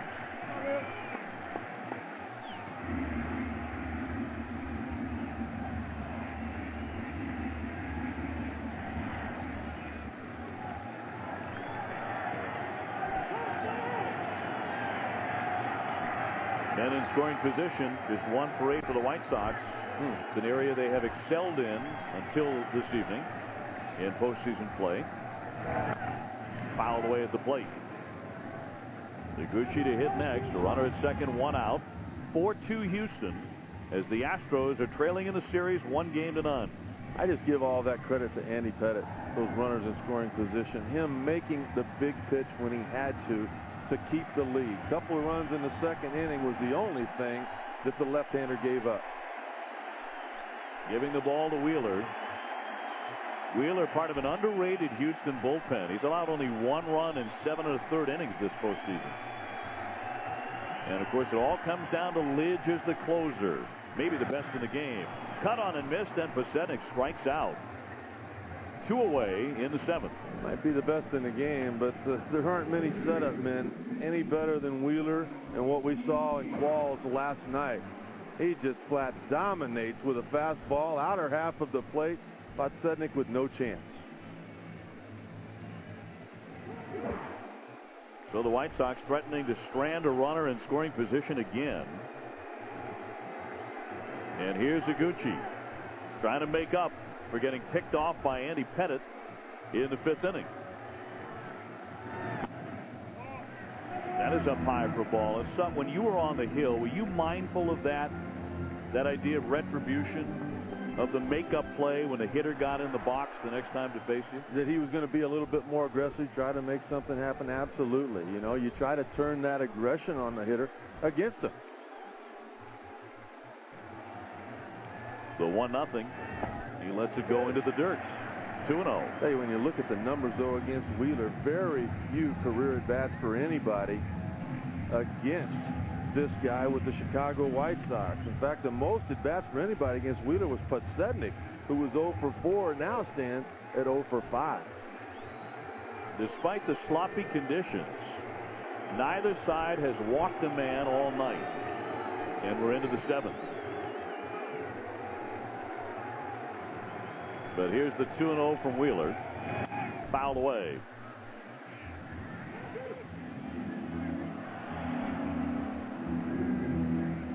Iguchi with a strikeout and a single. Then he reached on the fielder's choice in the 5th. And then Pettit nailed him with the pickoff play. I'm guessing when they're behind in the count, over in Japan in baseball, they throw a lot of off-speed stuff. Because that's almost what Iguchi looks for there. 2-0 count in his face. He looked off-speed there. It was late on a fastball. Up top now, 3-1. He guessed right with David Wells. He got an off-speed pitch that he hit that 3-run homer on. Gave them the 5-4 lead in that game. See what he's looking for here on 3-1. You would have to guess even Iguchi is sitting on dead red here. Well, he wasn't 2-0, and to me, 2-0 and 3-1 are a lot alike. Uribe gets his lead, 2 down. Here's the 3-1 to Iguchi. And it's fouled away. Late again. Late again on a hitter's pitch. And I really do. I think most of the time he looks off speed. Here it is. I mean, 3-1. Fastball. Cheat on. Get out there. Get out in front. Look at where the contact was made. Almost right at home plate rather than out in front.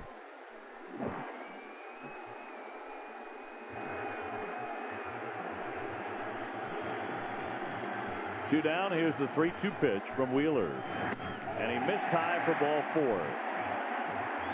It's the first time all night we've put a walk into the scoreboard. Boy, that was not what the Houston Astros wanted in that situation. You got a guy who had been struggling in the postseason. You do not want to put Iguchi on and bring the go-ahead run to home plate.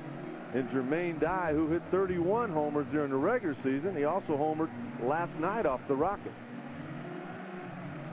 Hickey does not look like a happy pitching coach here. Jim Hickey, who grew up right in this neighborhood on the south side of Chicago.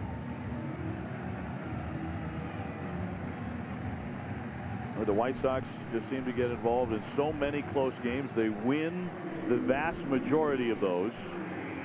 And they're in another one tonight. Ozzie Guillen's been down this road many times. Well, Ozzie would be the first guy to tell you they win those games because they execute. They do the things they're supposed to do. Tonight, they have not done that. Another thing they can do is hit homers. And a home run right now will change a lot of mistakes. Yep, top 5 in the American League. Here's Dye, 1 for 3 with a single. 2 on for him. That one bends away for ball 1. Osmus has been a busy guy back there. Ugly. You know, the funny part is football players laugh at us when we say, look at that. I mean, that's horrible. They live their life and stuff like that.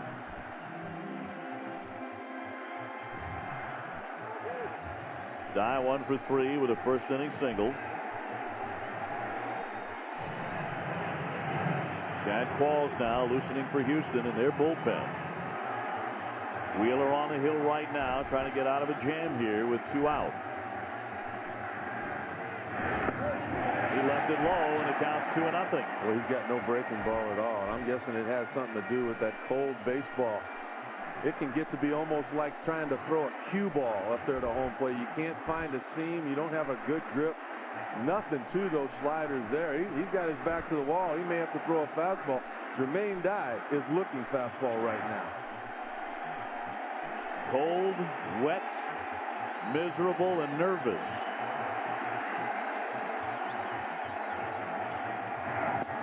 On the outside corner for strike. 2-1. That's a big-time pitch.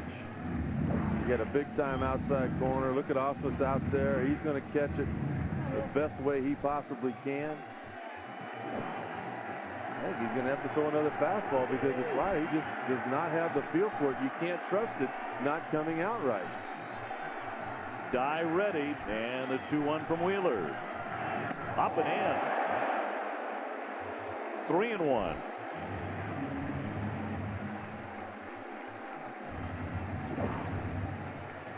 Sitting on the outer half of the plate. I truthfully think that was supposed to be a slider again. And that one really got away from him. Jermaine Dye, you got to look fastball. He's going to try to get it on the outer half of the plate. Boy, if that was supposed to be a slider, he's in trouble. I think it completely got away from him, which means you disregard that pitch if you're hitting. Fouled back out of play. So he's come back to get another strike and fill up the count. Now your runners get the head start. They'll be off to the races with 2 down on this 3-2 to Dye. Boy, right down the middle, elevated. Look at that. That's a 16th of an inch from being hit real hard and probably a long ways.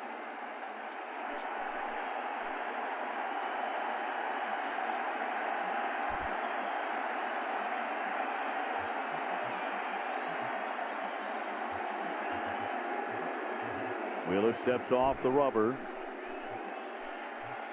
Uribe and Iguchi on the bases for Chicago. The Astros cling to a 2-run lead in the 7th.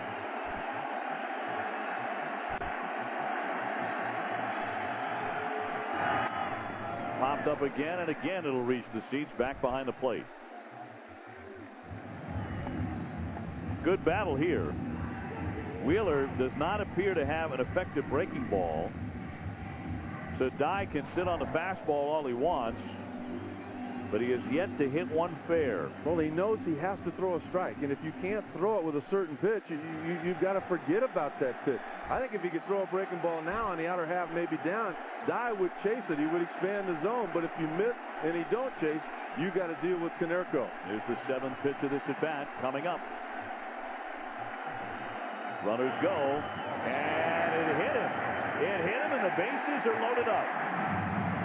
Dye went to check his swing, and it caught a piece of his hand or his arm, and a hit batsman fills them up for Paul Konerko. I thought we might have a little bit of argument here. I think the ball hit the bat. He didn't react like that ball hit him on the hand immediately. You drop the bat, you go crazy. He turned around and just said that the ball hit him on the hand. That didn't hit him at all. So Garner out to argue it. Ausmus did first with the home plate umpire, Jeff Nelson. If you get hit on the hands by a 90-mile-an-hour fastball in weather like this, I mean, you're going to sit down and cry. You're not going to just look back. I think that ball just simply hits the bat. And off the chest protector of Ausmus. Another look from another angle. Oh, this is a great angle here, guys. That ball never hit his hand. That ball hit, it almost hit halfway up on the bat. So Qualls is coming out of the bullpen. Garner makes the move right here.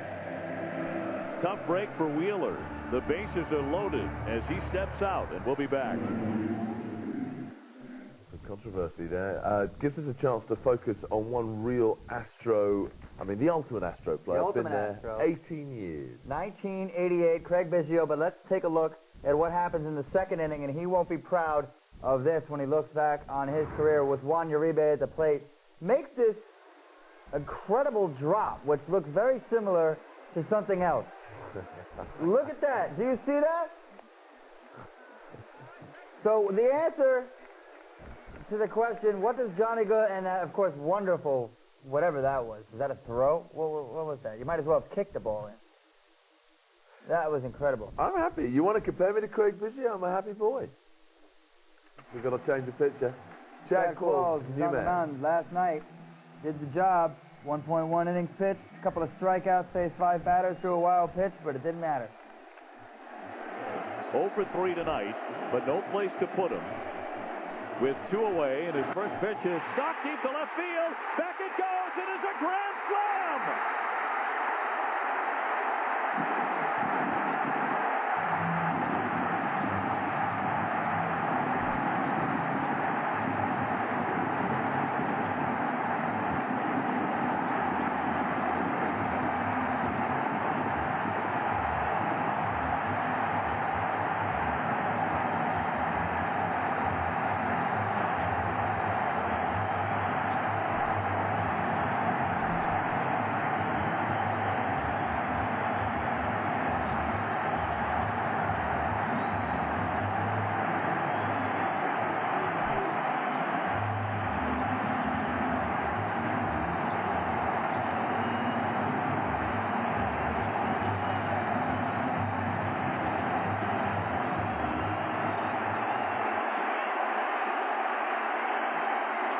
Konerko with a grand slam to put the White Sox in front, 6-4. Base hit right field for Carl Everett.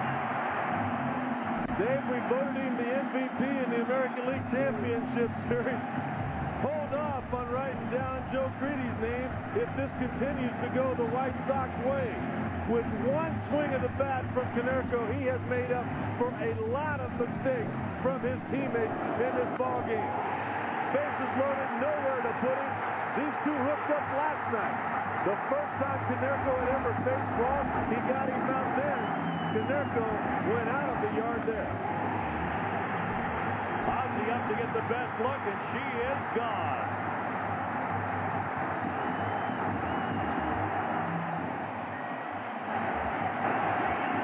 And a curtain call for Konerko. He has been their top home run threat all season, and here in the World Series, a grand slam to put the White Sox in front 6-4. How about Frank Thomas right in the middle of that? Injured and unable to play, unable to help for so long.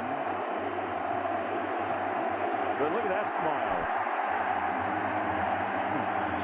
I didn't think anybody would ever make more money than Alex Rodriguez is making, but Konerko may top him with the performance we have seen all year long. He's a free agent. That's across for a strike on Aaron Rowland, who has singled and doubled. Well, look at this. Well, this is the now very controversial play. Oh, it's going to be a long series for Jermaine Dye because he turned around and told Jeff Nelson the ball hit him. Jeff Nelson believed him. They won't believe him again. That continued the inning, loaded up the bases. Well, it should have been another 3-2 pitch. That's the way it should have been ruled. But once again, a ruling going into the favor of the Chicago White Sox.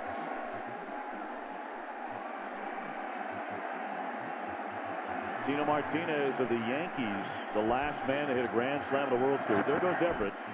Foster's throw. Gets it. Everett cut down trying to steal, and that's how the inning ends.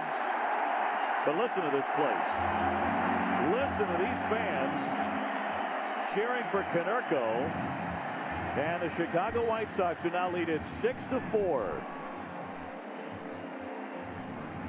Paul Konerko, first pitch swinging, falls in from the bullpen, and she is gone. We move on to the 8th on a rainy night in Chicago, but at the Cell they could care less. Their White Sox lead it 6-4. Oh, baby. Oh, baby. One swing of the bat, 2-run deficit, now a 2-run lead. You've got to look at Dan Wheeler. You've got to look at how you can walk a guy, Tadahito Iguchi, coming in tonight. Let's see it. Come on. With an 0-for-15 slump. How do you walk Iguchi a guy with he that had slump? a base hit in the 3rd, but he has had all kinds of problems. And you have 2 down. You've got to nail Iguchi right there. And bad job by Wheeler, who's had an excellent season. And then, of course, this is a play that is controversial. Johnny, you are not happy that Dye allegedly told the umpire there that the ball hit him.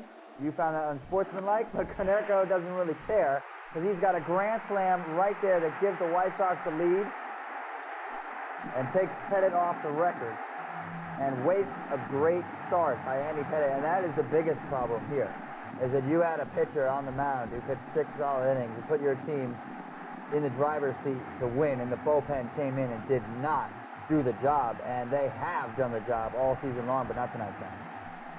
Well, it is only a 2-run lead. We still have a couple of innings, so it ain't over, that's for sure. But by Jove, what a blow that is. What a body blow that is for the Astros, for their fans, for our fans here in the UK watching the game, supporting the Astros. But you can see what it means to the city of Chicago, to the team, the White Sox. They are fired up. Mobbed, they're fired up. But yeah, I know I am unhappy about Jermaine Dye. If as you know, Rick Suxham is to be believed that he actually said that hit me when it didn't, that is a disgrace. I think that is a disgrace. If we don't know for sure, so we don't want to get too carried away here. But that is not the nature of the game, especially not this game.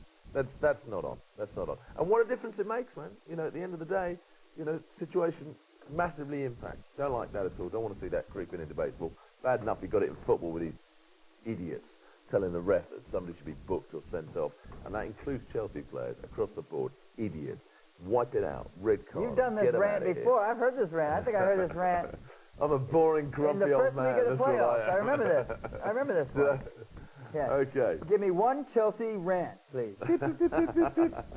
Every single World Series, you can guarantee a Chelsea run. Well, look, Konerko's still got to go out there and hit the home run. And Absolutely, yeah. No. this just shows you, we've seen, the White Sox manufacture runs, and we've seen the White Sox able to go with the long ball. They are a dynamic offensive team, and they are showing all of it this postseason. They can score many different ways, and when they have pitchers like they do, it's going to be extremely difficult for the Houston Astros right now. Dave, Liz Rice has actually been to US Cellular Field. She said it is a great atmosphere. Who cares about the stadium? The atmosphere is electric. Fair enough. Let's get back, because I can tell you what, the atmosphere is electric right now. We're into the top of the eighth. Cliff Polique coming out of the bullpen for Chicago as we start the eighth inning, and he delivers a strike to Taveras. Oh, just a tremendous year. Take a look at the numbers. An ERA of 2. That's ridiculous. Not many saves opportunities. I mean, he's a 7th, 8th inning type guy. Very few hits allowed. Good sinker slider. Good command. Taveras has tripled and singled. He has scored each time he's been on. He flares that one to right, but Dye will make the catch. One away in the eighth inning. Of course, the White Sox bullpen was sensational last night. We'll see if it will be tonight's. The Astros pen has imploded here in Game 2. Look at the Sox bullpen since October 1st. No earned runs in 16 2/3. Tell you what, too, during the course of the year, Cliff Polique pitched a lot of important innings. Big ball games, old saves, keeping the game tied, whatever it might be. He's been in this spot a lot this year. Burley, by the way, went 7, giving up 4 runs, but could pick up the victory. He's in line to do it right now if the bullpen holds again for Chicago. Right through there for a strike on Lance Berkman, who's driven in 3 runs tonight, one with a sacrifice, the other with a double. Well, the White Sox don't want to make the same mistake that the Astros made. I mean, that base on ball a lot of times will come back and haunt you. It did with Iguchi, that 2-out walk, and then the hit by pitch, the homer. You don't want to walk anybody here. Make him hit it out of the park. Berkman up there on the left side, so they shift on him, and he takes low for a ball.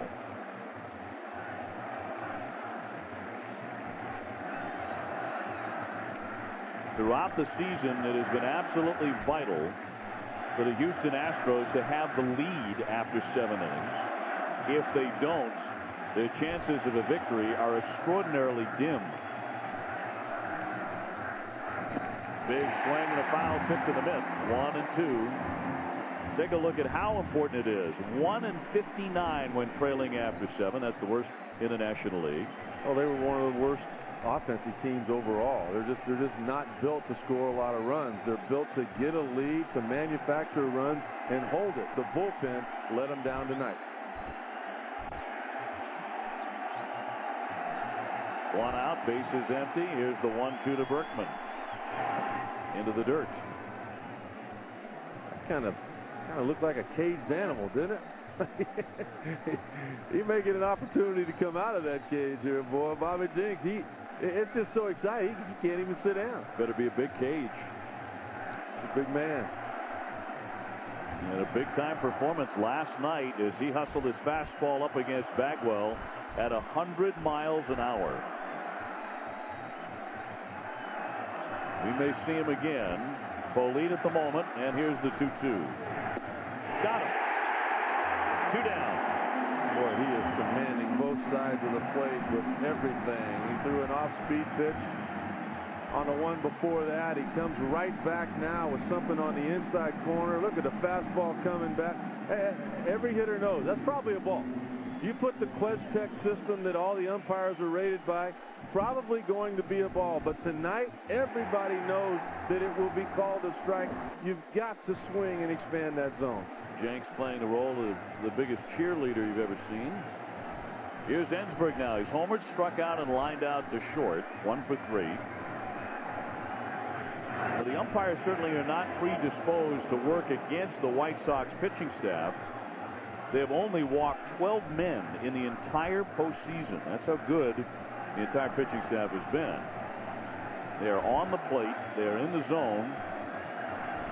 And they have a 6-4 lead in game 2. 1-1.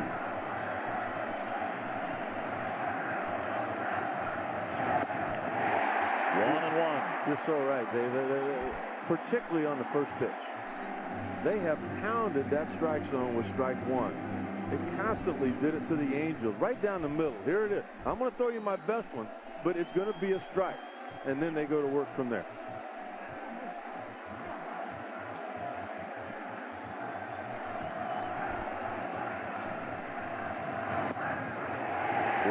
As Polique gets in front of Ensberg here, and the crowd will rise once again.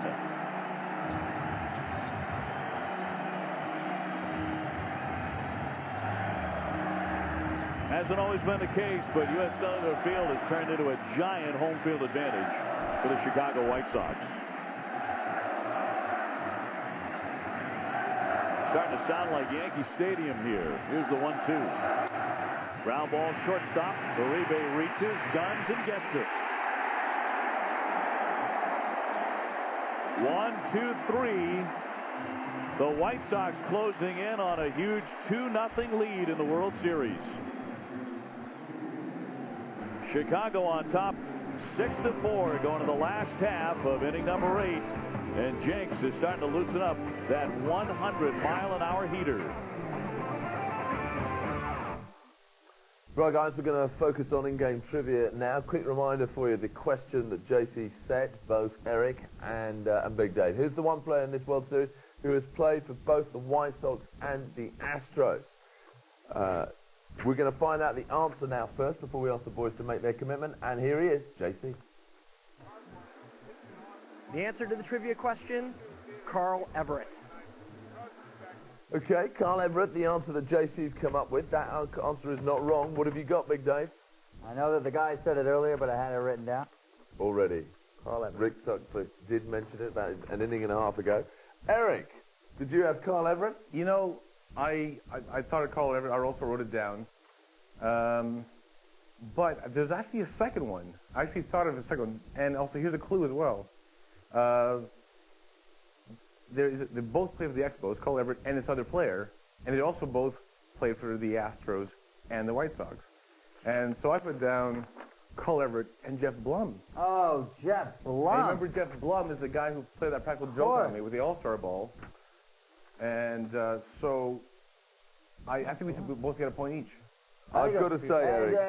Is Josh Chetwin going to be reprimanded for a dodgy question? He should. I'll tell you who needs to be reprimanded, okay? Not Josh Chetwin. Eric has just made such a meal of this. I've got an email from Brad Hatcher telling us there are 2 players, Everett and Blum, and you quite clearly read this email. I did not read that email. You are the Jermaine guy. They both for did Channel 5. Did you read that email, Eric? Absolutely pathetic. Absolutely. Don't give me this. Well, I don't know how we're giving We get a point each. We get a point each. Where's Paul? We get a point each. Where's Paul? We're getting a point each? Yeah, okay, so is that fair enough? Guys, if you at home feel that Eric quite clearly has cheated here, and you feel strongly about it, let us know. Let us know. Brad, thanks for your email, big guy. You're absolutely right. There were 2 players. JC was wrong. What are we going to do to JC? Well, let's just not use him. I think he should be fined £5. Let's get back to the game. Where are we? Bottom of the 8th. Texas for Game 3 Tuesday night. And we'll be live at 8 p.m. Eastern. It'll be John Garland against Roy Oswald. Coverage of the 2005 World Series. Part of October, 8 teams, 1 champion. On Major League Baseball International, Paul Konerko putting a frown on the face of Phil Garner with a grand slam in the 7th inning to put Chicago in front 6-4. And here we are in the last half of the 8th inning. And Garner's team getting close to being down 0-2 headed back to Houston. And that's tough because Chicago is such a good road team, leading the major leagues in that category and setting a franchise record for road W's. Well, every bit as good as they are on the road, the Houston Astros have been that good at home. Aaron Rowan is singled and doubled, and he fouls that one away for strike 1-1. I think when you're the Astros right now, you know, you're going to be disappointed with what has happened right now if the score remains the same. But if you look back at the opportunities, you had an opportunity to hold a lead here in the 7th inning tonight. That got away. And when Phil Garner goes back to the 8th inning last night, 1st and 3rd, nobody out, wasted opportunities. And certainly a wasted fine pitching performance from Andy Pettit, who went 6, giving up 2 runs, 8 hits. And it's interesting to note that it was Andy Pettit on the mound in Game 5 of that National League Championship Series game against St. Louis. He was on the hill, left with a lead, but Pujols hit the big home run against Lidge as the bullpen collapsed, and it's done it again tonight for Houston. The bullpen that's been a real strength of the Astros. 2 balls, 2 strikes on Rowan. A.J. Brzezinski up next. And then Joe Creedy.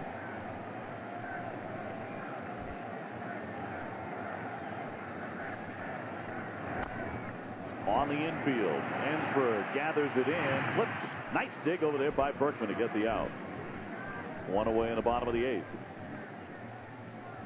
Well, it will be, as mentioned, Roy Oswalt in Game 3, exactly the man the Astros want to have on the hill. And you look at this, Major League wins the last 2 seasons. He actually has more than Pettit and the Rocket. Yeah, fairness to Pettit, he has been injured for a lot of that, but don't take anything away from Roy Oswalt. And I thought that was a huge advantage for the White Sox when they did not hold the lead against the Cardinals. Pujols hit that home run. What happened was they lost Roy Oswalt to pitch Game 1 in the World Series. Well, Garner wants a lefty with Brzezinski coming on. And so we have a pitching change with the score 6-4 Chicago. No wonder there is such an atmosphere there tonight. We've got a 41,432 attendance for Game 2. That is even more than last night, which I didn't think was possible. Last night I couldn't see an empty seat in the house. They're loving what they're seeing here in Chicago. Of course they are. I mean, their ball club's in the World Series for the first time since 1959. Before that, you had to go to the Cubs, who were in the World Series. That was 1945. And then before that, it was 1919. David Scott here on the... untrue. Cubs were in, I believe, in the 1930s. Maybe 35. Okay. I think they were. Okay. I didn't pick up on that. That's okay. Tonight's financial figures. There's just under $6 million they're taking in net receipts. And then it says players pool, $3.5 million. Is that what the players get off the... There will be shares at the end, winners and losers shares. Wow. That money will get allocated to a fund that gets split depending on winners and losers and divided amongst players in the organization. Right. Okay. Just right. A question from Justin. I mean, look, the extra revenue. I mean, the players are working overtime, right? They get paid overtime. Yeah, absolutely. Their contract for the regular season. Justin Cornwall wants to know, we had that bottom of the 5th situation when the guy was picked off. What happens in the next inning, the at-bat? The guy that was in the middle of an at-bat when the pickoff occurred. He comes back. He comes back, doesn't he? He starts the next inning. So it's like a stolen base or an unsuccessful steal. That's right. Isn't it? Right, okay. That's why Jermaine Dye came back in the bottom of the 6th, and he flew out to right field. Liz Wright, I've actually had a couple of emails from Liz tonight. She's got the cat and I. She said, we're having our own World Series party. Me with the wine, Pud the cat with catnip. There you go. It's all happening here on 5. We're turning into Dutchman. Says, this is Ullman and Boatman and Greenman. We're turning into Dutchman with the amount of cheese and beer we've consumed. I dread to think what colour will be if it goes to Game 7. Please give us a mention or we won't watch Brain Teaser. Come on, guys, don't be cruel. I'll tell you what. I'm on tomorrow. Are you? I'm on tomorrow. The fat lady is humming. An operatic reference. Warming up the tonsils, that's for sure. But we are still, at the moment, in the bottom of the 8th. They could be looking for some insurance runs. Would they be happy with 2? I don't know. Mike Gallo, the new man. He's on the mound, and he's got to make sure that this lead does not expand. That is the most important thing, because it can still happen for Houston, although we saw the statistics, how they struggle late in games with their offense. But just keep it cool, get this inning over and done. Okay, let's rejoin the boys. We're still in the bottom of the 8th. 3 with a single, and he has scored a run. Well, you look back at the inning that eventually led to the grand slam and a heroics by Konerko. There was the first walk in the entire game. Iguchi took that. He took ball 4. And then Dye with that disputed hit by pitch play. The replays, I think, conclusively showed us that it actually struck the bat, never got him on the arm at all. And that loaded up the bases. Frontlet gathers it in and throws out Brzezinski. And so they're 2 down. You know, and I really think that if they would have been able to get Iguchi out, they had 2 outs and they walked him. It was a great at bat on his part. And then they had a full 2 count, and they eventually, the umpire said that Dye was hit. Oh, then all of a sudden Konerko comes up with a home. You get Iguchi or Dye out, I guarantee you would have seen Brad Lidge out there with the lead in the 8th inning. Lidge is normally lights out, but Iguchi with a great at bat, got the walk, eventually scored the run. All Konerko connected. And in between those two, Dye certainly sold the call to Jeff Nelson, who bit. And every time we've had a controversial play virtually involving the White Sox since the start of the division series against Boston. Whatever Ozzie Guillen is doing with that magic horseshoe he carries around, it seems to work every single time, because every single time it goes the White Sox way. Well, Garner's had one, too, through this postseason and during the regular season, getting them here. But Ozzie's is a little bigger. Hansberg with a scoop throws on to get Creedy, and that's all for the White Sox. But they have a 2-run lead. We go to the 9th. Chicago on top of Houston, 6-4. And look who is coming out of the bullpen looking for some more. And the first man he will face is the guy he struck out at 100 miles an hour last night, Jeff Bagwell. Here comes Jenks. We go to the 9th, 6-4 Chicago. Before we go to the 9th, we've got a chance to rejoin the action in the 5 Baseball Fantasy League softball tournament. It's final time. It's Dodgers. Would you believe it? His Dodgers be my Red Sox. Well, this is a first. They've actually decided to play David Langell. So this is clearly not their top team. There must be a problem. There must be a serious injury. Psychologically, they've blown it before we've even started the ball game. This is Red Sox all the way. You remember 1986, Red Sox fans? It's all about E3. Let's go. It's got the breast of a woman. Okay, this is a certain out, boys. Outfield is in.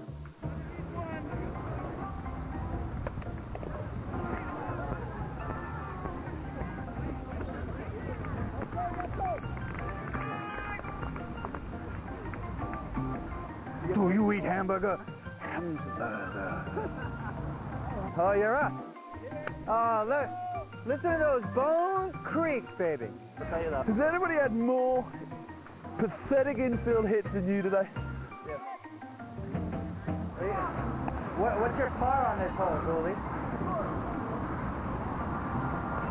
Oh, bad fielding. Take your turn. You got lucky there, Goldie. You got lucky, baby. That's it. Look at that. Look at that. Look at him go. Oh my God, he's gonna die. Hey! Yes! It's always nice. That's for you, let go. It's always nice That's to for have you. that one final bright spot before hitting the nursing home. Right? Don't worry, we'll get that low-salt diet to you straight away. Now, unfortunately, Paul, who so kindly came down on back of a very late night last night to film all that, obviously had to leave before the end because we went on till it was dark. But I can update, now thanks to Paul for doing that, it was fantastic bringing the cameras down. I can update, the final score was... I have no idea, but we won. 14-7 to the, well, 49, sorry, to the Dodgers. Somehow. Here's the photo. Hey, there's the winners, baby. Read it a week. Any team that can carry Langell deserves victory, is all I will say. But my thanks to my Sox, Andrew, Taco Grande on the mound. Quigley, Quan, Sandy, Nick, Paul, Rob, Billy, Josh, Goff, Ron, Steve, Jeff, you're all superstars. Still got a little bit more to come as well. Let's rejoin the action. Mr. Bagwell leaning off. We're in the last chance saloon, top of the night. You're going to get a picture of Bobby Jinks' fastball. Foul straight back. Bagwell 0 for 3. Oh, on the topic of strikeouts, here's Jenks last night. There's the first one. Look at that hook. Absolutely no chance for Lane. No chance. What a turnaround in the year for Bobby Jinks. He bounced that one to the plate. 1 ball and 2 strikes last night. the first rookie to earn a World Series save since 1995. It was Pedro Bourbon for Atlanta at Cleveland. Pedro Bourbon Jr., yeah.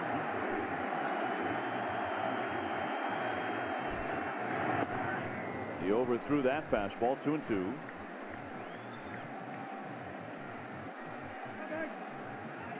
The Astros threatening to go in the hole 0-2 in the series. Although heading back home to Minute Maid. Foul back to the screen. Just a piece for Bagwell. I'll tell you what, when I think about this White Sox team and what they have done, how they have put it together, they have evolved because Ozzie Guillen and his staff had the ability to evaluate. Who would have thought that Bobby Jenks could close out a game in the World Series? Not many. Line drive center field, sinking fast. Rowan can't get it. So Bagwell wins the rematch with a single. Wasn't pretty, but a lot of time, big innings don't start out real pretty. You might walk a guy, you might hit a guy, and then some guy runs into one. Well, because of this ball hit off the end of the bat, Rowan not a good jump, playing deep, not able to get to it. Look at here, we got the tying run at home plate. Another good ball game. And a home run hitter at the plate. And that's Jason Lane. He is 1 for 3 with a single tonight. 2 home runs in the playoffs, and he hit 26 during the season. Oh, he took a home run cut too. 0-1. That fastball, pretty mortal, 94 miles an hour from Jenks. You're not going to throw as hard in weather like this. There's just no way that everything is going to loosen up, including a power swing. His top end heater so far tonight's been 97. Plenty fast enough to sneak that one by Lane. Right down the middle. But just too hard to hit on the first 2 strikes. You got to make an adjustment. You got to get shorter with your swing. You don't need a big, long swing when you got the power on the mound with Jenks. He struck him out swinging. 1 man out of the ninth. We never even saw that pitch. And you know what? Bill Garner has got to realize that. The guys go up there swinging like that. They're overmatched. They've got no chance. You've got to eventually start using your bench and somebody from the left side of the plate.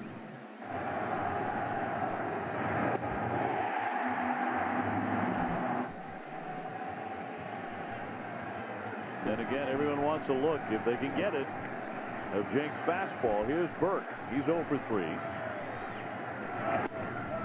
He takes ball 1. 6-4 Chicago. We are in the 9th inning of game 2. The White Sox took the first game 5-3. Bagwell on at first. And that just outside for ball.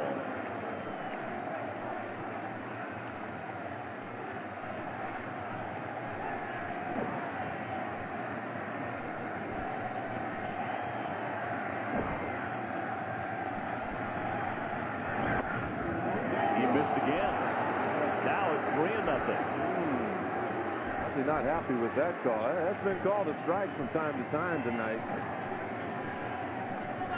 He's saying, Jeff Nelson, you missed that one. Right across the knees. That's ball 4. And that puts runners at first and second for Houston. And there is indeed a pulse for the Astros. Don Cooper's going to have to come out here and visit Jenks, which he never had a notion about doing that last night, as sharp as Jenks was, but he's not that good, at least not yet, here in the 9th inning tonight. Well, Brad Ausmus has had a knack for hitting clutch home runs in the postseason. He did it off the Braves closer, Kyle Farnsworth, in the 9th inning. Had an opportunity here once again. He's a guy that normally will go to the opposite field. He had 290 the second half of the year. He said because that's what he did by design. Every now and then, though, he'll cheat. He'll try to pull a ball. This could be that every now and then. Burke taking ball 4. That's the first walk issued by the White Sox pitching staff in this series. This is an Astro team over the last 2 years that has perfected the art of coming from behind. Can they do it again here in game 2? Osma steps in. He's singled and doubled tonight. Has 2 on with 1 out. He checked and it's in for a strike.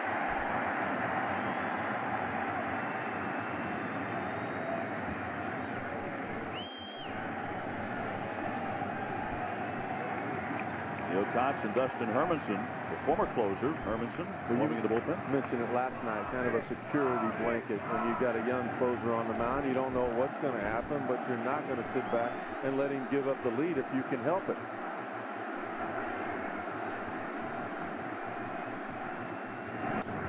Check swing roller. The first baseman, Pinnerco, will take it himself, gets the out. Although the runners move up to second and third, there are 2 down.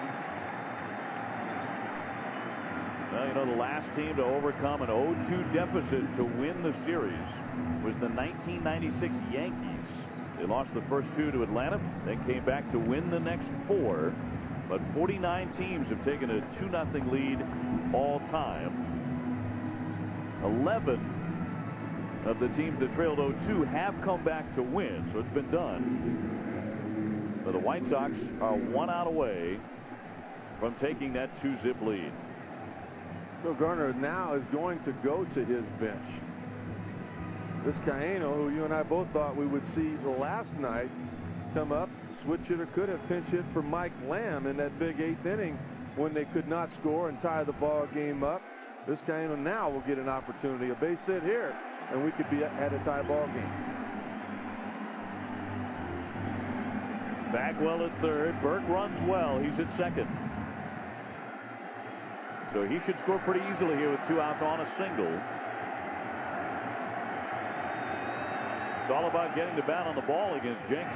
Line shot into left field for a base hit. Bagwell is in. Here comes Burke. Here comes Pasetnik's throw. It's skipped. The tag. Safe at home, and the game is tied.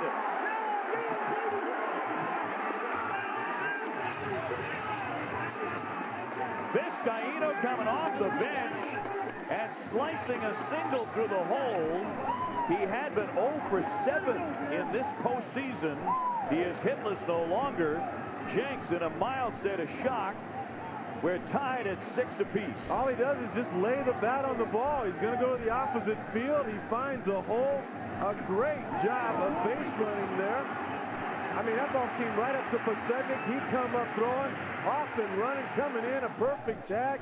Look at Burke. Look at him going around the tag of Brzezinski, coming in with the bare hand to catch the plate to tie this ball game up. Boy, what a slide. Not only that, but Vizcaino alertly went down to second on the throw to home. So the Astros have the go-ahead run in scoring position. And here comes Azagian out to the hill. As Burke came sliding in, getting around the tag by Brzezinski and beating him to the plate. And we've got a brand new ball game. What a difference a night makes for Bobby Jenks. He was the toast of the town 24 hours ago. You know, but what a difference a base on ball can make. The base on ball in the 7th inning led to 4 runs for the White Sox. The base on ball here to Chris Burke leads to an opportunity. You know, who would have thought Brad Ausmus with that little check swing would have meant anything? But it was a productive out. Runners moved up, and eventually they scored. That's the reason Jenks is out of this ball game. And like you said, the tale of 2 nights. And Vizcaino coming off the bench to drive in 2 runs to get Bagwell and then Burke home against Jenks. Vizcaino, remember game 1 of the 2000 series, playing for the Yankees at the time? He was in the 12th inning. He ripped a single to beat the Mets. And he stars again tonight under the raindrops in Chicago to tie this one at 6-6. Vizcaino has always been one of those guys, Dave, that I think every team needs. His versatility, whenever it got hurt last year, he went in and he was an everyday shortstop. He can play anywhere on the infield. He can pinch run. He's a switcher. He's a great chemistry guy, a great guy with some of the younger Latin players. I remember I played with him in Chicago, and he was just a young infielder there with a lot of ability. I mean, he can hit the fastball. He's one of those guys. I think he went like as far as anybody without striking out against Randy Johnson. So even from the right side, he'll put the bat on the ball.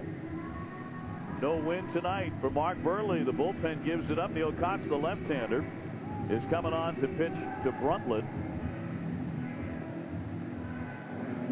So Kotz with a situation here where he has to get an out. If he gives up a hit, a go-ahead run is going to come on in and score. Now Mike Lamb is going to be called on to swing for Houston. So Lamb to hit at the top of the order, with an opportunity to give the Astros the lead again in the 9th inning. Man, did this place get awfully quiet in a hurry. Up high for a ball, and as we showed you earlier, the White Sox bullpen's so good they had not allowed an earned run since October 1st. Finally, they get touched up in Game 2 of the World Series. And it's Brad Lidge, the Astros closer. Big swing and a miss by Lamb. That's something you would really never do. You wouldn't bring him in a tie ball game on the road. Now, occasionally, managers will bring in their closer in a tie ball game at home. But Phil Garner kind of up against the wall right now. You've got Qualls and Wheeler out. Those are his two big horses. Down low for a ball. So just as they did when they came back from that devastating home run at the hands of Albert Pujols, the Astros have responded again after the grand slam from Paul Konerko to put them in a hole, and they fight back to tie this one.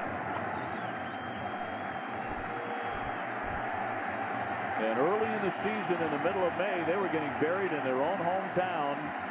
They were writing that the season was over when they were 15-30. The Astros don't know what it's like to quit. High fly left field, but there's Pasetnik, and he's got it. Side retired. But Vizcaíno comes off the bench and comes up with a giant hit. A 2-run single to Jason Bagwell and Burke. We are off to the bottom of the 9th inning in a game that is now suddenly tied at 6-6. Vizcaíno with the big blow. Now we'll see if the White Sox can respond at home in the bottom of the 9th in Game 2. Wow. Man. What a turnaround. Fantastic. Luis Vizcaíno comes in a pinch hit. I mean, I just never cease to amaze me. A guy comes off the bench, he's totally cold, he's not been out there seeing the ball, and he comes and does a job of work. He drives 2 in to tie the ball game in a World Series, top of the 9th. I mean, it's just unbelievable. He is a heck of a ball player, and he did a great job with the Yankees while he was there, and he did a very good job with the New York Mets when he was playing at Shea Stadium. And he's a guy who's managed to stay on a roster for this long when you might expect lesser players to be retired for precisely this reason. He's experienced, and we know that he can hit in clutch situations. So he's worth the roster spot, and he did the job that he's supposed to do right there. And let's take a look. Bang. And he just goes with it. Just, very relaxed swing. He's poised. He's not nervous by the situation. He's got a World Series ring already. Dave, we have to say, he's a winner. What a Luis great Vizcaíno. shot. He's a really nice guy as well. And it's just like the guys said, Rick Sutcliffe and Dave O'Brien, talking about how Jenks was the toast of the town. Doesn't that show you how things can just change so quickly and so dramatically in baseball? And what a great And don't forget, shout this from is the a home game plate that... umpire. Yeah. Mention the home plate umpire, Dave. You're not mentioning him. I want you to mention You want me to mention it? Good call by the home plate umpire. This is not an easy call to make. This is in front of a crowd that want to win a World Series, but it's the right call. We saw from the replay. He made it. Chris And the made third base coach also to send him, I think, is smart. A lot of smiles. Astros tails up. That's the key here. They're the ones with a smile on their face. But we're going into the bottom of the 9th, and that means that the White Sox still have another 3 outs to get that winning run, and they just need 1 run to do it, Big Dave. That's it. And we're getting back to the top of the order as well. So this ball game ain't over by any stretch of the imagination. Let's rejoin the action. We are in the bottom of the 9th. 9th. Bagwell, problems with Jinx last night, wins this battle. All right, no big deal, base hit. Gets a little more interesting with ball 4. And then what happens? 2 outs. Right to Podsednik. The ball just leaks a little bit. It goes more so away from the plate. A great slide on the part of Burke. Bagwell excited tonight. Jinx not. Juan Uribe leading off the last half of the 9th inning in a 6-6 tie. That is Brad Lidge on the hill. A number of changes. Vizcaíno stays in. Okay. Hey, you got to wear a hat, kid. Kid. The kid out to short. He'll always be a kid to me. So he takes over at shortstop. Going back in to get the lid. I mean, that's just, he's such a great guy. If he would have struck out in that at bat, he would have responded the same way. Well, you know, look at me. Down low for a ball. Burke moves over from the outfield from left field to second base. Lance Berkman goes from first base to left field. And Lamb becomes the new first baseman. And everyone in need of a razor for a decent shave. But that probably won't happen until after the World Series. The way the Astros are going, and a marvelous comeback to tie this one in the 9th inning. You see the numbers on Lidge. A strikeout pitcher extraordinaire in his own right. 42 saves in the season. There's a high fly to center field, but it does not carry in this kind of weather. And Taveras puts it away. Uribe denied after hitting 16 home runs during the regular campaign. Well, he knew that during the regular season, when he hit a ball like this, it was out of the ballpark. He knew that feeling. But things have changed. It's still a pretty good hitter's ballpark. It's just not as unfair as it can be during the heat of the summer. Sends up Scott Podsednik, hitless tonight. A quiet 0 for 4 thus far. Now, he's not a home run hitter. In fact, he did not hit one all during the regular season. He did belt a home run in Game 1 of the division series against Boston. That was his first home run in more than a year. You got to throw this pitch right down the middle. It's low, and he checked, and the count 2-0. You walk him here, as slow as Lidge is to the plate, that walk will turn into a double and maybe a triple. House was right down the middle, and he too knew that that ball was low again. That's a strike. 2-1. You know, you do that on the first pitch so that you avoid letting the hitter, first of all, know what's coming. He knows he's going to get another fastball here. If you're going to hit a home run, this is the kind of situation you can when you know what's coming. Swinging a high fly ball right center field. This one way back. Taveras looking up. It is gone. He won it. He won it. Podsednik won it with a home run.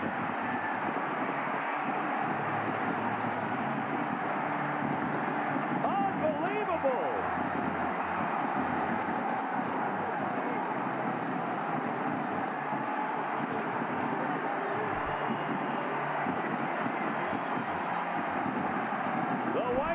Take a 2-0 lead in the 2005 World Series. A guy who never hits a home run unless it's postseason play. Scott Podsednik, and the Astros are shocked.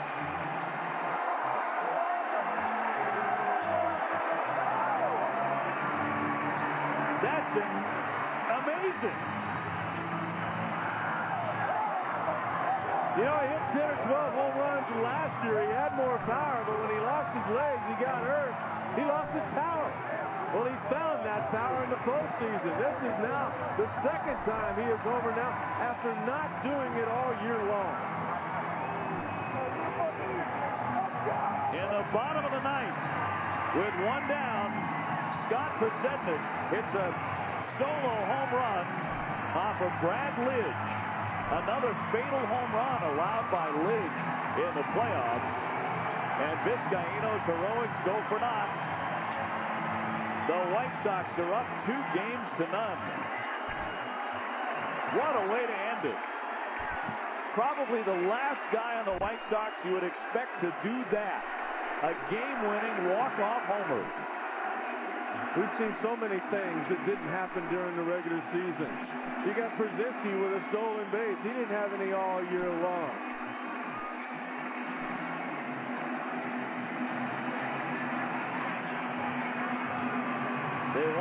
the curtain call, and there it is for Pasednik. That's great. I mean, you and I, we love baseball, but you talk about a guy persevering. 9 years at the minor league level. All Pasednik ever heard was what he couldn't do. You're a track guy. You'll never be able to hit. You'll never get to the big leagues. Well, he got there. He led the American League in stolen bases, and he leads the White Sox now into Game 3 with a 2-0 lead on one swing of the bat.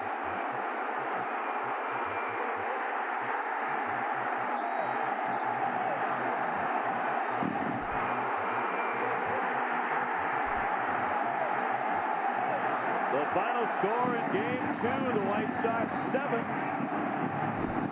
the Astros 6. A devastating loss for Houston. You know, particularly when your closer gives it up. Your closer is almost like your older brother, like your dad, the guy that protects you. When he comes in, you expect to be safe. And when all of a sudden a guy who did not hit a homer all year long hits one off your closer, I know that the Astros have had their back up against the wall all year long, but I think they're backed up now further than they've ever been. The 14th walk-off home run in World Series history. And you can attach the name Scott Pasednik to that. He is the star of stars on a wet and cold night on the south side of Chicago, as the White Sox have taken a very commanding 2-0 lead in the World Series.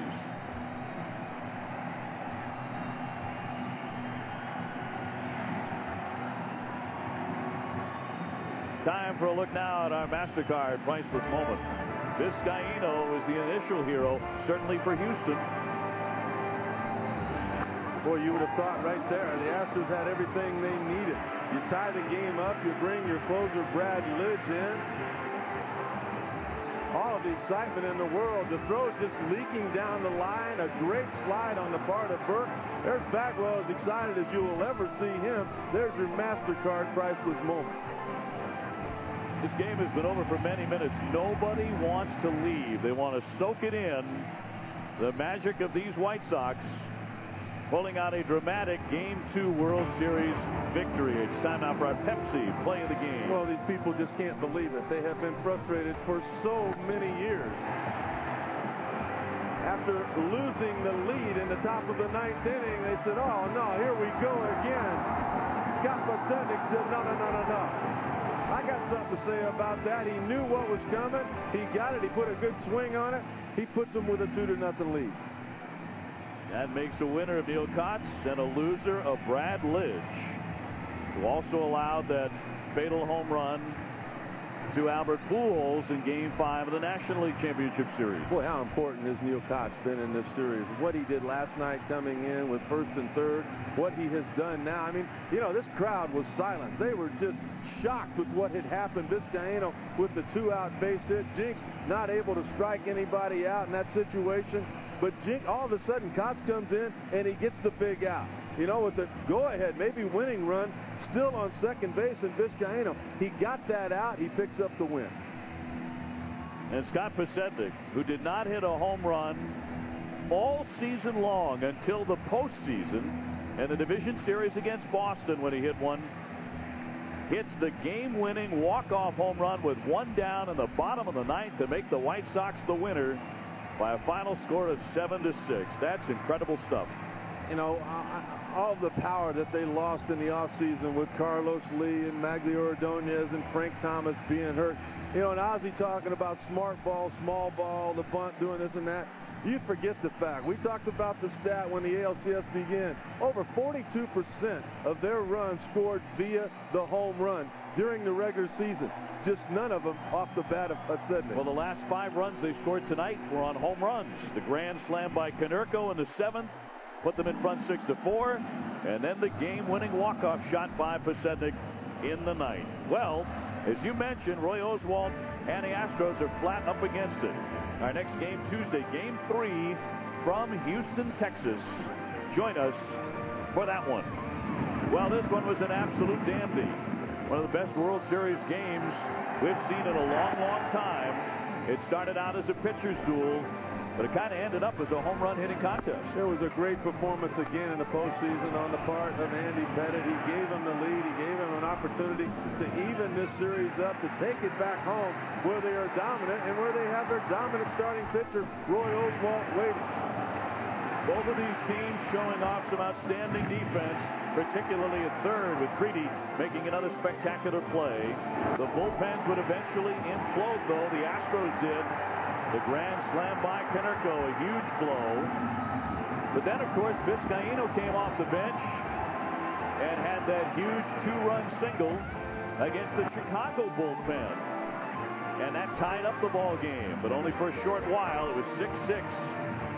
When with one man out in the bottom of the ninth inning, Scott Pasednik, a highly unlikely home run threat, touched the ball with a walk-off shot, and the Chicago White Sox win the ball game 7-6.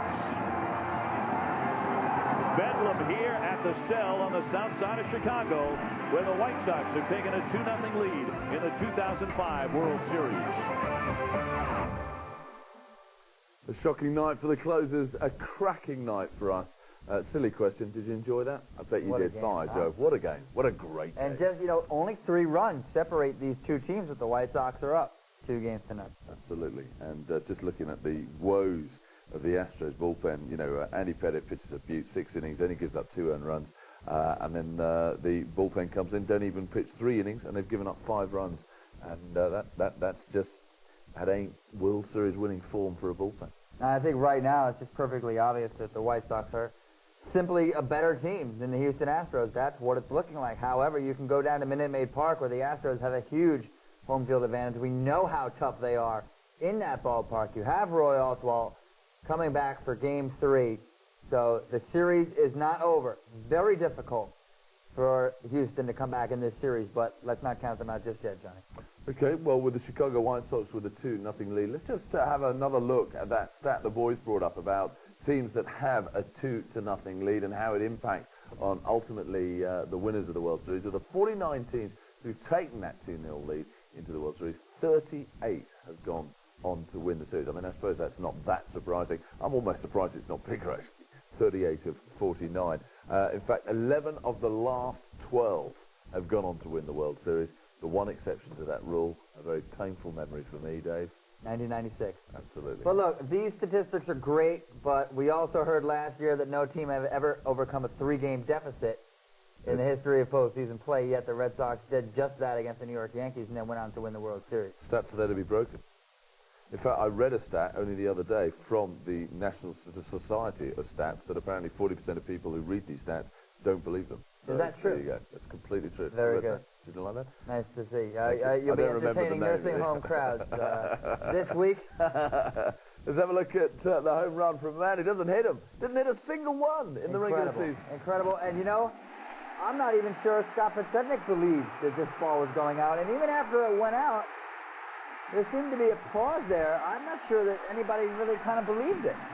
But the guy never hits home runs. That's why. But they were so stunned from the previous inning and Bobby Jenks giving up those 2 runs. I'm just not sure. I think it took a little while for the crowd to... Wait a minute. What? We won? It's over? Oh, yeah, it's over. It's over. We're up 2 games to none. We're going to Houston. And look, you got to be devastated. Completely devastated if you're a Houston Astros fan. You've got a 2-run lead. Don't forget, a lead got a 2-run in lead. the 7th. And you've got a 2-out situation, and you end up in that inning deficit of 2 runs. You then come back from that to tie the ball game up, and yet you still can't hold on to it. And you've got Brad Lidge, your super closer on the mound, you know, pitching to a guy who's a great lead-off, but not someone who's a home run threat, and bang, it's out of the ballpark. And we know how the runs come at a premium for the Houston Astros. So when they do score 6 runs in a game, you feel like they've got a really good chance to win because they do have that bullpen, but it didn't happen for them tonight. Well, I've got to say, you know, we've talked about how impressive the starting rotation is for the Astros, and bullpen not bad at all. And if I'd said to you at the beginning of the game, right, Andy Pettit's going to pitch a pretty good game, and they're going to score 6 runs, what do you think? Yeah, definite win. Astros have got to win. They didn't, so oof. Depressing day for Astros. But Right. good baseball. Very Quality good. baseball. Yeah, really good game. Well played. Really good game. Enjoyed it. Now, let's focus on the World Series dates here on 5. We now know that we've had a 3-5 and a 6-7 ball game for game 1 and 2, which means the White Sox go to Houston with a 2-0 lead. We've got a night off. Enjoy, get some rest, get some sleep for you live watchers. But we're back for game 3, Tuesday night. We're in Houston, and obviously also Wednesday night for game 4. Now, if required, if it goes any further... Think we're going to take that asterisk off, John? Oh, I don't think there's any question that they will win at least one of those 2 games, right. if not both, with their home field record, especially Roy Oswald going on Tuesday night. Now, absolutely, we'll be going to game 5. Game 5, Thursday night, still in Houston, and then back to Chicago for Saturday and Sunday, game 6 and 7, if required. Now, later tonight, Monday night, tomorrow, it's NFL on 5. Whatever. We've got the Jets going to Atlanta to take on the Falcons. Monday night football, 12:50 with the boys, with Mikey Boy. You're going to enjoy that, Mike, and you're going to enjoy that, Bigger? If I can stay up, I'm pretty tired after work a 2 straight games. Come on. Turned up this morning, you're moaning like an old woman. Oh, please. Tuesday night, World Series game number 3. Right in. Johnny Gould is anti-old woman. Live on 5 at 12:55. Van Gould. Chicago lead the series 2-0. People are writing in. Natasha and Richard have written in and said Eric clearly cheated. The score should still be 1-1 on in-game trip. And we all know you're right. Richard, Natasha, a couple of very intelligent human beings. Can I say one quick thing? Yes, of course you can. The Houston Astros have never hosted a World Series game. They're down 2-0, but don't think that their fans aren't going to be heard when they do go back to Minute Maid Park. This is a big deal for them. They've waited 44 years. They are not just going to roll over, I promise you. Dave, let's put it in perspective. They got Roy Oswald starting on Tuesday, game 3. Now, you've got to fancy them to win You that could argue game. he's the best pitcher in their rotation. So if he wins, it's a 2-1 ball game, and you're still playing at home with 2 more games. This ain't over. This ain't over. No matter what anybody says, it ain't over. And there's an awful lot of ball to be played. Absolutely. As always, a pleasure. Nice to see you again, Johnny. Bit emotional. Sort of. To everybody at the softball this afternoon, thanks for coming down, guys, and particularly to the organisers, the London Mets, who hosted us, all the umps, and to Jeff Ellingham and the moderators from the league. You've done a top job, guys. I hope you enjoyed it. Thanks for all the lovely emails. Thanks for joining us, whether you're live or off tape. We'll be back Tuesday night. Make sure you join us then. Till then, bye-bye.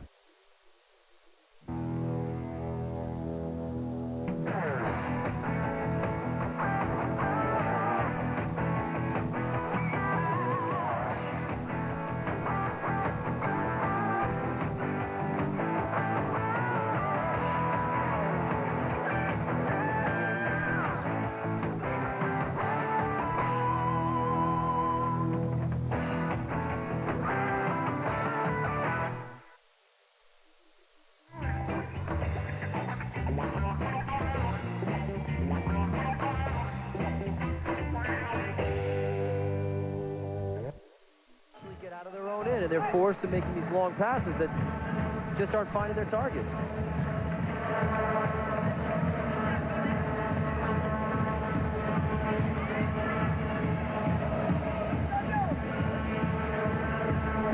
Viola looking set to drive this one over the halfway line. Regan, Yorkayev. Still Yorkayev. And Kevin Stott has had enough. Well, the Metro Stars trying to see if they can make it into the battle for MLS Cup, but right now, halftime against Chivas USA, the team with the worst record in Major League Soccer.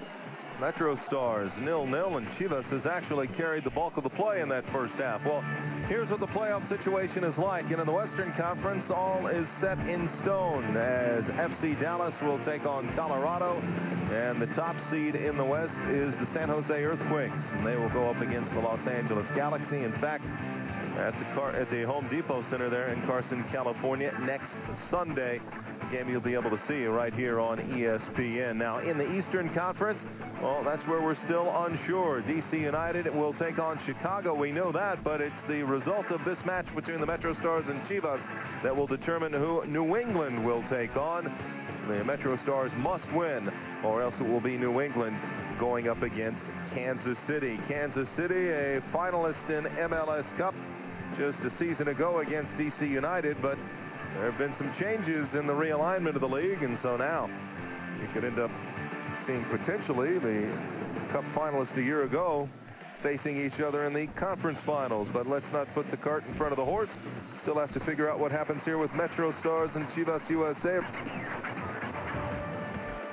Early on in the first half, well, it was a lot of Chivas USA as this long ball comes down, and Jason Hernandez a bit weak on the back pass, and getting by is Francisco Mendoza, but that shot saved off the line by Carlos Mendez, and then Mendoza puts it in the side netting. Here Miola misses on the challenge, but there just to save it before the ball completely crossed the line was Mendez.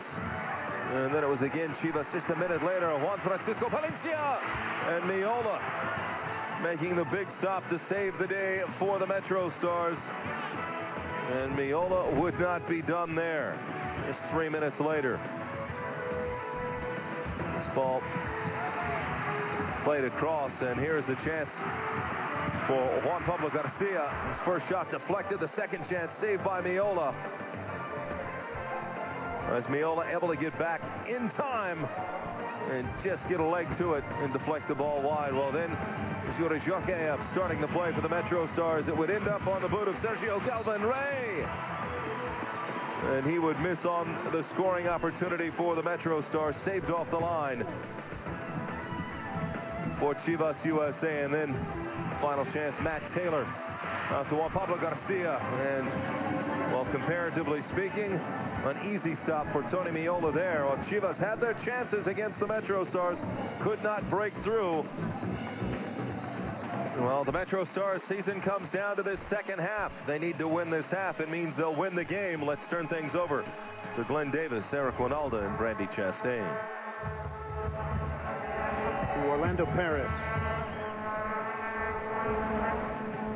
Here's Ezra Hendrickson. So the Metro Stars have been thrown a lifeline of the net finishing by Chivas USA in the first half that even gives them an opportunity here.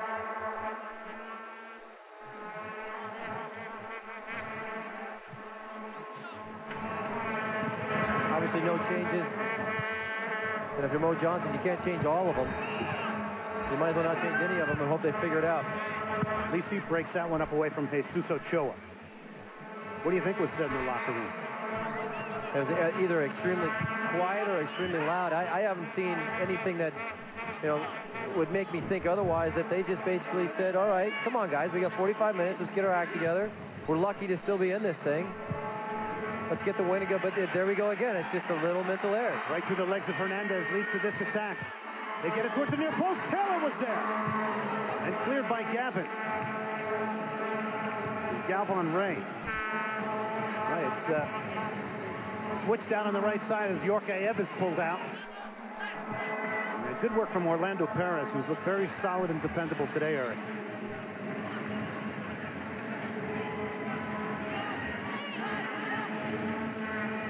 Mendoza. Wait, how ironic is it to look at the back and see Ezra Hendrickson in central defense? We remember he did that for DC United in the playoffs and won an MLS Cup last year. The one thing about Ezra Hendrickson, it was the main reason why Thomas Rongen initially picked him up for Chivas USA, is that he's so versatile. Bradley, Yorkaev, and he's got a lot of space here. Arias closing him down, switches it to the top to Lisi. And still, there's Gavin again. He's playing out wide, but he keeps trying to force it down the middle. They still are not utilizing this space over here at all. Yorkaev. Look at the measurement on that ball. Gavin slips it into the box. Still loose. Bradley's in there. And then clear. Not Taylor now. Again, there's no pressure. There's Galvan-Rey showing a little bit of energy. That's what you do. You force a mistake and you get the ball back. It's that simple. It's really frustrating watching this game, that knowing that these players know that and they're not doing it. Surprised there were no changes for the Metro Stars out of the locker room? That's right. I mean, my thinking on that is you can't change all of them, so don't change any of them. But I think we will see one change in Razov. Gavin, the quick one, and it's going to earn the Metro Stars a corner. And boy, would they love to nick a goal here and maybe a little emotion with it. talked about Gavin. Isn't his natural tendency to bring everything inside on his left foot, playing as a right-sided midfielder? Well, the one thing, there's Ante Razov. I'll talk about him first. I mean, he's obviously coming into this game. You know, and let's see what he brings to the game. It's never a good situation to be left on the bench in a game like this. You're usually the angry man. Let's see if he brings that to the table. To the 6 it comes. Hendrickson heads it away. Lisi into the box, a header! And Bradley, ironically, has scored off his head. Michael Bradley puts the Metro Stars up.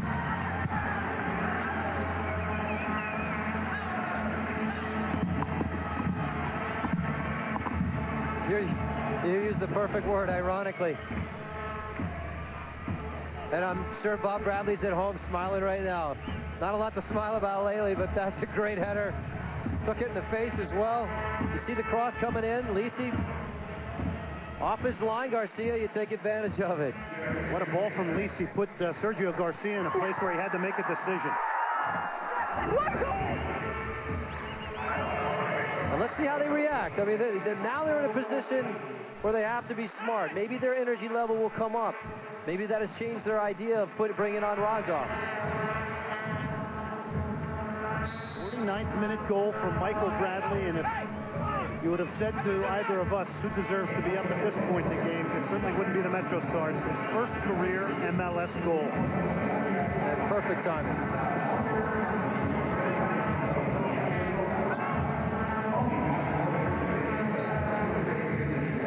Tony Miola now. How does this, if it does it change the mindset of the Metro Stars now as they approach this game? I think it has to. I mean, they think their mindset needed to change anyway, regardless. But you can still see the mental errors. Regan giving the ball away. Still the same theme of the lazy fouls, not wanting to chase, just rather foul and let him have the ball. So, I mean, I really don't see it. It's almost the worst thing and the best thing that could have happened that they got a goal. And what I mean by that, Glenn, is that if the game continues on the way in this manner, I mean, literally what could happen is that they could take this into the late minutes of the game and still tie. Galvan Ray now, he's got a lot of space, and he's got a streaking Guevara in the box is wide open. Guevara's there for 2, off the post. Oh, the Metro Stars nearly tagged their second. What a run from Guevara, and he was picked out beautifully by Galvan Ray. The first half started with tons of drama, so has the second. They finally get down the wings. I mean, Galvan Ray is a guy that's brought a little bit of energy, but you'd think this would be a goal. He did everything right, put it right back to where it came from. Just unlucky not to score. Mendoza, who has come central now since Martinez came in the game, was playing wide on the left. Matt Taylor shielding off Agus. Did he get turned? Martinez lashed that one, and the goal kick. Let's go down to Brandy. Guys, there's 2 schools of thought here when you're up a goal and you need a win. 1, drop players back and keep the ball in front of you. Or 2, keep the ball yourself. Keep the ball in your attacking half so they have to chase it. I think what the Metro Stars need to do is to keep the ball in the Chivas' defense to win this game. You're exactly right, but that's the one thing that they haven't been able to figure out how to do yet. A lot of times what Brandy's saying there is, and what I've been saying for a while here, is get the ball wide, utilize the space, spread out Chivas, and make them chase a little bit. Make them chase in their own end. And what they're doing right now is, Gavin, and he's doing it right now, is just keeps tucking in, does not want to play wide, and it's making it harder and harder for them to get down the middle. Is that by design, or is that habitual by Eddie Gavin because he's left-footed? It's such a tricky thing. I mean, they've always played with essentially a box, meaning Guevara has always kind of sat a little bit deeper. So we'll see how they finish this out. Well, here he was getting wide that time. He gets a crossing cleared by Hendrickson. Taylor to Valencia. He lost control. Metro Stars have a 1-0 lead. There was again. I mean, that's the kind of run where Eddie, I mean, like you just said, is trying to cut inside the man, as opposed to trying to get around him. We saw that Chivas had a little bit of success in the first half and forced Bo Johnson to make a change because they were able to get the ball over the top of Jeff Higgins' head and make him chase the ball in the corner.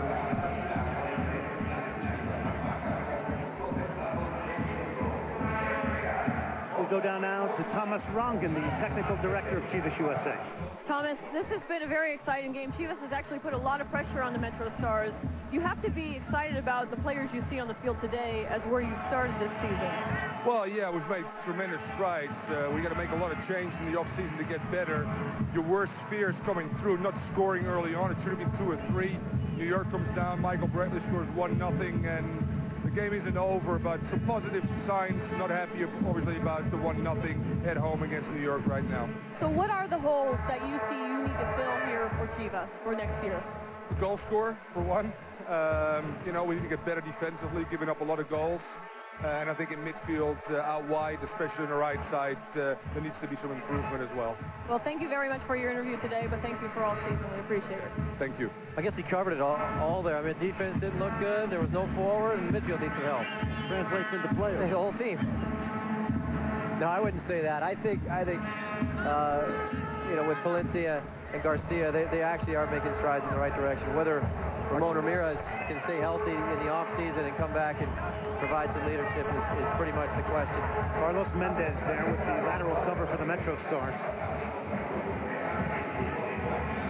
They have a 1-0 lead, and not for inept finishing. You heard Thomas Rongen say it could have been 2-3-0 at halftime. Martinez beats one. Gavin on him now, tries to cut it back and earns a corner. Wanting to take people on earns Chivas USA a corner here.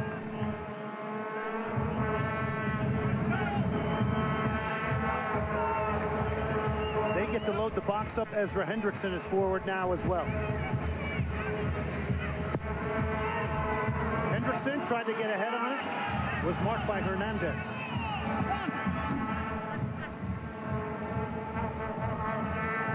He has been the prime target on Chivas USA corners today.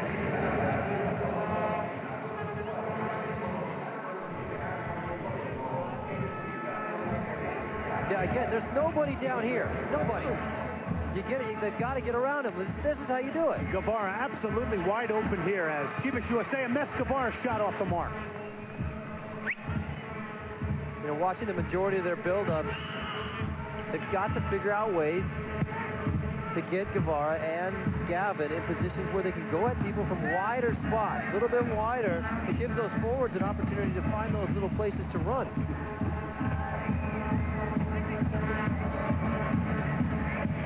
Chivas seems to have lost its way here in the second half. Clearly the better team in the first half, but looking for ideas from somebody. Well, that goal clearly deflated them. But, I mean, it's like I said before, that 1-0 score, as long as it drags on, isn't necessarily the best thing for the Metro Stars. I mean, you're sitting on pins and needles if you're the coaching staff or if you're anybody on this team that's just watching from the outside, because it's one mistake, and they've already made a few earlier in this game. 1-1 isn't good enough. Valencia, Juan Pablo Garcia just turned aegis, cuts it back, and headed away by Hernandez, who concedes the corner. Great work from Juan Pablo Garcia. Now you see that once he gets in these kind of positions, Jeff Hager's just looking real slow right now. Real slow on the turn. And if you're Chivas, you've got to recognize that. It's been happening the whole game. You know, you got to take him on. Towards the back post to Hendrickson. Gets ahead on it. And it's Lisi who heads it out. Yorkaev. And he earns the foul. Boy, did he have some unbelievable years at Inter Milan as well. Here's Galvan Ray, and he's got Guevara. And again, what do they have over here? Nothing. They have nothing wide. And that's what happens. You keep getting forced back.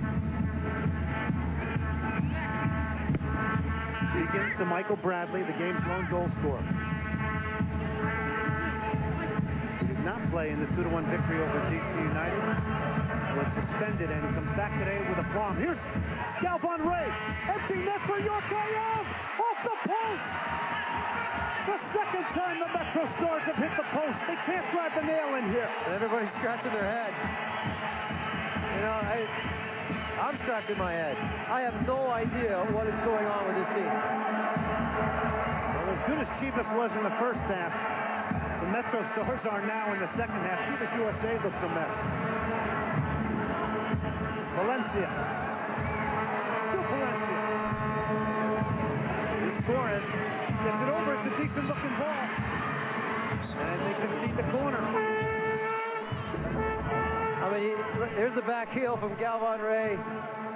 Garcia almost gets it. He might have been able to take a touch. He just probably thought, hey, I'll just tap this in. That's been the theme all day. They've just been lackadaisical, and that's how it shows in plays like that. Into the box it comes. Chance here. To tie it. Blocked. A huge play by Agus. Ochoa. Hendrickson has gotten forward. Cuts it back. Good-looking ball. And that last off the mark.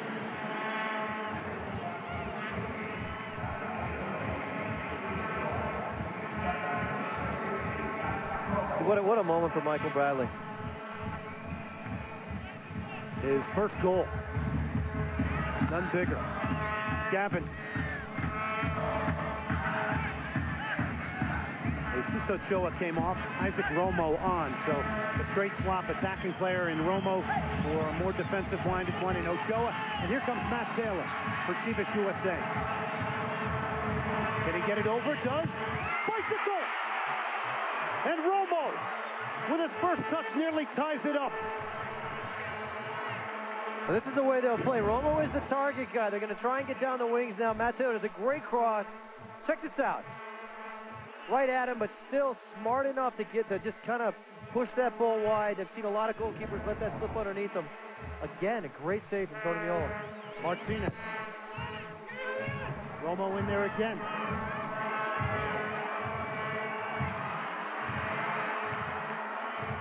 York IM. Basically a 2-on-2, and it might be a 3-on-2 if Guevara hurries. Free kick there, and I don't know, maybe you're a York IM. Sold that one a little on Orlando Perez. But it prevents a counterattack. 64th minute now in the 65th minute. Metro Stars up 1-0. Again, going with that theme of trying to just slip little passes in behind the defense through the middle. It's just not working.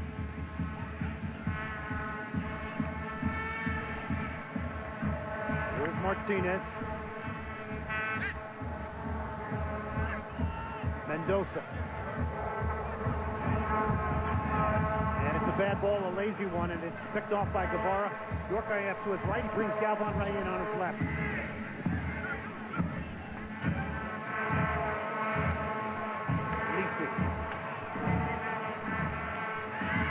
Again, look at how crowded everything is in there. Taylor is onside, and it's a good touch. He's brought down by Agus. And only a yellow. And everybody is going to argue this one.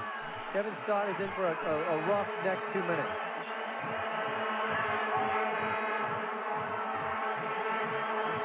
He was clearly in with that touch. And Jeff Vegas was clearly the last man. He is off and away. He has beat him. He kind of knows it, too. He knows that the worst might be coming here. I think he's the luckiest guy on the face of the planet right now. It's not even really that bad. I'm not even sure if Jeff ever touched him. Regardless, he was the last man, and he received the yellow card. I want to take another look at that. Kevin Stott obviously thinks there's contact. There was just a little inadvertent contact, but let's face it, he tripped. He tripped himself. Towards the back post, Romo was in. He tripped himself. Why the yellow card? And in that kind of play where you see Jeff doing the right thing, trying to get close to him without touching him. Kevin Stott clearly thought there was contact. He wouldn't have brought the card. Let's think about this. I mean, when it happens so quickly. Viola way off his line, outside the 6. to gather that in. He's the last guy in. It's got to be a red card. Well, that's the confusing part about it, Glenn, is if you think it's a foul, if you actually believe it's a foul, whether or not there was contact or not, it should have been a red card. Last man. So here comes Ante Razov now. He will come on for Sergio Galvan-Rey. How do you think Sergio Galvan-Rey did today? Well, I mean, the one thing you can't flaw Galvan-Rey for is the energy. You know, the energy was definitely there. He was the only guy chasing up front. He's frustrated. You can see it on his face. Obviously, he wanted to do more today, but for 99, he's going to try to make it happen. I mean, this is a tailor-made game for Ante Razov. I mean, his job right now is to sit up there, kind of be of a pest, but he'll get the ball on his left foot once or twice. It'll just come down to whether or not he hits the target, because if he hits it well enough, he's going to score. I think a good day for Galvan-Rey, and he set the table to Guevara. Here's Gavin.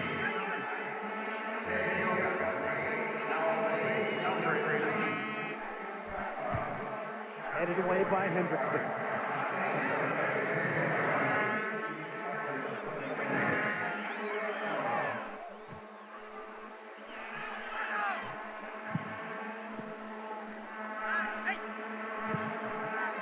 Mendoza, Perez,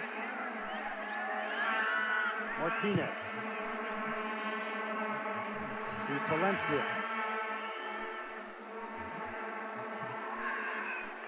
Taylor is working his way into the box. Matt Taylor, shot down again. Free kick time, Chivas USA.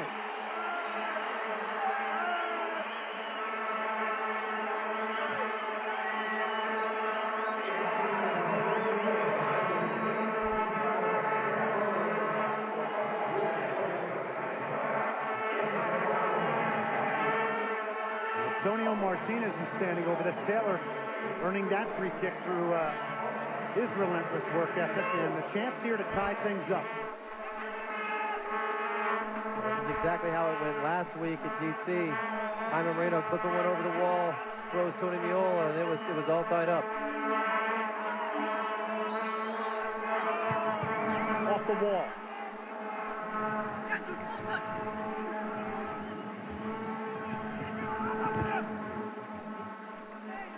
Lisi will earn a throw for the Metro Stars.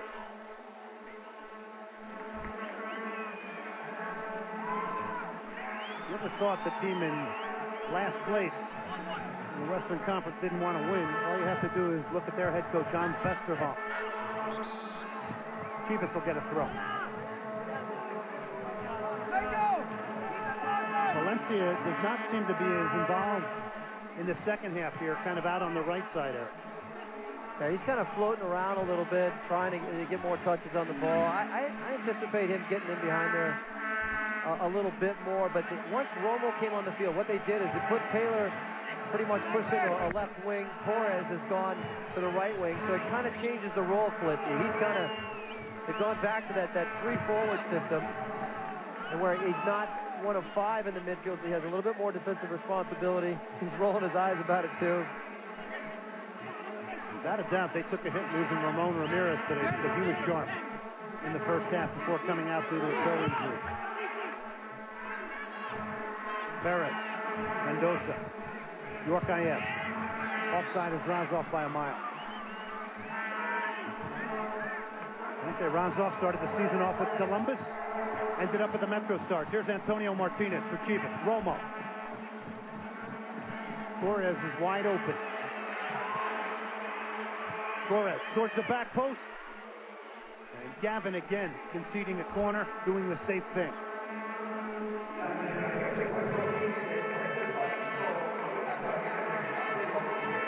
That expression on Tony's face hasn't changed all day. Martinez blocked by Regan. And Regan drives it over the halfway line. Sergio Garcia off his line for Chivas USA. Score remains the same. The Metro Stars are 20 minutes and maybe a little change away from a playoff spot. Valencia. And the goal kick shielded off by Eddie Gavin. today you can't fault Chivas USA for not creating chances, because they did. Right, some of those chances were almost gifts. You see Mendez saving it off the line. It's just the way it's been. It's just been a game of inches, basically. You watch him hit the post. A sure goal.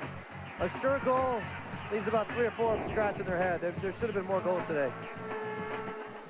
Yeah, and like we mentioned, it was a bizarre start to this, and Chivas USA could clearly have been up 2-3-0, and you'll see that Michael Bradley in the 49th minute, a brave header to beat Sergio Garcia. That is the difference in this one.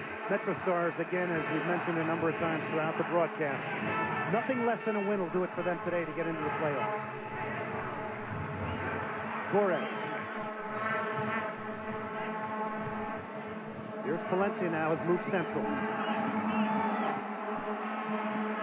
Torres.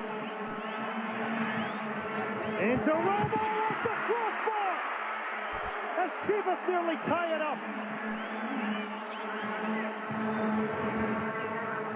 Garcia against Agus. Whips it into the near post. And Chivas USA will get the corner. Romo has made a difference since coming on for Chivas USA. We just showed 3 or 4 times we've hit the post already. Here we go again. Nothing Tony can do about that. Pretty much had it covered. Torres. Great cross. Romo unlucky twice now.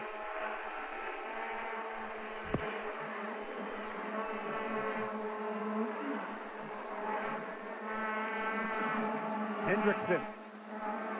What a great way to end a long Major League Soccer season here at the Home Depot Center. This has been an absolute thriller today. Valencia. Mendoza off the mark. Chivas still pounding away. The youngster, that attempt after the layoff from that man, Francisco Palencia. Usually Mo Johnston is just not a guy that stands during a game. Kind of sits and watches. But he has just been pacing and pacing and pacing.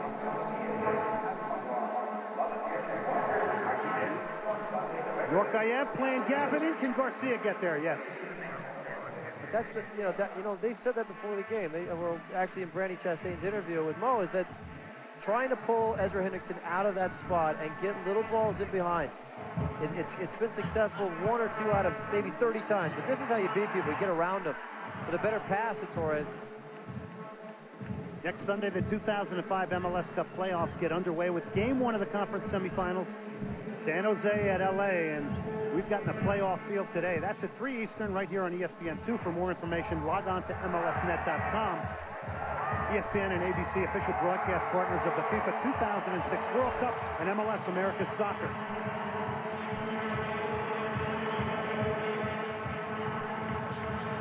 And down for the Metro Stars is Jeff Agus. And their fans have not stopped believing here. What a great sight that is. Agus remains down.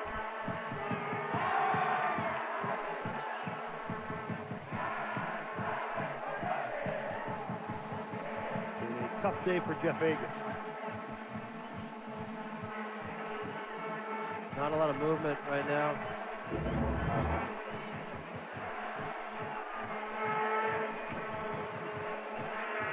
You just see the two just kind of run into each other. Jeff trying to cut in front of them.